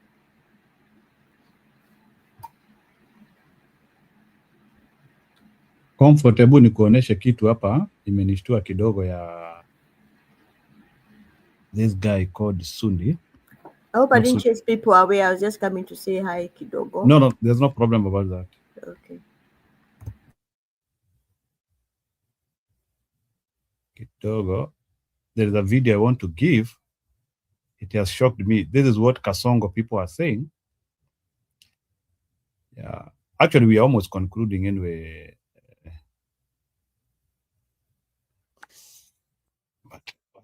Sasa mimi nimeshangaa sasa hawa majamaa to date nyumba za mad inaitwa je Swahili? Yeah, nyumba ya mchanga. No, iko na jina. Matope. Matope, yes. Nyumba ya matope is still existing in our areas. Here, you and I to date nyumba za mad inaitwa je Swahili? Ya nyumba ya mchanga. No, iko na jina. Matope. Matope, yes. Nyumba ya matope is still existing in our areas. Here, you and I, to date, nyumba za mad naitwa Swahili. Ya nyumba ya mchanga. No, iko na jina. Matope. Matope, yes. Nyumba ya matope. Anyway, I've not been able to get the whole video, but the story was like Osoro was claiming that kwa nyumba za matope zinaishi, but watu wa mlima ni kama walisaidiwa na serikali sana to get outside to be able to construct like permanent houses. I don't know where that misconception comes from. Is it true? Maybe Madam Comfort and Stone PK, you can tell us that how akina Osoro wana claim watu wa mlima kuna vile walipendelewa wakaweza kupata manyumba za mawe, wao tu wamebaki na nyumba za matope. Is that the situation? I don't know, but I know when I was growing up, there used to be, I think my Luo friends were saying, if you built a house, there's something to do about uchawi, so they didn't like to build houses or something like that. But I don't know. It's not everybody. It's just, you cannot say 5 million and then maybe 2 million have stone houses and make a judgment. There's still poverty. It's you can't say Mlima, in my opinion. But I guess maybe I think being in the Mlima, there are more multiple sources. I could see people have got multiple ways of making money. Even just having chickens running around, a few goats, avocados are falling down. There's some sources. Then there are quarries. I see people, there are quarries, people are able to dig up and they find quarries. And with time, they're able to build houses from just stones that are found there. So I guess you do with what you have around you. But I don't know what to say. I don't know what other comment I can say.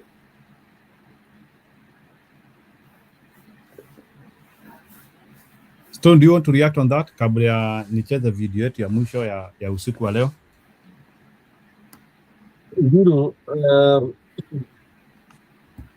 Again, I think our shows should have some of the very, very concrete information regarding some stereotypes. I call that stereotyping. When people start saying that kwenyu muna nyumba za matope na kwingine ni nyumba za mawe. Hizo nyumba za matope, nyumba za mawe ni prerogative ya nani? Ni ya nani? Who wants to live in a stone house? Who wants to live in a mud house? Aya, today ukienda Umasaini, when you look at that analogy, you'll be shocked that the nyumba zile mnaziita za kisasa, ama kifahari, they are overwhelmed by the Manyatas. Does it mean that those people are primitive and they are backward and they have been marginalized? No. No. A shelter is your choice. Does it mean like when that person was trying to compare at Mulima Hama Central, whatever happened, does it mean when Mulima had ministers or economically empowered people that Nyanza didn't have? Nyanza had those leaders from since the Stone Age. There's no one time you would say that you didn't have ministers and senior people. I mean, if that is what he wants to talk about. And there is no one given time. In fact, the most powerful ministers, most powerful dockets were held by the Luo people. Okay? So how they managed with what they had is up to them. Now, up to today, Luos have weakness in building toilets. And I'm saying this openly. Openly. Yeah. You go to Central, before mtu ajenge hata nyumba hiyo ya matope, anachimba choo. Now, do you blame this to the government or whatever? It's a culture. It's their culture. There's something to do with that. Yeah. So if you people still feel kwenda choo nje kwa kichaka is okay, these other guys on this other side feel no, it's not fit.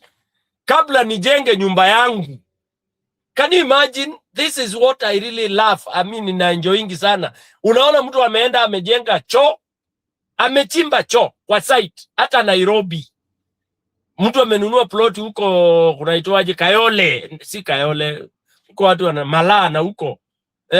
Unasikia anasema kwanza the first thing is choo ichimbwe na ijengwe because our even workers that are going to start building your house wataenda choo happy. So that is what has driven people. Now there are people who are driven by your first salary, you buy a boombox. Okay? Wewe kazi yako unanunua boombox. There are those that are driven by the first salary, you go and buy a chicken and a hen and a cock because you want to have eggs and you want to have this. There are those who their first salary anaenda kununua gari. I mean kusave or kuingia kwa loan anunue gari or whatever it is. So basically for me, I tend to think as much as of course some areas were kind of marginalized in terms of the bigger picture. Bigger picture, I mean, for example, in terms of infrastructure, that we can talk about. But the lifestyle of human beings, that is self. It is self. It is how you know, even up to today, there are those people that you go, you find what they have constructed back in their villages is what they feel they like. Kuna ule anataka kutengeneza nyumba ya nini ya room 20 and yet anakuaga huko Christmas peke yake. Most of the time he's in Nairobi. So what are the economics of scale here? So for me, I wish I was a moderator, but you see the problem with that moderator. In fact, I stopped even listening to his podcast. He's too Luonized. They are too obsessed with the... I don't know what has happened to Luos, by the way, and whoever is on the comment, they can throw stones if they want. It's funny. It's funny the way the reasoning is abhorring. Oh, this has never been seen in Nyanza before. This has never... Come on, guys. You had everything. You had the Odinga Oginga. Odinga Oginga anaambiwa kuwe president, anasema hapana, staki. Lazima oite Kenyatta. Sasa utamblame. Why didn't he take it and do what he would have done? Then people twist it. Oh, it was humility. It was this and that. Take it and then say, by the way, by the time you are swearing me in, can you bring this guy here? Because he's my friend. Okay? Of course, a Kikuyu would never have said, I'm not taking it. That I can tell you to take it to the bank. Mkikuyu unamwambia achukue uongozi ati akwambie sichukui ita Stone PK. Pole sana. Pole. All right? So these are the shrewdness of people and also what people would, yani what you cherish. This is personal. Kukuwa na nyumba za matope ni yenyu. Iyo. It's up to you. Okay? Because hakuna hata Ruto sahi hata kuja kuwajengea nyumba. Kama wewe kwako kwa boma nyumba ni ya matope, yani Ruto atakuja kukujengea nyumba ya mawe. Hao watu wameanza kureason na vinyuma sana. Vinyuma sana. Aya, unakuja unasema oh tumejengewa stadium kubwa. Yeah, because you cherish football. You go supporting people in Europe and they are doing their job, wako busy. You even jinyonga mnajua wakishindwa, yeah, yet those guys don't even care about you and all that. That's your fun. Okay? There are people who have no time to go watching when people are making their money. They're making their millions of pounds. You want me to come and cheer them for that? No, I'd rather go and hawk my thing. I get my money to go and feed my child, other than going to waste myself to argue about Arsenal, Chelsea, and all that. So those are things that are a bit self, and hizo ndio zina contribute to what you see. I don't imagine a guy from Central on Nduthi atakataa kubeba mtu kupeleka pale Jumaniu na Chelsea zinacheza game. These are small things. These are things that build the communities. Huyo yeye atafanya hiyo job apata hizo sotano, wewe utakaa pale ukiona Chelsea ikishindana na Chelsea na nani, alafu unarudi home, wife anakuitisha kile anakuitisha huna ni. That is how things are. That's how life is. Life is about choices which have consequences. All right. So again, you are in leadership. You don't ask for things. You are a coward because you have been bribed. It's up to you. Raila was fighting for self. That is what people realized after so many years of being duped. We were there. He was thinking he was fighting for what we have now. Kumbe, overriding was what by the end of the day he's gonna get. By saying you would want to be like Raila, to be in every government and earn and continue living in glory, yet you don't become the president. You know? So watu waache hizo narratives za kusema ati sijui kulikuwa na matope, sisi tuliachiliwa, tulifanywa nini. I always even use our area. Our area, those who don't know, we are the only people, the only constituency that had, there is only a very short period that we never had a flag. In Kenya, after independence, having a flag is, watu walikuwa wanasema tuko na bendera, meaning one of your own has been appointed as a minister. Those days you would elect them, and then out of the elected members of parliament, that's the president would appoint ministers and their assistants. In my constituency, where I come from, of course, I'm in two constituencies. The original constituency, the tribal constituency, I witnessed that we only did not have a flag, meaning our MP was never, it's only for one term that we didn't have a ministerial flag. What does that tell you? That those days when any of your own has been appointed as minister, then the goodies were expected, because now it is the ministers that would influence that development. When I look and recall history, I don't remember any time that Nyanza did not have ministers in any of the governments. 10 are very strong ministers. So how do you explain that backwardness they are talking about? Again, it goes with itself.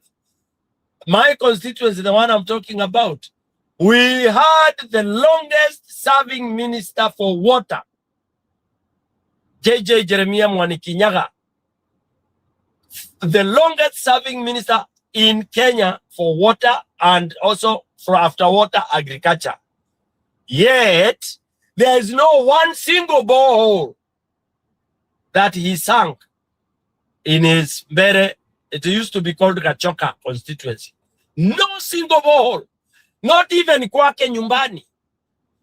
Yeye kwake ali make sure he goes nearer to Embu town so that water is pulled from the city's pipeline. But maneno the rest of the place, not minister of water. So when people start talking about some of these things, so watuulize watu wengine wapewe some background. That's why I'm saying, oh my God. And such people talk, is that just because the new anchors, the podcast people are probably too young. They even don't have some basic background, which is unfortunate. It's not like when I look at Europe and US, so you look at journalists, you see the likes of Jeff Koinange, who have at least some historical background and some maturity, and they're able to recall. But now you have journalists who are 25, 22, 23 years interviewing and listening to this. Of course, you'll just get a lot of distorted information, unfortunately. So Njiru, that guy, that comment was invalid. It doesn't make sense. He doesn't know what he was talking about. Nyumba ya matope is your choice. It's not about the government. Kukota cho is your choice. Culture and your style. It's up to you. Yeah. It happens. Go to West Africa. They don't see, in West Africa, we would build what we were calling community bathrooms. In Kenya, they are called public toilets. and bathroom and all that.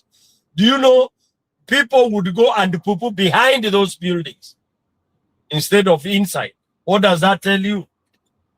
What does that tell you? Mmetengeneza state of the art, modern kwa market, but people go behind. Wananyora hapo na wanapugua hapo nyuma, nje choo inabaki safi. Wengine wanasema these bathrooms are too clean for poop. So unashindwa utawaambia, then oh my God, it was a big issue. Unaambiwa ukijengea the extremely vulnerable communities or people nyumba ya mabati, unaambiwa no. Our culture does not allow that, because when now you make a iron sheet building for her or for him, then it will give a bad picture to the rest of the community. How do you deal with such? Back to you, Njiru.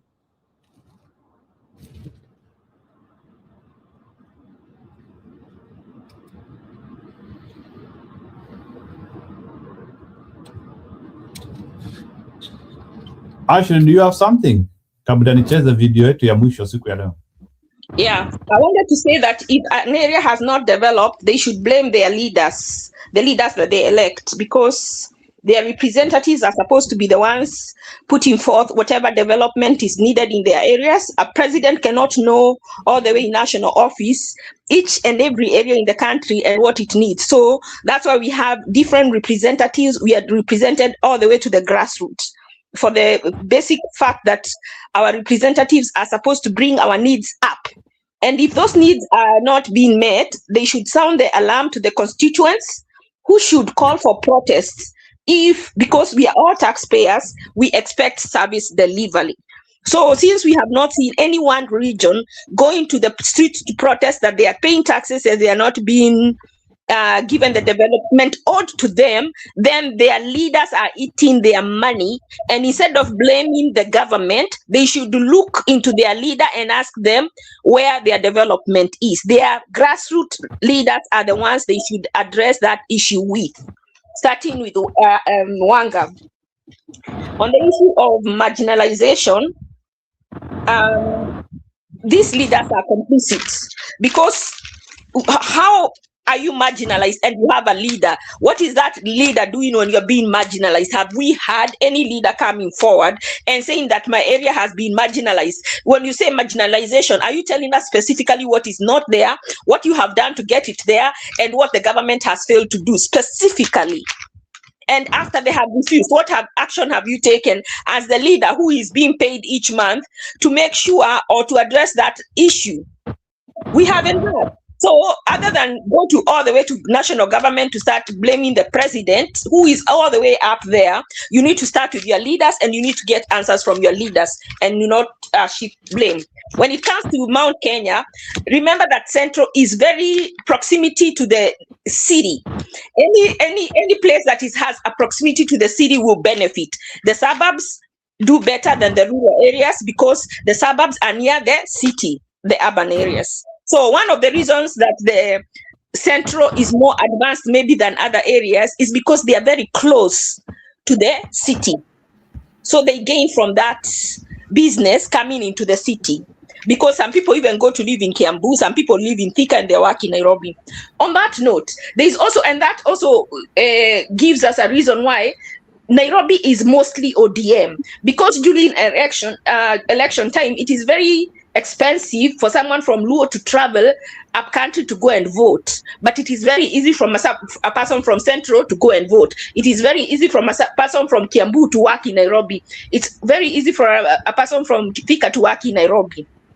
Now, the strategy is, if people want to change the dynamics of leadership in Nairobi, what they need to do, those people who live in Central, instead of going back to the country to vote, to do their rural areas to vote, they need to vote where they live and where they work.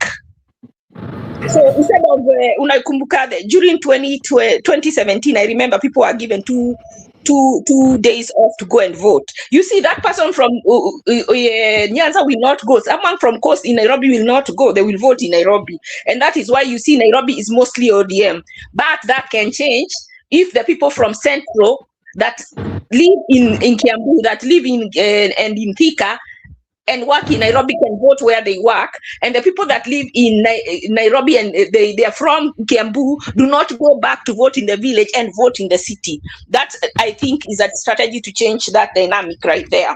Last and not least, the proximity. I think I talked about now. This is going to be controversial to some people.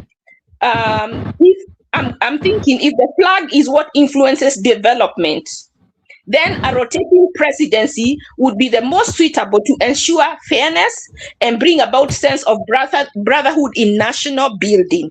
Because this fight is about, we are hating each other because we feel some are privileged than others. There is a reason the African Union has a rotating chairmanship, because if they did not, if they voted every time based on numbers, there is no way East Africa, there is no way some part of Africa would ever get a chairman, because Islam, Muslim or Islam, those people in Morocco, and there are many, there is no way the chairmanship would ever leave them. So Kenya, we have to ask, are we serious about building our nation? If we are serious about building our nation, how do we come together? How do we make each and every Kenyan feel part of this nation? How do we make sure each of Kenyan feel not cheated? Why can't we have a rotating presidency and start from there? Thank you. I will answer quickly before I go. What you're talking about, Ashley, that was resolved by the Katiba 2010 that brought in also devolution, and devolution meant that all the money that was coming into one pot was distributed across the country through your governors. The smaller presidents, instead of rotating them, each county had their president, so you don't need to rotate it. Somebody from your county knows your county, you elected them to govern the money coming, billions coming to your county, and also you're allowed to collect other money from people parking or whatever it is, other revenue. So if you actually right now just go and Google the richest governors in Kenya, just Google that. You're going to see almost everybody who's been a governor is in the millions, in the billions, in the billions, from being a regular person, being a governor. And somebody can do that right now as I'm talking. Just Google the top richest governors in Kenya in order, from Kidero, from Waiguru, all the way to Avinya. They're all in billions, people who were so regular before. These are the monies that are sent. Everybody, whether you're from Kapsab, up there in Turkana or down in Homa Bay, Wanga didn't want people to go there because of the money she has stolen instead of bringing development. That is what you're describing, rotating the presidency. We solved it through the Katiba, 47 counties, which are basically tribal, broken into tribes. You have your president there. He gets the billions to take care of you. If he steals 80% of it, it's you. If he steals 70, it's you guys. Next time, don't vote him in or make him answerable. So the money does come, is supposed to go there. That is why when Ricky G talked about Northeastern, people there were shocked. For 10 years, they've been thinking they were marginalized. That issue of marginalization ended. The leaders there live in Westlands, Kitisuru, they live in Runda, big houses. They've built, invested in Isili, but their people don't even have, I was very shocked, don't even have a toilet, students don't have a window or a roof. Yet they have those billions. Then somebody can call us feces, that hyena issue. So the monies are there. If your governor eats it, it's up to you. Check. Kidero is probably I think he's number 2. All the way in Kabongo stole. All of them. Just see the list of the billionaires. And all those are our governors. And they're from Katiba, 2010 billionaires. All of them. So don't say that we can bring a rotation. All those arguments were done before we came to the 2010 Katiba. The monies are there. the MCAs, that assembly also gets some money to do other jobs in the wards. So if you don't follow your money, it's up to you. If you choose those people again and again, it's up to you. But if you follow the money, I'm from Muranga, we have our governor, he follows the money, we follow the money, we ask questions too. We have to also keep them on their toes. Back to you.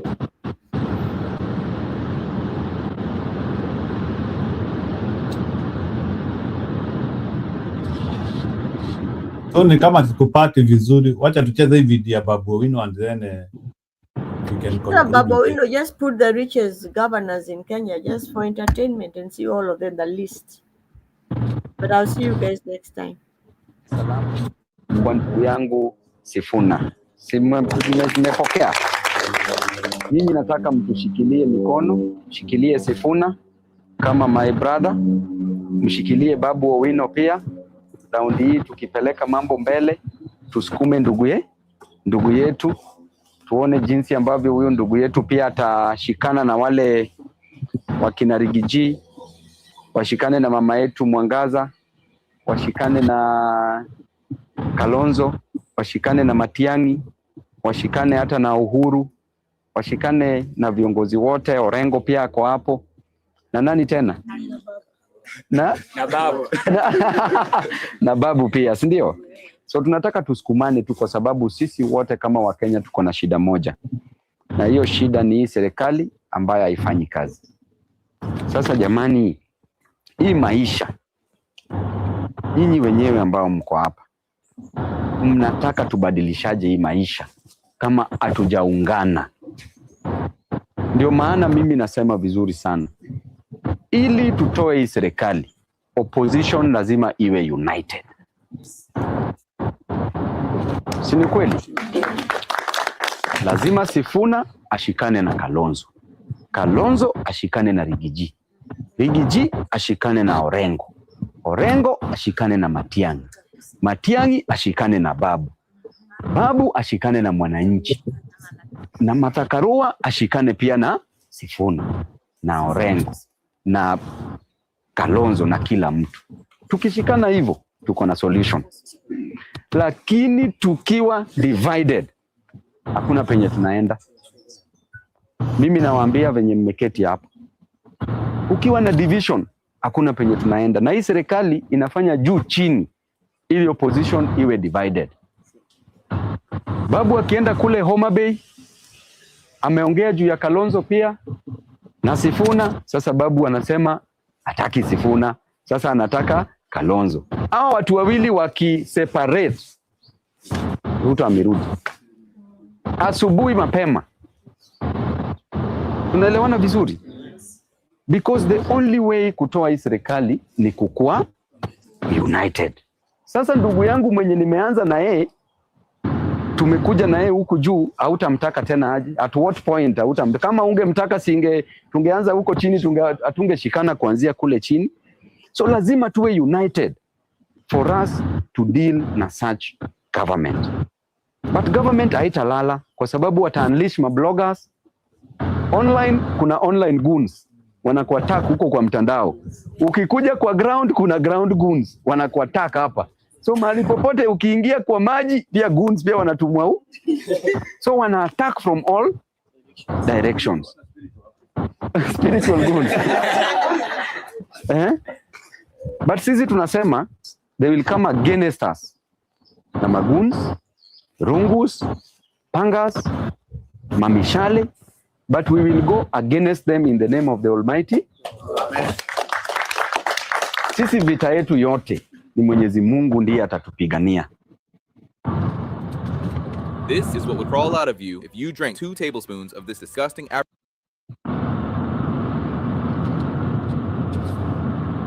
Guys, you can react to that one. Tufunge kipindi.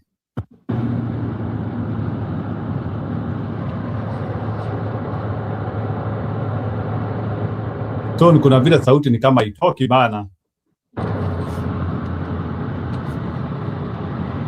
Sauti itoki unless kama sisikii.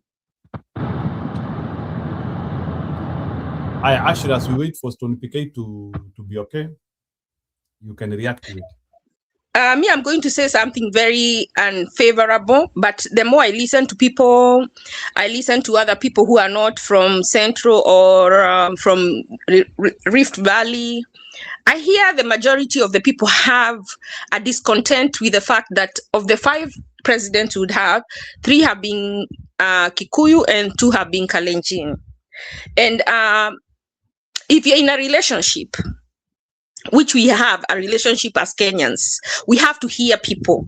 If we want to live in unity, I think we need to hear them.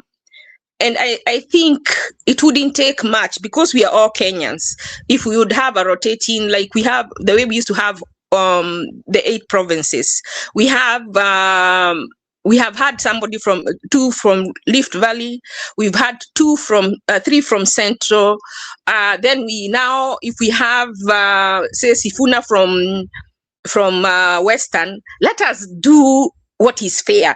Whether we have devolution, the perception still stands, and leaders like Ruto, who want to be divisive, still want to lie to people who are either not that intelligent, like they are not very educated, or they are easy to fool. That the unfairness comes from these 2 tribes, which are so selfish and want to have leadership. So we can silence such voices. Why can't we perceive and show goodwill by accepting for this presidency to rotate, so that they can rotate, so they will not have a reason not to be developed in their areas, as long as we are living and abiding by the constitution and the rule of law. There should be no problem, because if some tribes are so small they cannot consolidate enough to bring a president, why can't we make it fair? Because we live in Kenya. Why can't we make it fair for everybody? Why can't we give every Kenyan in every part of the country an opportunity to taste that presidency? That is my closing remark. Thank you. So, Stony PK, are you okay? Yeah, I'm good. Jiro. Aya, sawa. You can react to what Babu Owino amesema, and then tukiita kipindi tukutane kesho. Some of us tunataka kulala juu ya makazi kesho. Yeah, all of us do want to do that. Now, again, the song is opposition get united. That's the song, that's the chorus. So the problem is not Mwananchi, the problem is the proclaimed leaders. Okay? Now, I would want to come in and mobilize Mwananchi against or for the leaders, these so-called leaders. And why I'm seeing something nice happening is when I have the Sifuna axis. And now, recently, there is the Renaissance axis, which is now supposed to come and kind of balance, neutral this toxicity that is coming from the likes of the older parties, the self-proclaimed big parties, the dictate of the parties should be fairly neutralized, because it is these parties that have given us very, very useless leaders because of party waves. As I keep on saying, the wave in the ocean carries a lot of things. It could carry fish, and it carries also takataka. All right. So party waves are not the best in terms of giving kind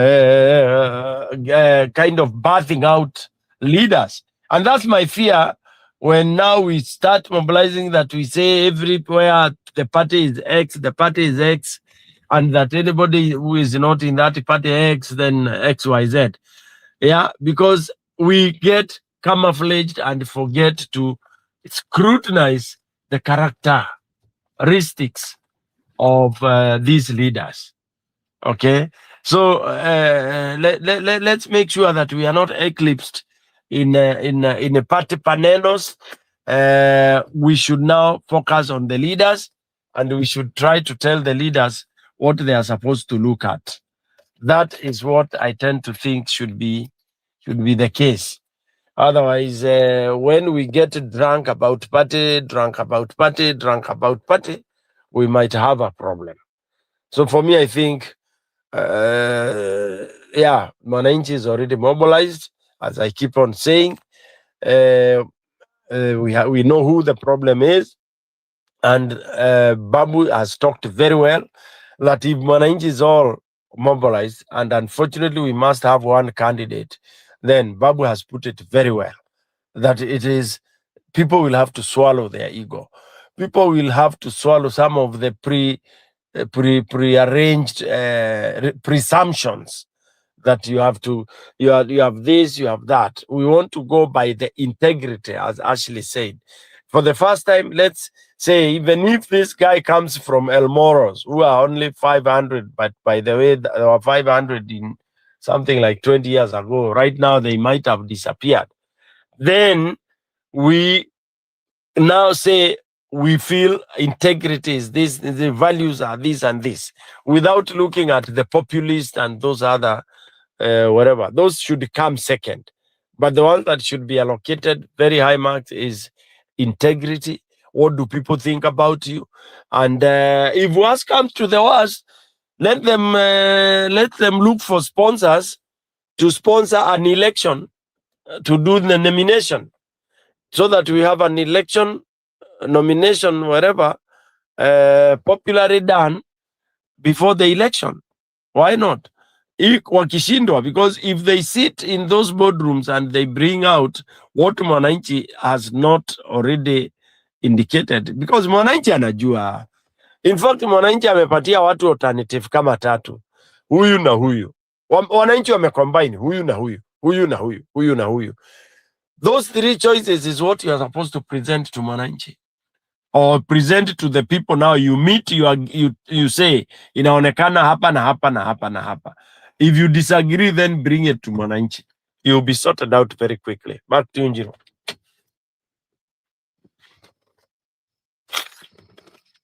Sawa, Stone PK, mimi sina la ziada.